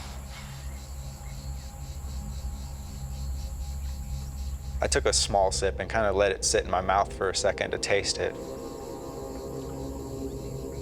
Tastes okay. Kind of chalky. We were both worried about drinking water, but in the end, when it's 95 degrees and you're sweating like that, it's going to be more painful not to drink it. Rehydrated, Dave and Crystal pick up the pace. But they must stay constantly on guard. The forest is alive with creatures that could kill them with a single bite. We're consistently listening to sounds and trying to figure out what was in the forest around us.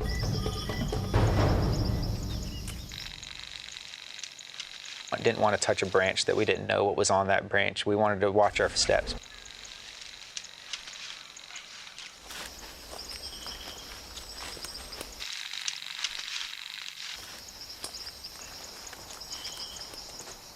Whoa.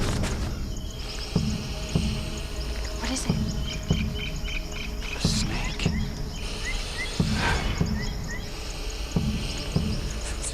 It's going the other way. They're lucky. A few more steps and they could have trodden on the snake. The Amazon basin is home to some of the most poisonous snakes in the world. One bite could mean a slow and agonizing death.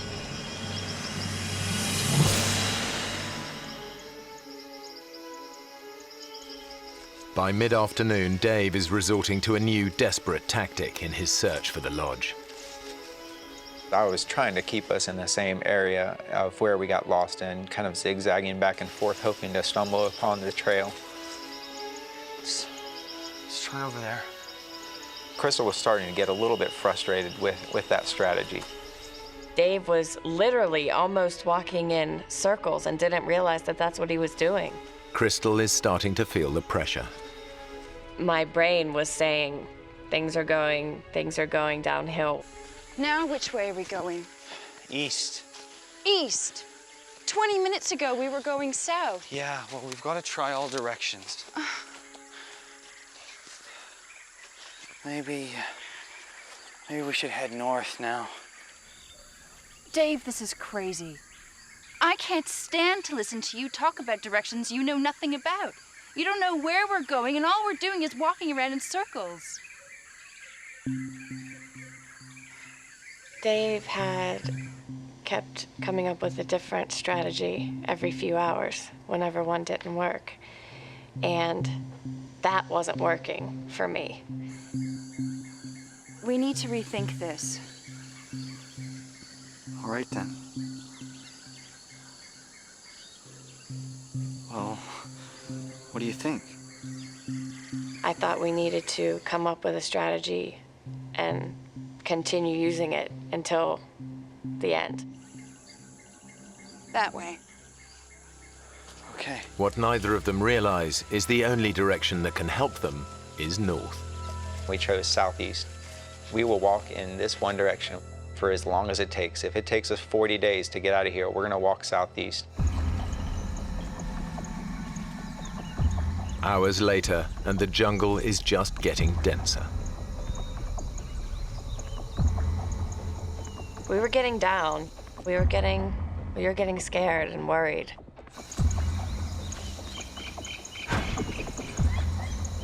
Everything just looks the same. The jungle is so dense and so thick, you can't see more than a few yards in any direction at any one time. Dave has an idea. If he can get up high, he might just be able to see the lodge.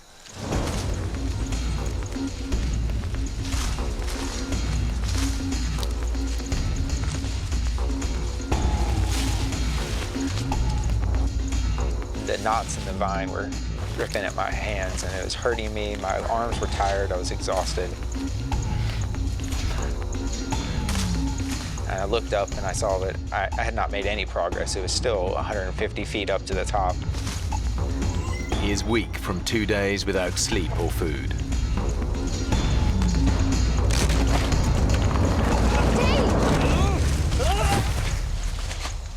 Are you okay? Did you see anything? Yeah. Rainforest. Why is no one looking for us? In fact, people are looking for them. But the search is focused around the White Trail. And that's now a very distant and dense 7 miles away.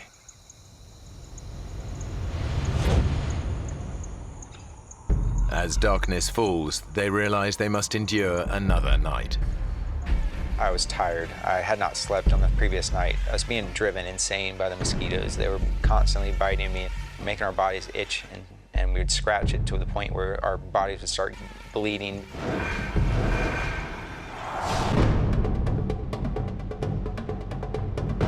The next day, they're still heading in the wrong direction, getting even further away from the area where rescuers are searching for them.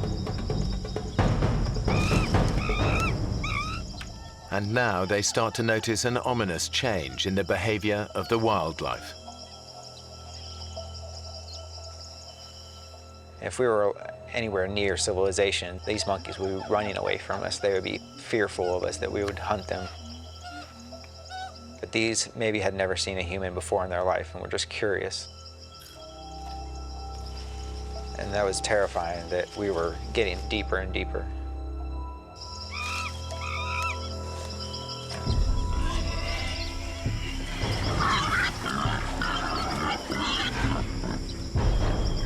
What is it? I don't know. Jaguar? No, there's more than one.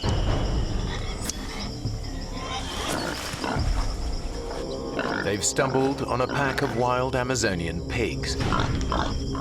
Dave knows how ferocious they can be. The locals have said that they're really the most dangerous thing to encounter in the forest, other than a snake. They're aggressive. If wild boars got a hold of you, it'd probably knock you to the ground quickly, and then you would have several animals on top of you biting and really just eating and going to work. The way to avoid any confrontation is to let them know that you are different, that you are not something that's in their normal habitat.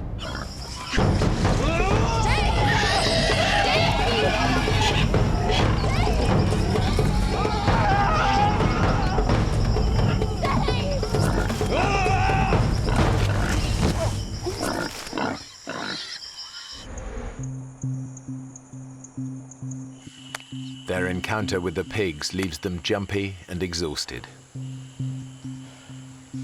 Crystal's feet are badly blistered, and she's been without her antidepressants for 3 days now. Her depression could return at any time. I can't go on much further, Dave. I'm tired. And my foot. We'll get out of this ravine and we can make camp. I thought that it would be nice, it might even be comforting if we had some type of shelter. So we came up with the idea of making a teepee.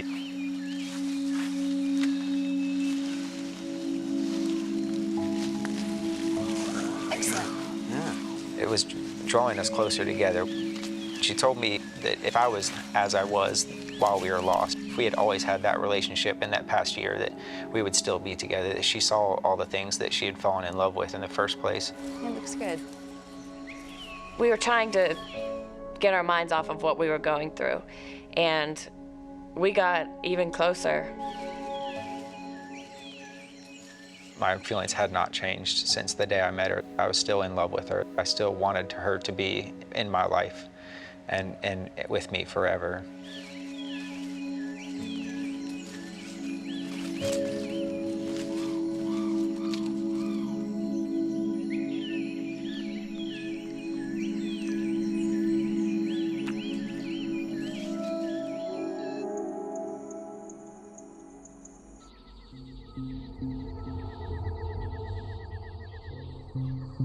Night falls, and with it comes the nocturnal predator their shelter can't protect them from.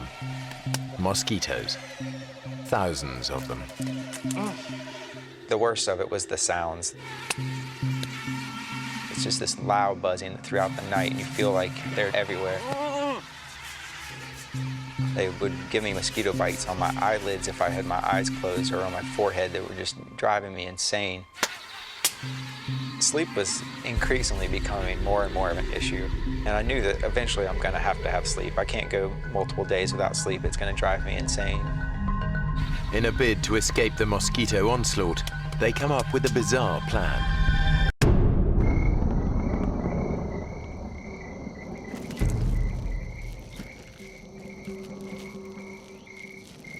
Crystal said, well, we should cover our bodies in mud. That would work well at keeping the mosquitoes off of us. We got inside the hole and pushed the mud in on top of each other, covered our faces, and we laid there in the mud and tried to be as still as possible. It actually felt pretty comforting laying there, and I felt like I was completely covered. I felt like I was going to be safe from the mosquitoes. I thought it was going to be a great night. But Dave couldn't be more wrong. A massive tropical thunderstorm is building in the skies above them. And it's about to put them in the greatest danger yet.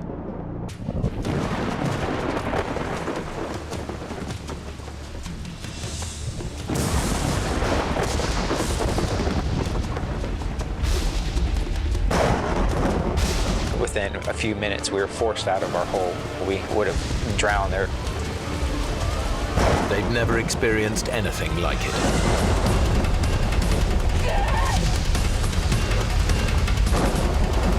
It's very hard to explain how loud it can get. You can't even talk to someone who's right next to you by screaming. That's the only way I can describe how loud it was. They are soaked within seconds. It was the coldest I had ever been. Couldn't stop. My body was just going into convulsions and shaking. And my teeth were chattering. Any hope of sleep is gone. Then, just when they think things couldn't get any worse,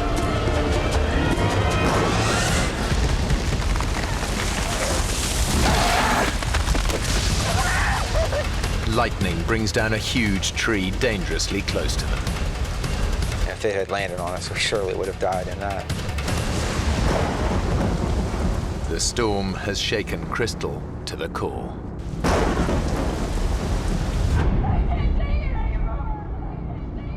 There's never been a worse night in my life than that night.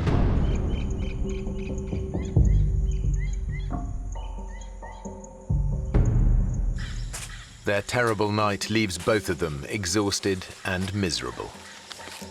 But it's pushed Crystal close to the edge. For Crystal, that night was really a turning point for her, and she had gone from being, whatever happens, happens, we're gonna get through this challenge, to being really fearful of this being the end of her life and dying out there. How you doing? We got through it, didn't we? Yeah. For what? To get home, Chris. Get home, I just kept thinking about that hellish night. I'm not sure I want to. And that I truly would rather die than go through it again. What are you talking about? You think we should just slash our wrists right here? I didn't think what the implications of that were. I didn't think it was a real suggestion. It was just kind of something that I did off the top of my head. That sparked an interest in me that suicide was a possibility and it was a way out.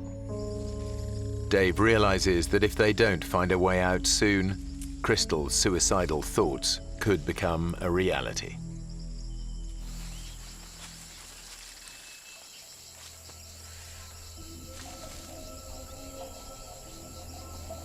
Chris. Her brain was going through some nasty stuff, and she was feeling the effects of that physically and emotionally. I knew that as the days go on and her withdrawal from her medication gets worse and worse, that it's going to become very difficult to keep her going and to keep that survival instinct inside her. I was so overwhelmed and so frustrated and so confused that I felt crazy. I felt like I was gonna lose it. Dave, where's the knife? It's here. I want to see it. Chris, you're really freaking me out with this. I want to see it.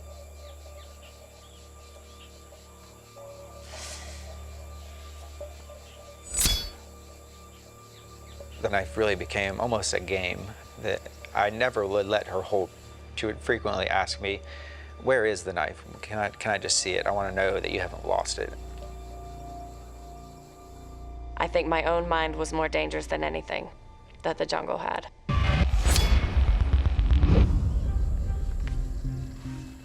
All I had was a companion, and she was what kept me going. I needed her as much as she needed me to make it through this, and I could not drag her the entire time. and that made me quite pessimistic for the outcome.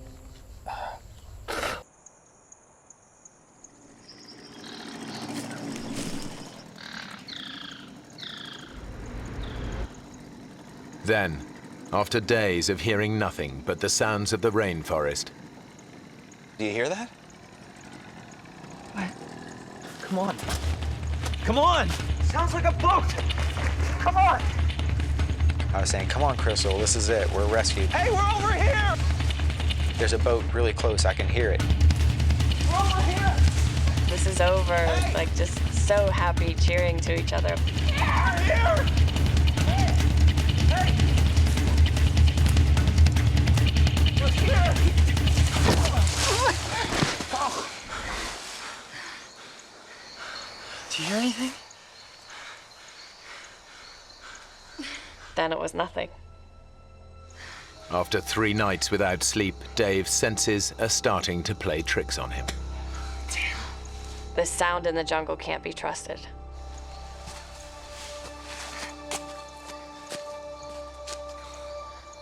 We thought that we were rescued. To have that taken away from us and our hopes just ripped from our hearts, it just killed us.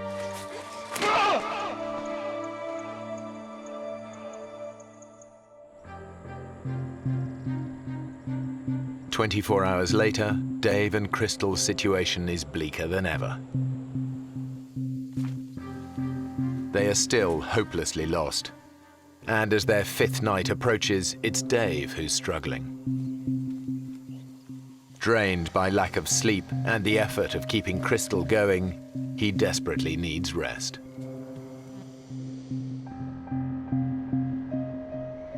Dave was exhausted. I was very worried about him, but there was nothing I could do to make him sleep. Damn it. There was no way I could help him.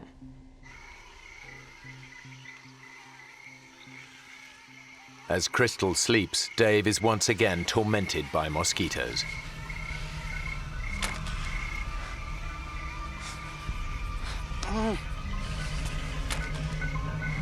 I could not get a grip. I could not get control of what I really needed, and that was to get to sleep. In his totally exhausted state, the insects soon become an obsession. The only way to get me through that night was to find a way to keep moving, keep myself occupied. I would go through this pattern of swatting the mosquitoes on my arm, swatting them on my back and my neck, and I'd start counting these cycles. I became obsessed with time.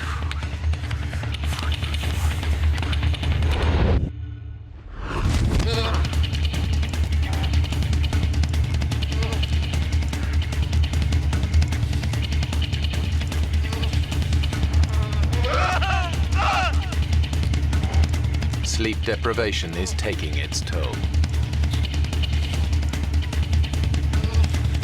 Dave is beginning to lose his grip on reality.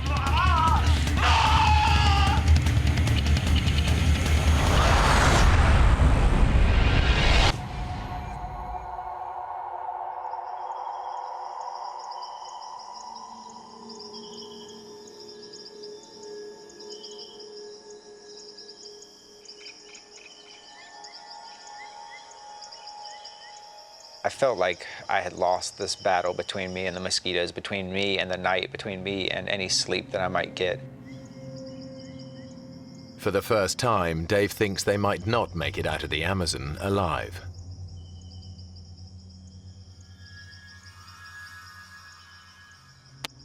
A horsefly came and bit me. I reached down and picked up the horsefly.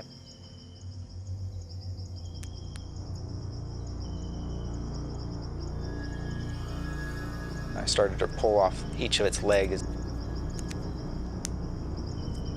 I was just fascinated by it.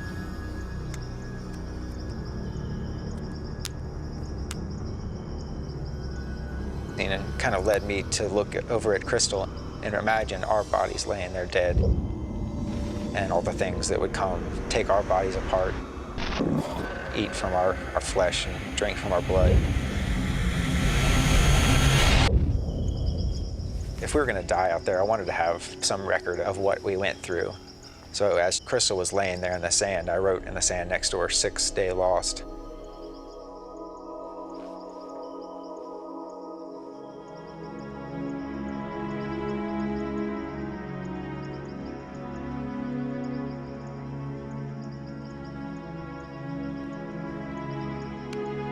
I wanted to document it as well as I could, so I'd snapped that picture, hoping that one day somebody would find our bones and our camera and see that we had been there on the 6th day.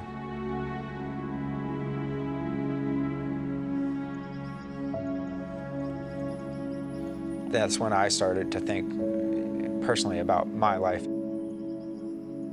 I did not have a close relationship with my family. I had never told my mother that I loved her. I had never told my family how much they meant to me. It was killing me, and I wasn't going to have that opportunity if I died out there.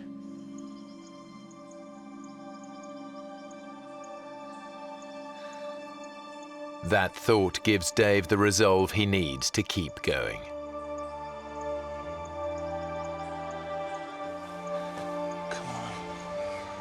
It's time. I don't want to leave. I don't want to move. I don't either, but we have to. My feet were deteriorating unbelievably. And the pain was unbearable. It felt like 10 wasps were biting me at the same time. If we stay here, we die. It's as simple as that. Crystal finds the strength to give it one more try. Okay. Stand on it.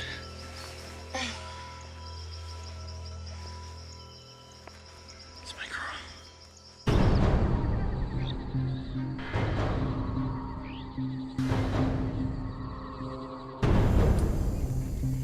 They push on. Now the terrain gets harder. Come on, Chris. And as Crystal's feet become unbearably painful, her depression begins to get the better of her. I couldn't walk anymore. I would try, and I would fall down.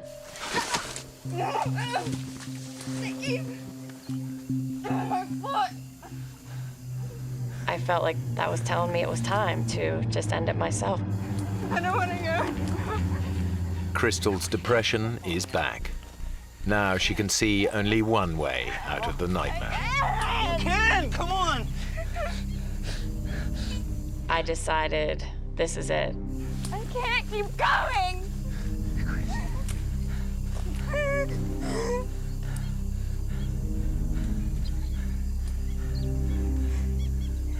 Give me the knife.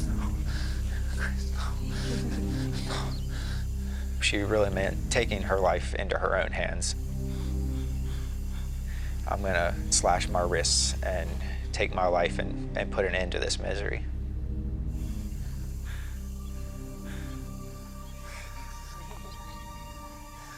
This was the woman I was in love with. This was the person I wanted to spend the rest of my life with. I had no thoughts of ever abandoning her. I'll make you a deal, okay? I'll make you a deal. I told her, you don't want to go through another night, I know that. And if it gets to be tonight and we have not made our way out, I will give you the knife. You're gonna give me everything you got today. Crystal accepts Dave's deal. Everything you got today. If they aren't out of the forest by dusk, they will both kill themselves. We'll do it together. I put a specific time frame on the rest of our life. We were either going to get out and live the rest of our life really happily, or that was going to be the end. Crystal can now see an end to her ordeal. Sit down. Sit down here. On here. Come on. She was like, what time is it? Is it nighttime? Is it getting close enough?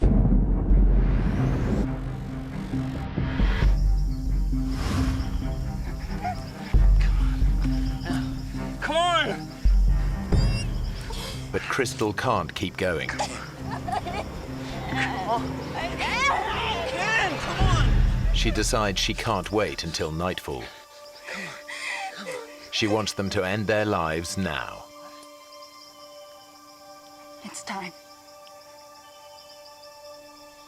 When I said it, he agreed.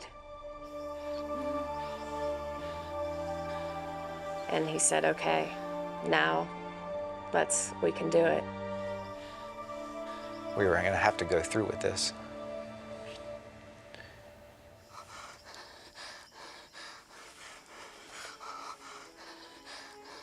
Dave's resigned to dying, but there's a bizarre thought he can't get out of his head. I wanted to wash the mud that was on my arms. I wanted to wash my face and have a clean body, a clean approach. If I was going to face a judgment, I needed to do it with a clean spirit as well as a clean body.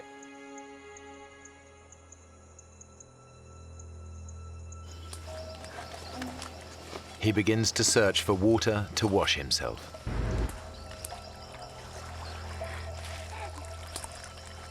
As we fought through some of the underbrush, when we got down there, there wasn't a creek, there wasn't a puddle. There was a flooded forest. Everywhere that we could see, there was water. It's a glimmer of hope, just enough to keep them going. This water's gotta lead somewhere. In the Amazon, rivers are like roads. If this water leads to a river, they might just spot a boat. They put aside thoughts of suicide. I got this surge of energy and some anger that made me want to fight through the water even more.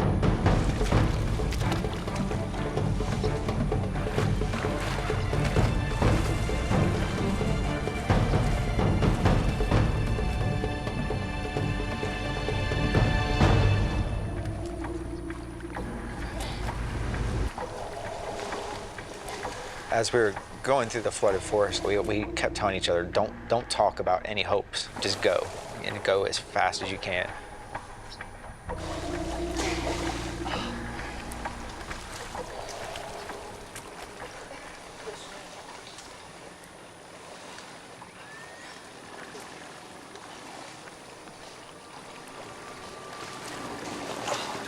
Dave, look! I thought to myself, I've got to be hallucinating.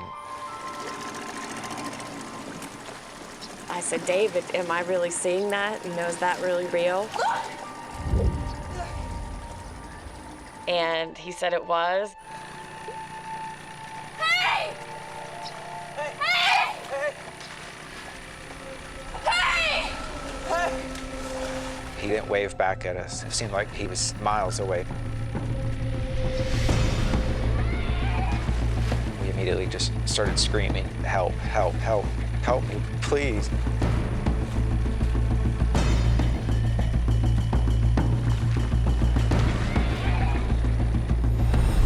Here! We're here! Help! And he didn't respond. Help!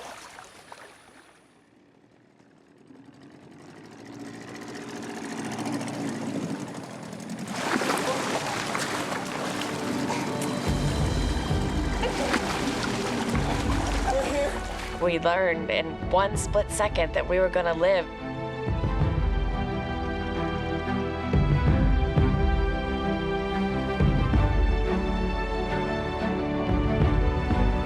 I was screaming and crying and just definitely the best moment I've ever had in my life. The sun's setting, the whole sky is bright pink. And Dave and I are just looking at each other, and the tears are just running down both of our faces. And inexplainable joy, and we just looked at each other and looked up at the sky, essentially, and we're just so thankful to be alive. Dave and Crystal are incredibly lucky. Their rescuer chanced on them in a waterway that local boats hardly ever use. They find out later that search parties spent 4 days looking for them. But they never even came close to the remote spot where Dave and Crystal ended up.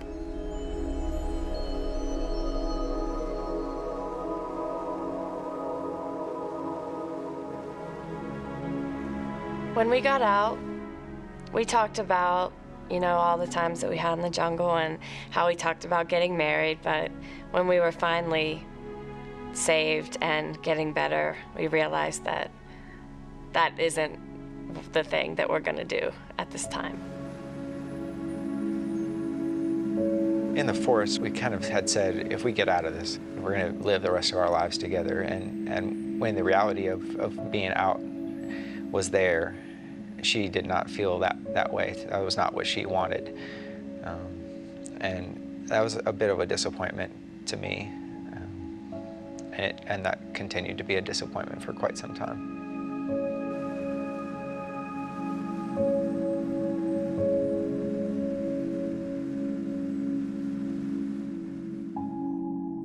Dave and Crystal have both since returned to the Amazon. They never did restart their relationship, but after their 6-day death-defying ordeal, they became closer friends than ever.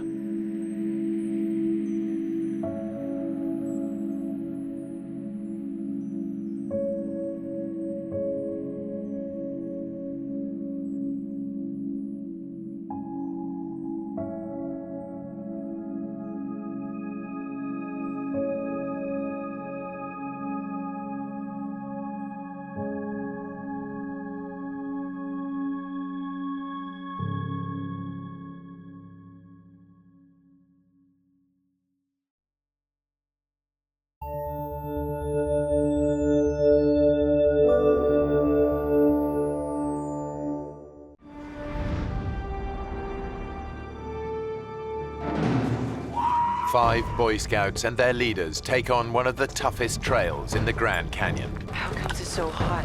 But they're soon at the mercy of a freak heat wave. And as their water runs out, what started out as a fun adventure quickly turns into a fight for survival. 3 15-year-old boys risk their lives in a desperate race to find water.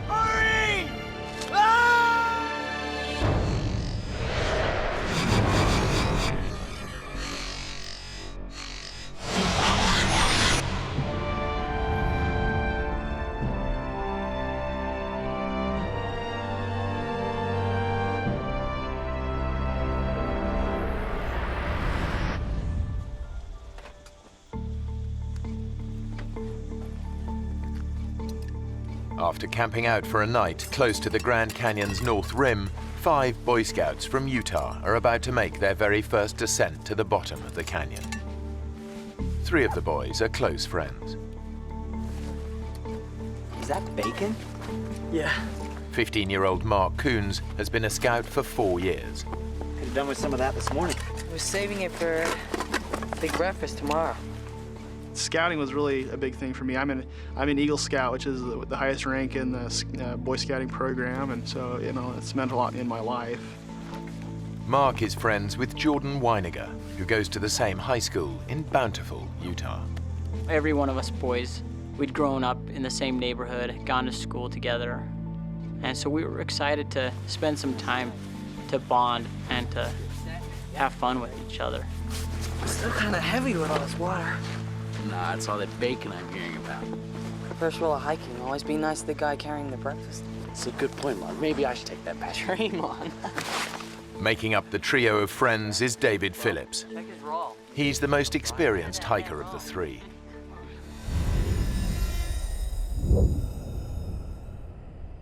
It's June, and the day is shaping up to be blisteringly hot. The leaders are following the first rule of Grand Canyon hiking. Take water and plenty of it. Okay, boys, don't leave anything behind. It's a real deal today. We're going over the rim. Guy Davis is the Scouts' leader. Most of the boys that went, I knew very well. They were about as high as kites. They were excited for the experience. I still remember my first time in the canyon. Veteran hiker Lauren Pace is in charge of navigation. Earl. He's also brought his brother Earl along. They're having a good time. Yeah, why not? Time of their lives. After a couple of hours hiking, the boys reach the canyon's north rim. When you walk around that corner, and you see a huge panoramic view of cliffs, that go a mile down. There's nothing like it.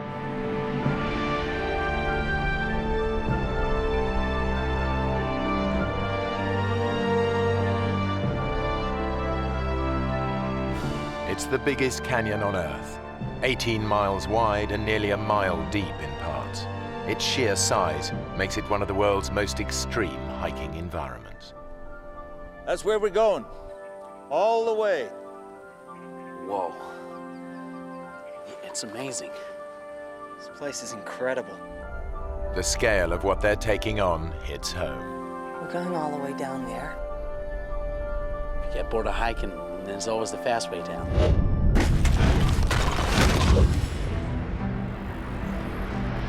The group have already hiked 3 hours to their first night's camp. Now they'll make their descent, following the unmarked Little Nankoweap Creek bed.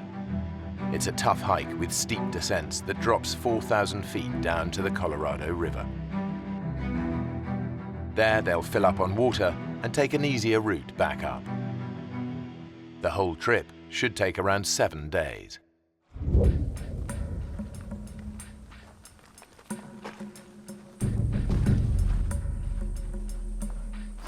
An hour on from the canyon rim, the group reaches the end of the official route.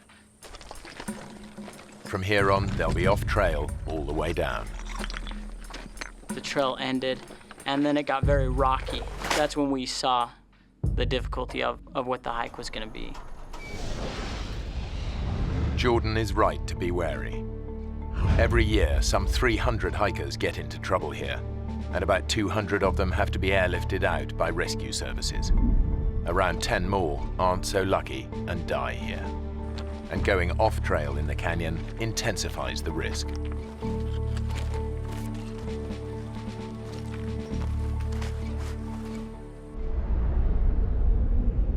Yep, this is it, fellas. The big chute. The chute is a rocky gully over a mile long, an extreme descent over boulders, loose rock, and gravel. Jordan immediately sees how tough this will be. It was turning into a hike that, was getting a little more dangerous. They have no radio, and they're out of mobile phone range. If anyone gets hurt, they're on their own. It was really steep.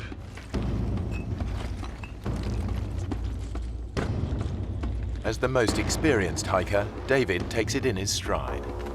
Pack's off, guys. Mark is a little more cautious. You'd have to climb down a big rock and hand packs down to other people. I got it.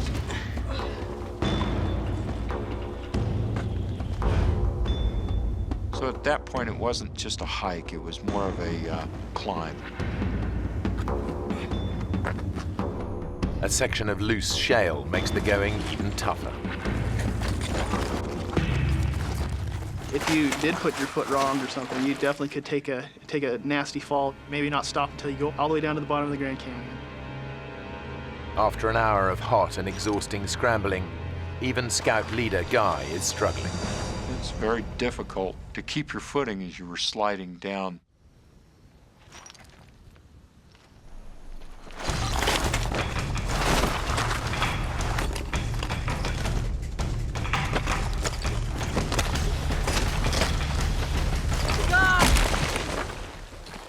God, you okay? I hit a log straight on, and it just, I managed to catch it with the part of the body you should never hit a log with, and literally knocked the wind out of me considerably. You okay to stand?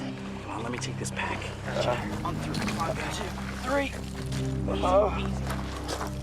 Careful. It's a lucky escape. It could have been much worse. 2 hours after starting down the chute, the exhausted group reaches the bottom. They've descended over 1,000 feet. Now, there's no going back.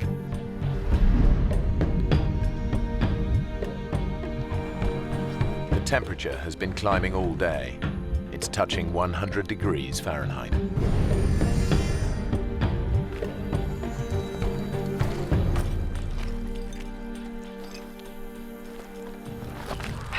so hot. It's gotta be a freak thing.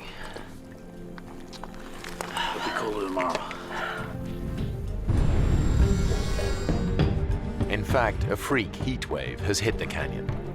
The temperature's heading for 108 degrees, much hotter than anyone expected. Lauren had been the year before, and it was hot, but not 110 degrees hot, you know, not cook you alive hot. We had anticipated that the temperature would be in the 90s. 90-degree weather would have been bad enough. And the route down offers no protection from the ferocious sun. This is when we realized that we don't have any shade. We're not going to have any shade from now on. There's nowhere to hide. It's constantly beating down on you. That's just draining us and dehydrating us. Just a day into the hike, things are beginning to go badly wrong. We were alarmed that we were going through the water as fast as we were. In the searing heat, they've already gone through 3/4 of their water. The only place they're going to get more is the Colorado River. But it's over 2,000 feet down, and they're still a day and a half's hard hiking away. In this heat, they'll run out long before they get there.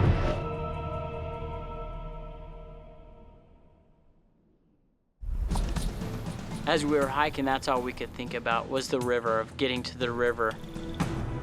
But the boys are about to find out that blistering heat isn't the only hazard they face. Dave, don't move. You got a scorpion on your back. One sting could immobilize David. Hold still. Careful.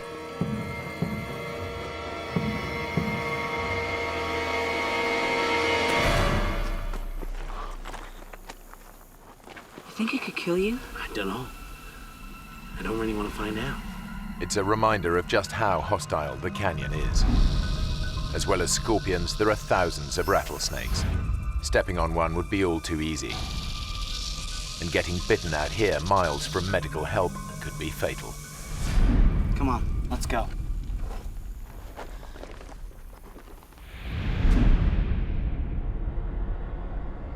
That afternoon, the temperature tops 108 degrees. By 7 that evening, they've had enough. Okay, guys, this is it for the night. We were really exhausted. We were just grateful to be off of our feet. We were grateful to have the sun down off of us. David does his best to keep his friends' morale up. Hey, guys! Guys, come here. You can see the river. It's miles away, Dave. When I first saw the river, all I could think was, that is still very, very far away. So it was really worrisome to me that it was so hot and that I was running low on water. Just think about running in that river and drinking pints of icy water. A couple of hours in the morning and we'll be there.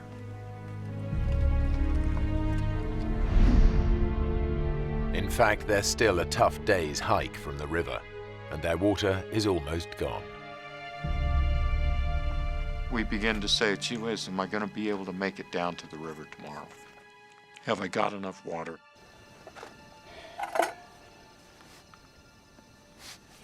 Their obsession with every drop of water is becoming overwhelming. Hey, Jordan, don't let it boil. It's a waste. Just gonna heat it a little. Hey, George, they're much better dry. They're nutritious and delicious. It's like having loads of little worms in your mouth, just wriggling about. I'm not hungry. Come on, Mark. You gotta eat something. I thought it was odd that I wasn't hungry after all that work all day. I don't know if that's some kind of side effect of dehydration or not.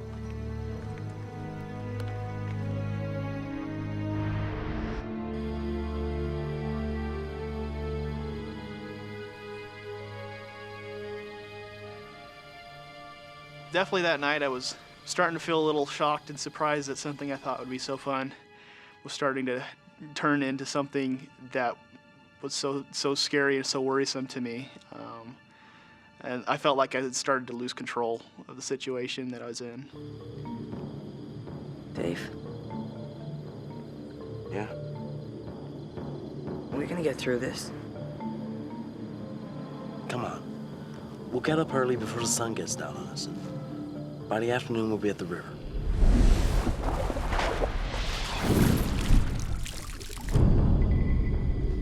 I'm gonna stay there all afternoon.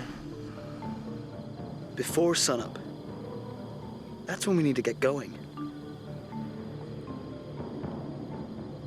Like David, Jordan is convinced there's only one way to avoid being cooked by the sun again. We knew that we had to get up early. We knew that we had to beat the sun, that if we didn't, we knew that we would be in trouble.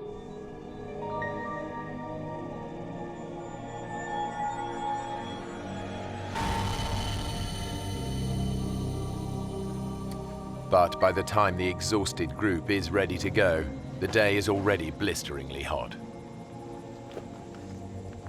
I know that when we did begin hiking, I don't remember what time it was, but the sun was on us. It was hot.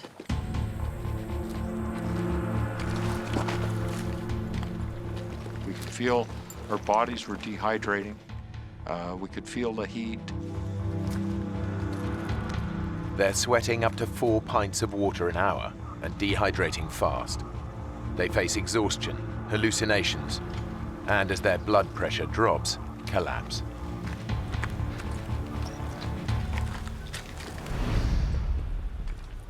Just before noon, they face yet another ordeal.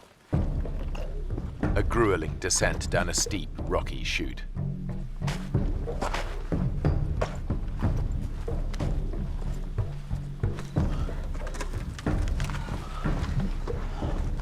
The few hours the boys hoped it would take to reach the river have long passed, and they're not even close. And now, the water situation is critical.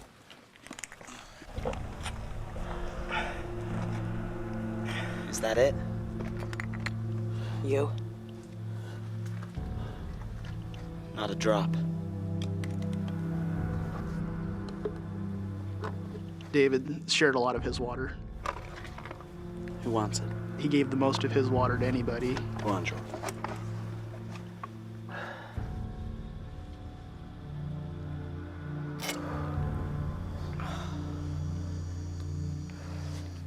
Thanks.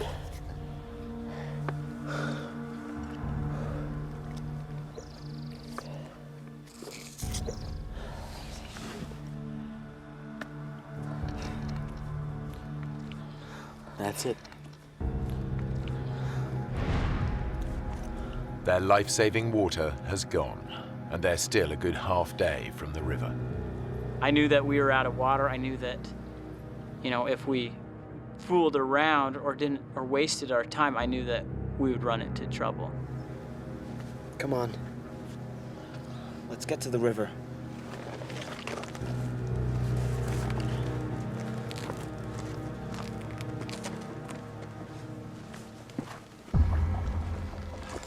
Guy is struggling most in the unrelenting heat.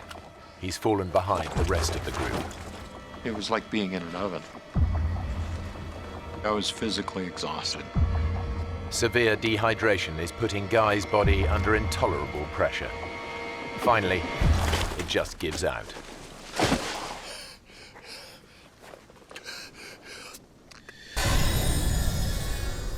If you take a deep breath, that sensation that you have where you can feel the oxygen going through your body, I couldn't do that. The best I could do is reach a shallow breath, basically.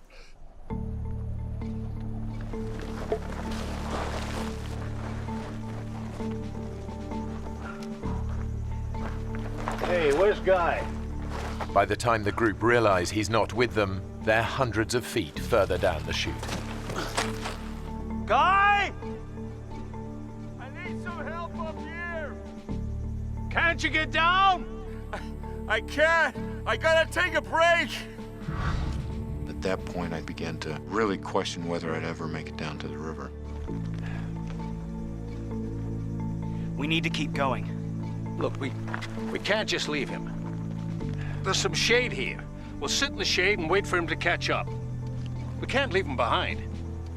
But Jordan thinks that waiting for Guy could be a fatal mistake. If we don't go now, we're all gonna die.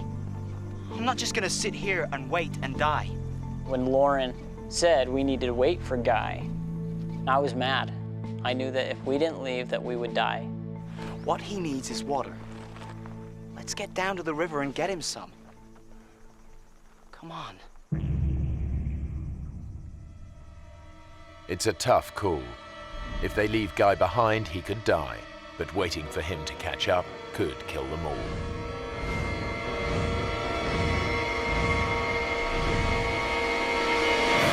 Okay. Guy!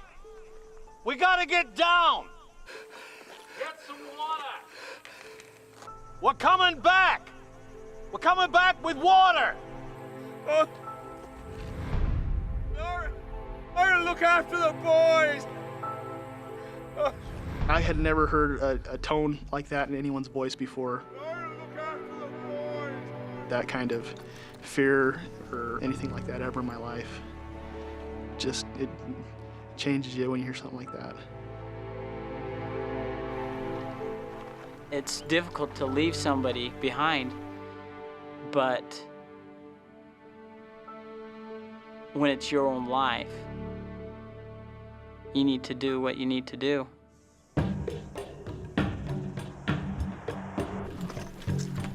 Two hours later, the whole group is desperate for water.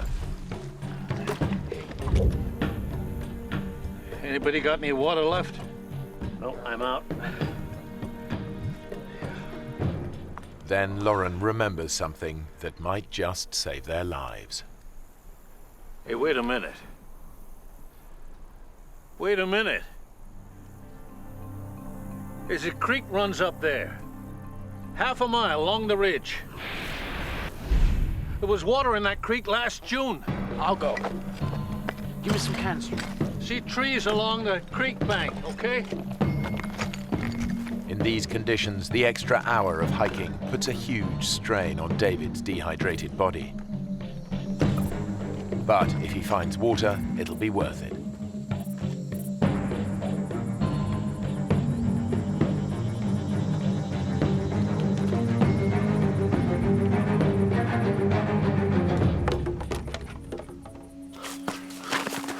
The creek is dry as dust.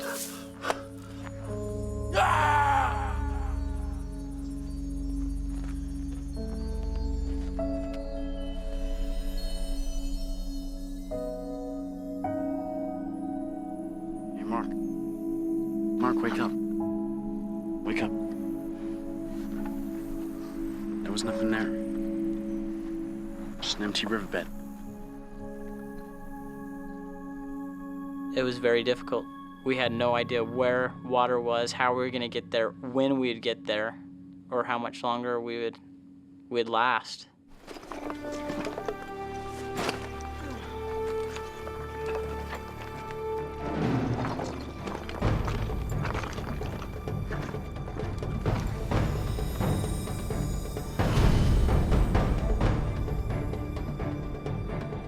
After 6 hours tough hiking, they're still a long way from the river. The temperature has climbed to a searing 112 degrees Fahrenheit. Dehydration and exhaustion are taking their toll. Our bodies became weak very fast. Our pace that we were walking slowed down extremely.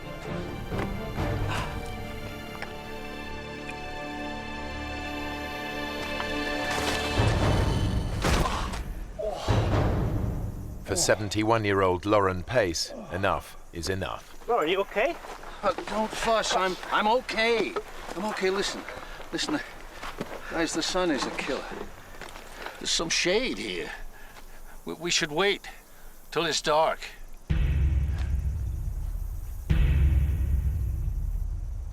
Lauren reckons that hiking at night will be less strain on their dehydrated bodies. But the boys think that if they stay here, it could be the last thing they ever do. There's no easy answer. There was a feeling among the boys that if we stayed there, that we would die, and it was urgent, not something that we could just sit around and wait for. It's hours till sunset. We stay here till night, we're all dead. Well, Lauren knows where to go. Right, so he can tell us where to go. Come on. You want to just sit here, or do you want to do something? Let's do it. Mark? Okay. Going against their leader's advice is a big decision for the boys. Lauren, we need to go on. You shouldn't travel in this heat. We're going. When we left Lauren and Earl under that rock in the shade, it didn't feel like even a decision at all. It was more like, we have to. Armed with directions, the boys head out. They're determined to reach the river and bring water back for the others.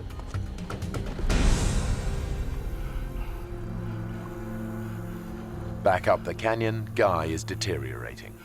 His fluid levels are so low that his body has cut off the supply to his sweat glands. I can't believe a time in my life when I wanted to sweat. I knew that if I could sweat, that it would cool down my body. And I physically tried to will myself to do that, and I couldn't do it. Without cooling sweat, any physical exertion could send his temperature spiraling out of control. If it reaches 108 degrees Fahrenheit, his brain will begin to die. Guy is trapped. If he tries to hike out, it could kill him. Come on, guys. Let's go. Further down the canyon, Lauren is worried about the three boys hiking alone and sends his brother and the other scouts after them. But the three boys are making good progress, and they're now way ahead. They're less than a mile from the river. They just need to make the final descent.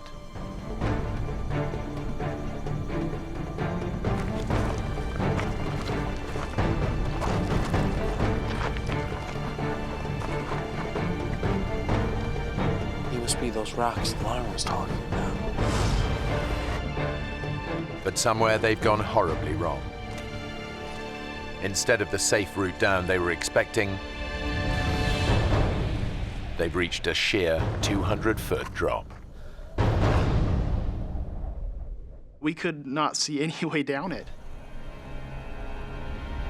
It's a dead end. There's no way down.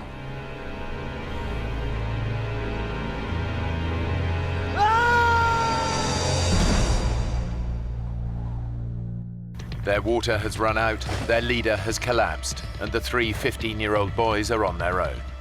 Their desperate bid to reach the Colorado River is over. It's the final straw. They've run into a dead end, a sheer 200-foot drop. What do we do? I don't know, Mark. Nothing, I guess.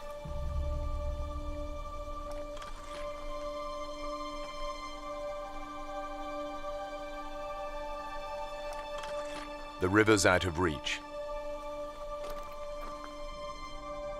And with the group not expected back for 6 more days, there's no hope of anyone sending out a search party in time. Now, all they can think of is getting out of the sun.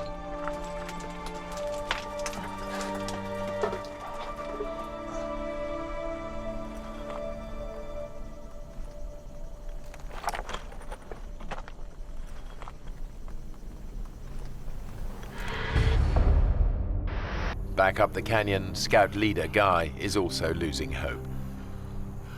Out of sheer desperation, he comes up with a plan to make himself visible to any passing planes. As I laid there, I knew that it would be hard for someone to see me because I was down below the level. I took out a emergency blanket.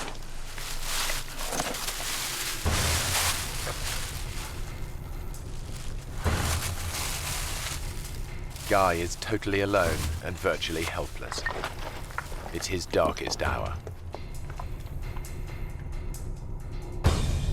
When I realized how much of my strength it took just to do that, I was absolutely certain that there was no way out without help from somebody else.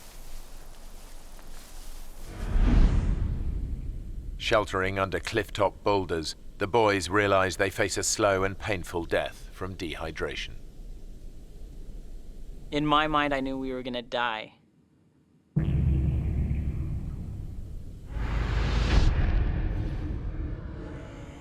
You're weak, your body hurts and aches, you have headaches. I just remember not knowing if I'd ever get up from that position. I remember that could be the last place I'd be, is under that rock.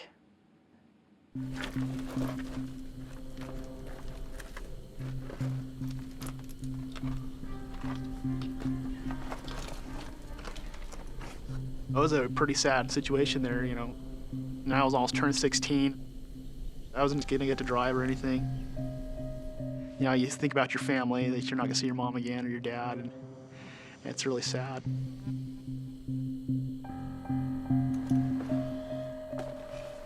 Even David, the optimist of the group, is struggling to see a way out. I'd asked David a couple times by now, David, do you think that we're gonna make it? Are we gonna die? We are gonna make it, aren't we? And most of the time he'd be like, oh, Mark, of course we're gonna make it. You're fine, don't worry about it, okay? I think we might die here. This was the first time I heard David say, you know, Mark, I think we might. I think we might die.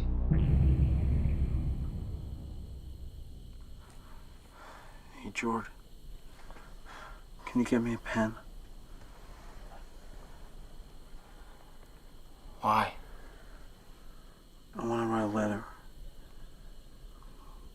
to my mom and dad, you know. Say goodbye.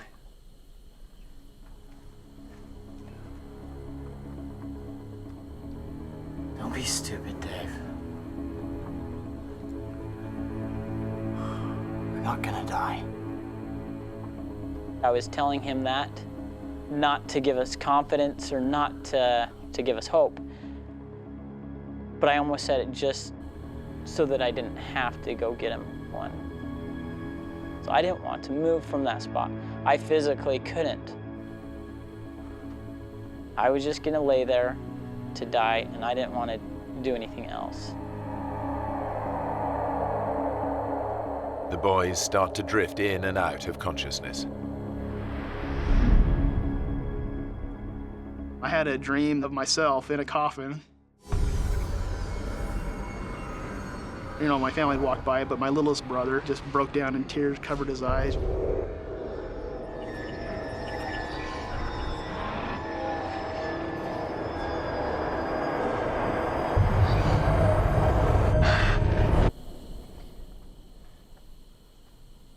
I woke up, and I was like, I don't want to die.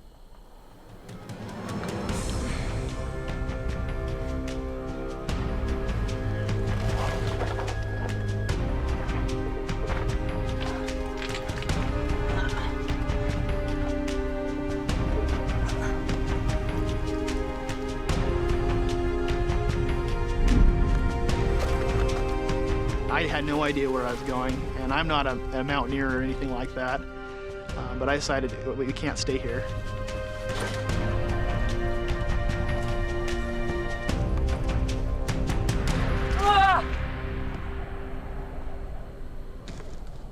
I took my backpack and I chucked it off the cliff, you know, so I hoped that I was going to make it down to pick it up again. Mark threw his backpack over and said, you know, this is what we need to do. Trying to climb down the sheer cliff in his weakened state is near suicidal. But Mark's made his mind up. He's going to get down or die trying. Come on, guys. We gotta do it.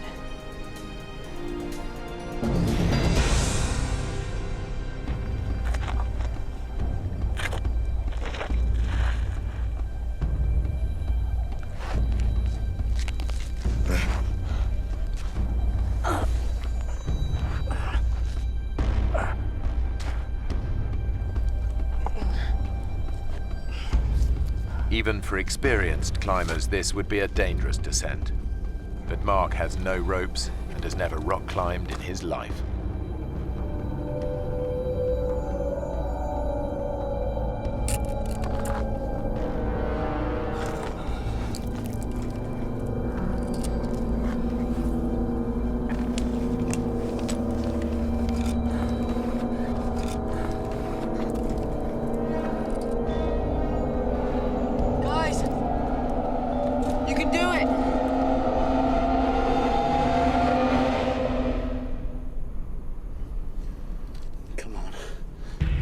I thought we were gonna die anyways. To me, death was gonna happen. And so it seemed like anything would be better, even if it was a ridiculous plan.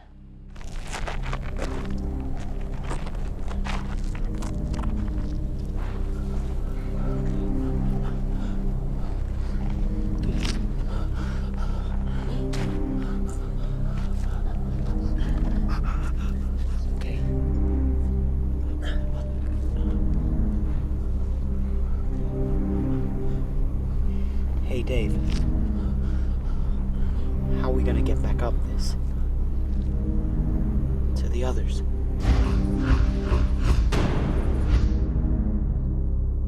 We knew that it would be too difficult to get back to the top of that. And at that time we knew that there's no way we'd be able to make it back to them with water. But the boys have no choice.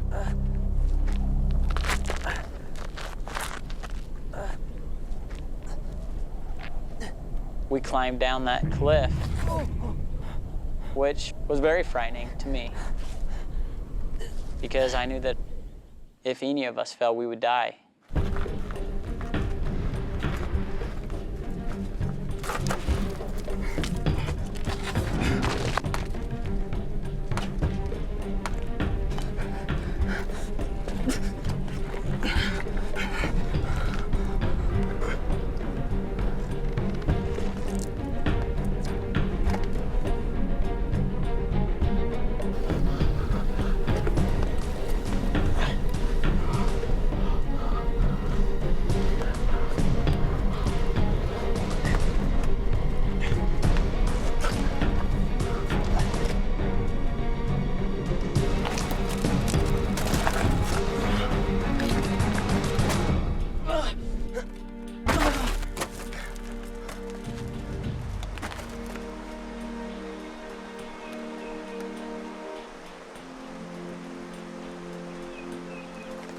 Hey!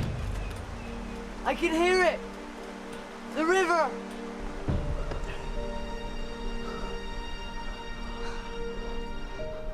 You okay, Dave? My eyes are going funny.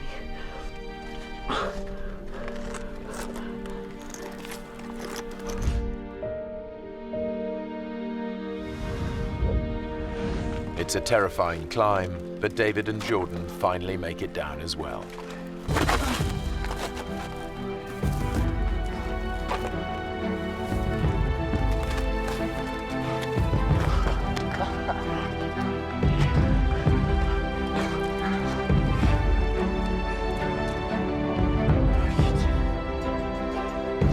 It was a sheer cliff that I couldn't do again. I think we were all amazed that we were still alive, I guess. But David is in trouble. You okay, Dave? He's showing early symptoms of heat stroke. He needs water fast. I'm cool. Come on. Back up the chute, Guy is so dehydrated he can barely move. He's now at the mercy of the canyon and its inhabitants. There was a rather large rattlesnake that was a few feet away from me. The western diamondback rattlesnake is one of the most aggressive snakes in the US. A bite from an adult can deliver enough venom to kill in as little as 6 hours. I remember experiencing the fear that that snake would turn and sense my body heat. Guy is so weak he can't move out of striking range. And that experience lasted for about an hour while that snake was there.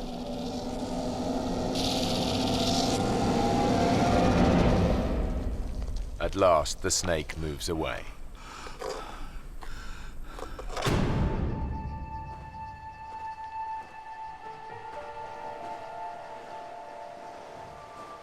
Since making it down the cliff, the boys have walked for over an hour, but they still hadn't reached the river. We could hear the water, and it seemed so close. But as we go around one corner, and then the next corner, and then the next corner, you know, each corner we thought it was the next one, and it wasn't.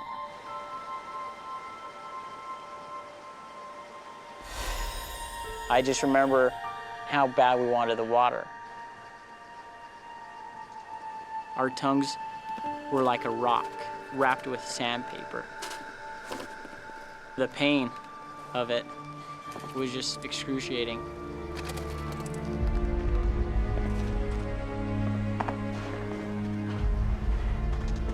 I remember Dave complaining about his vision. Come on, Dave. You're nearly there. And he was shaking. All of us were.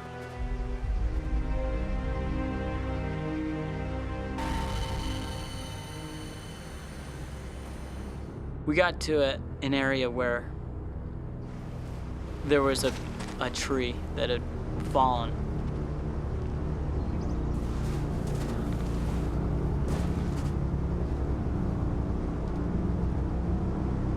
David was leaning against a tree, and I was like, hey, we're almost there, guys. And at that point, David collapsed. David? Dave? You okay? Me and Mark went over to him. Dave. And I remember seeing Dave's eyes roll back in his head, and his breathing is really jumpy. Hear us.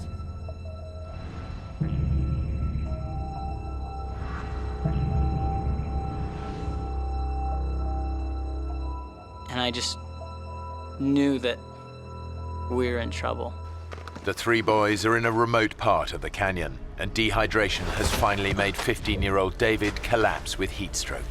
With little chance of help, the situation is desperate. Say something, David. I'd taken first aid merit badge, as a scout. David? They train you for extreme situations like this. I knew it was very serious. Hey, Jordan. You guys get to the river. Bring back water.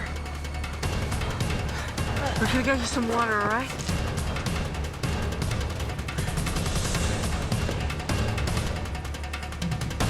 And as I went around the first corner, I could see the water, and it was about 100 yards away.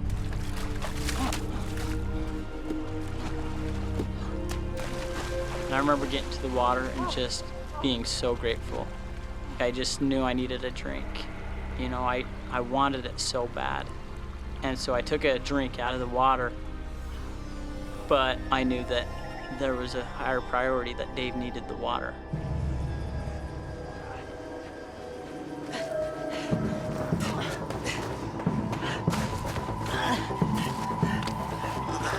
Why isn't he swallowing it?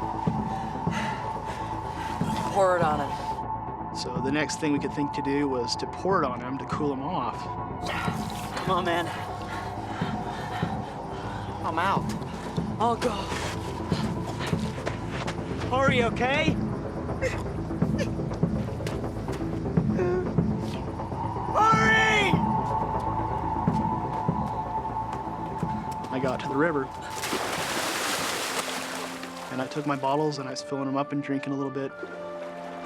And when I pulled up the water bottle,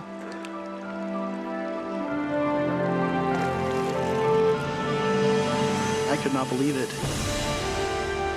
I saw two big yellow rafts coming around the corner. Hey! Hey, over here, help! Hey! My friend is dying! Help me! The next thing I knew is I heard Mark yelling, "Help!"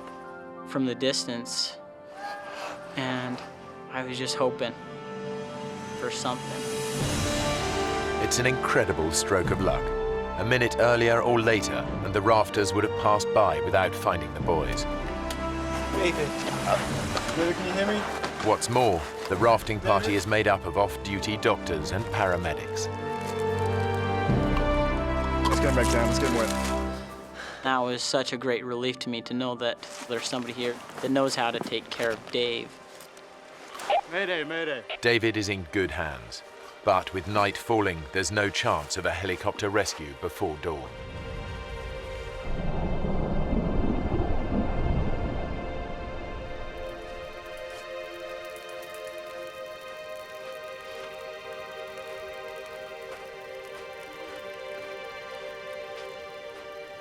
Seemed forever that they were working on him, not knowing if he's gonna make it, not knowing if he'll die. He's still hypothermic.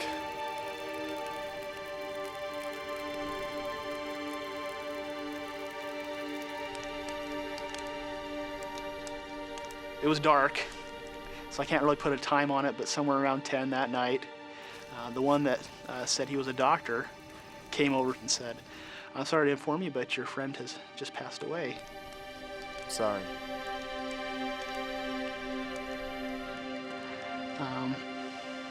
And it was a hard experience.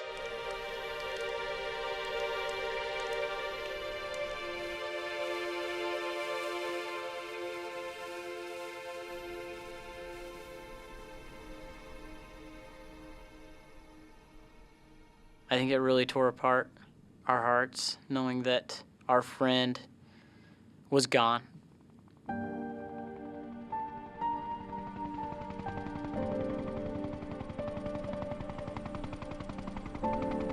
By the time rescue helicopters arrive the next morning, Earl and the other boys have made it down to the river.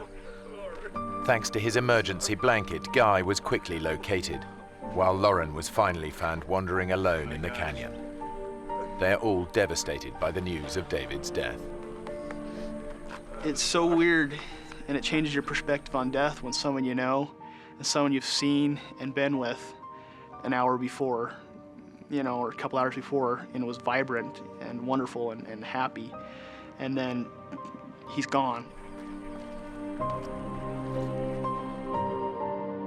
10 years on, Jordan is a policeman in Utah, and Mark is training to be a dentist. They're still good friends.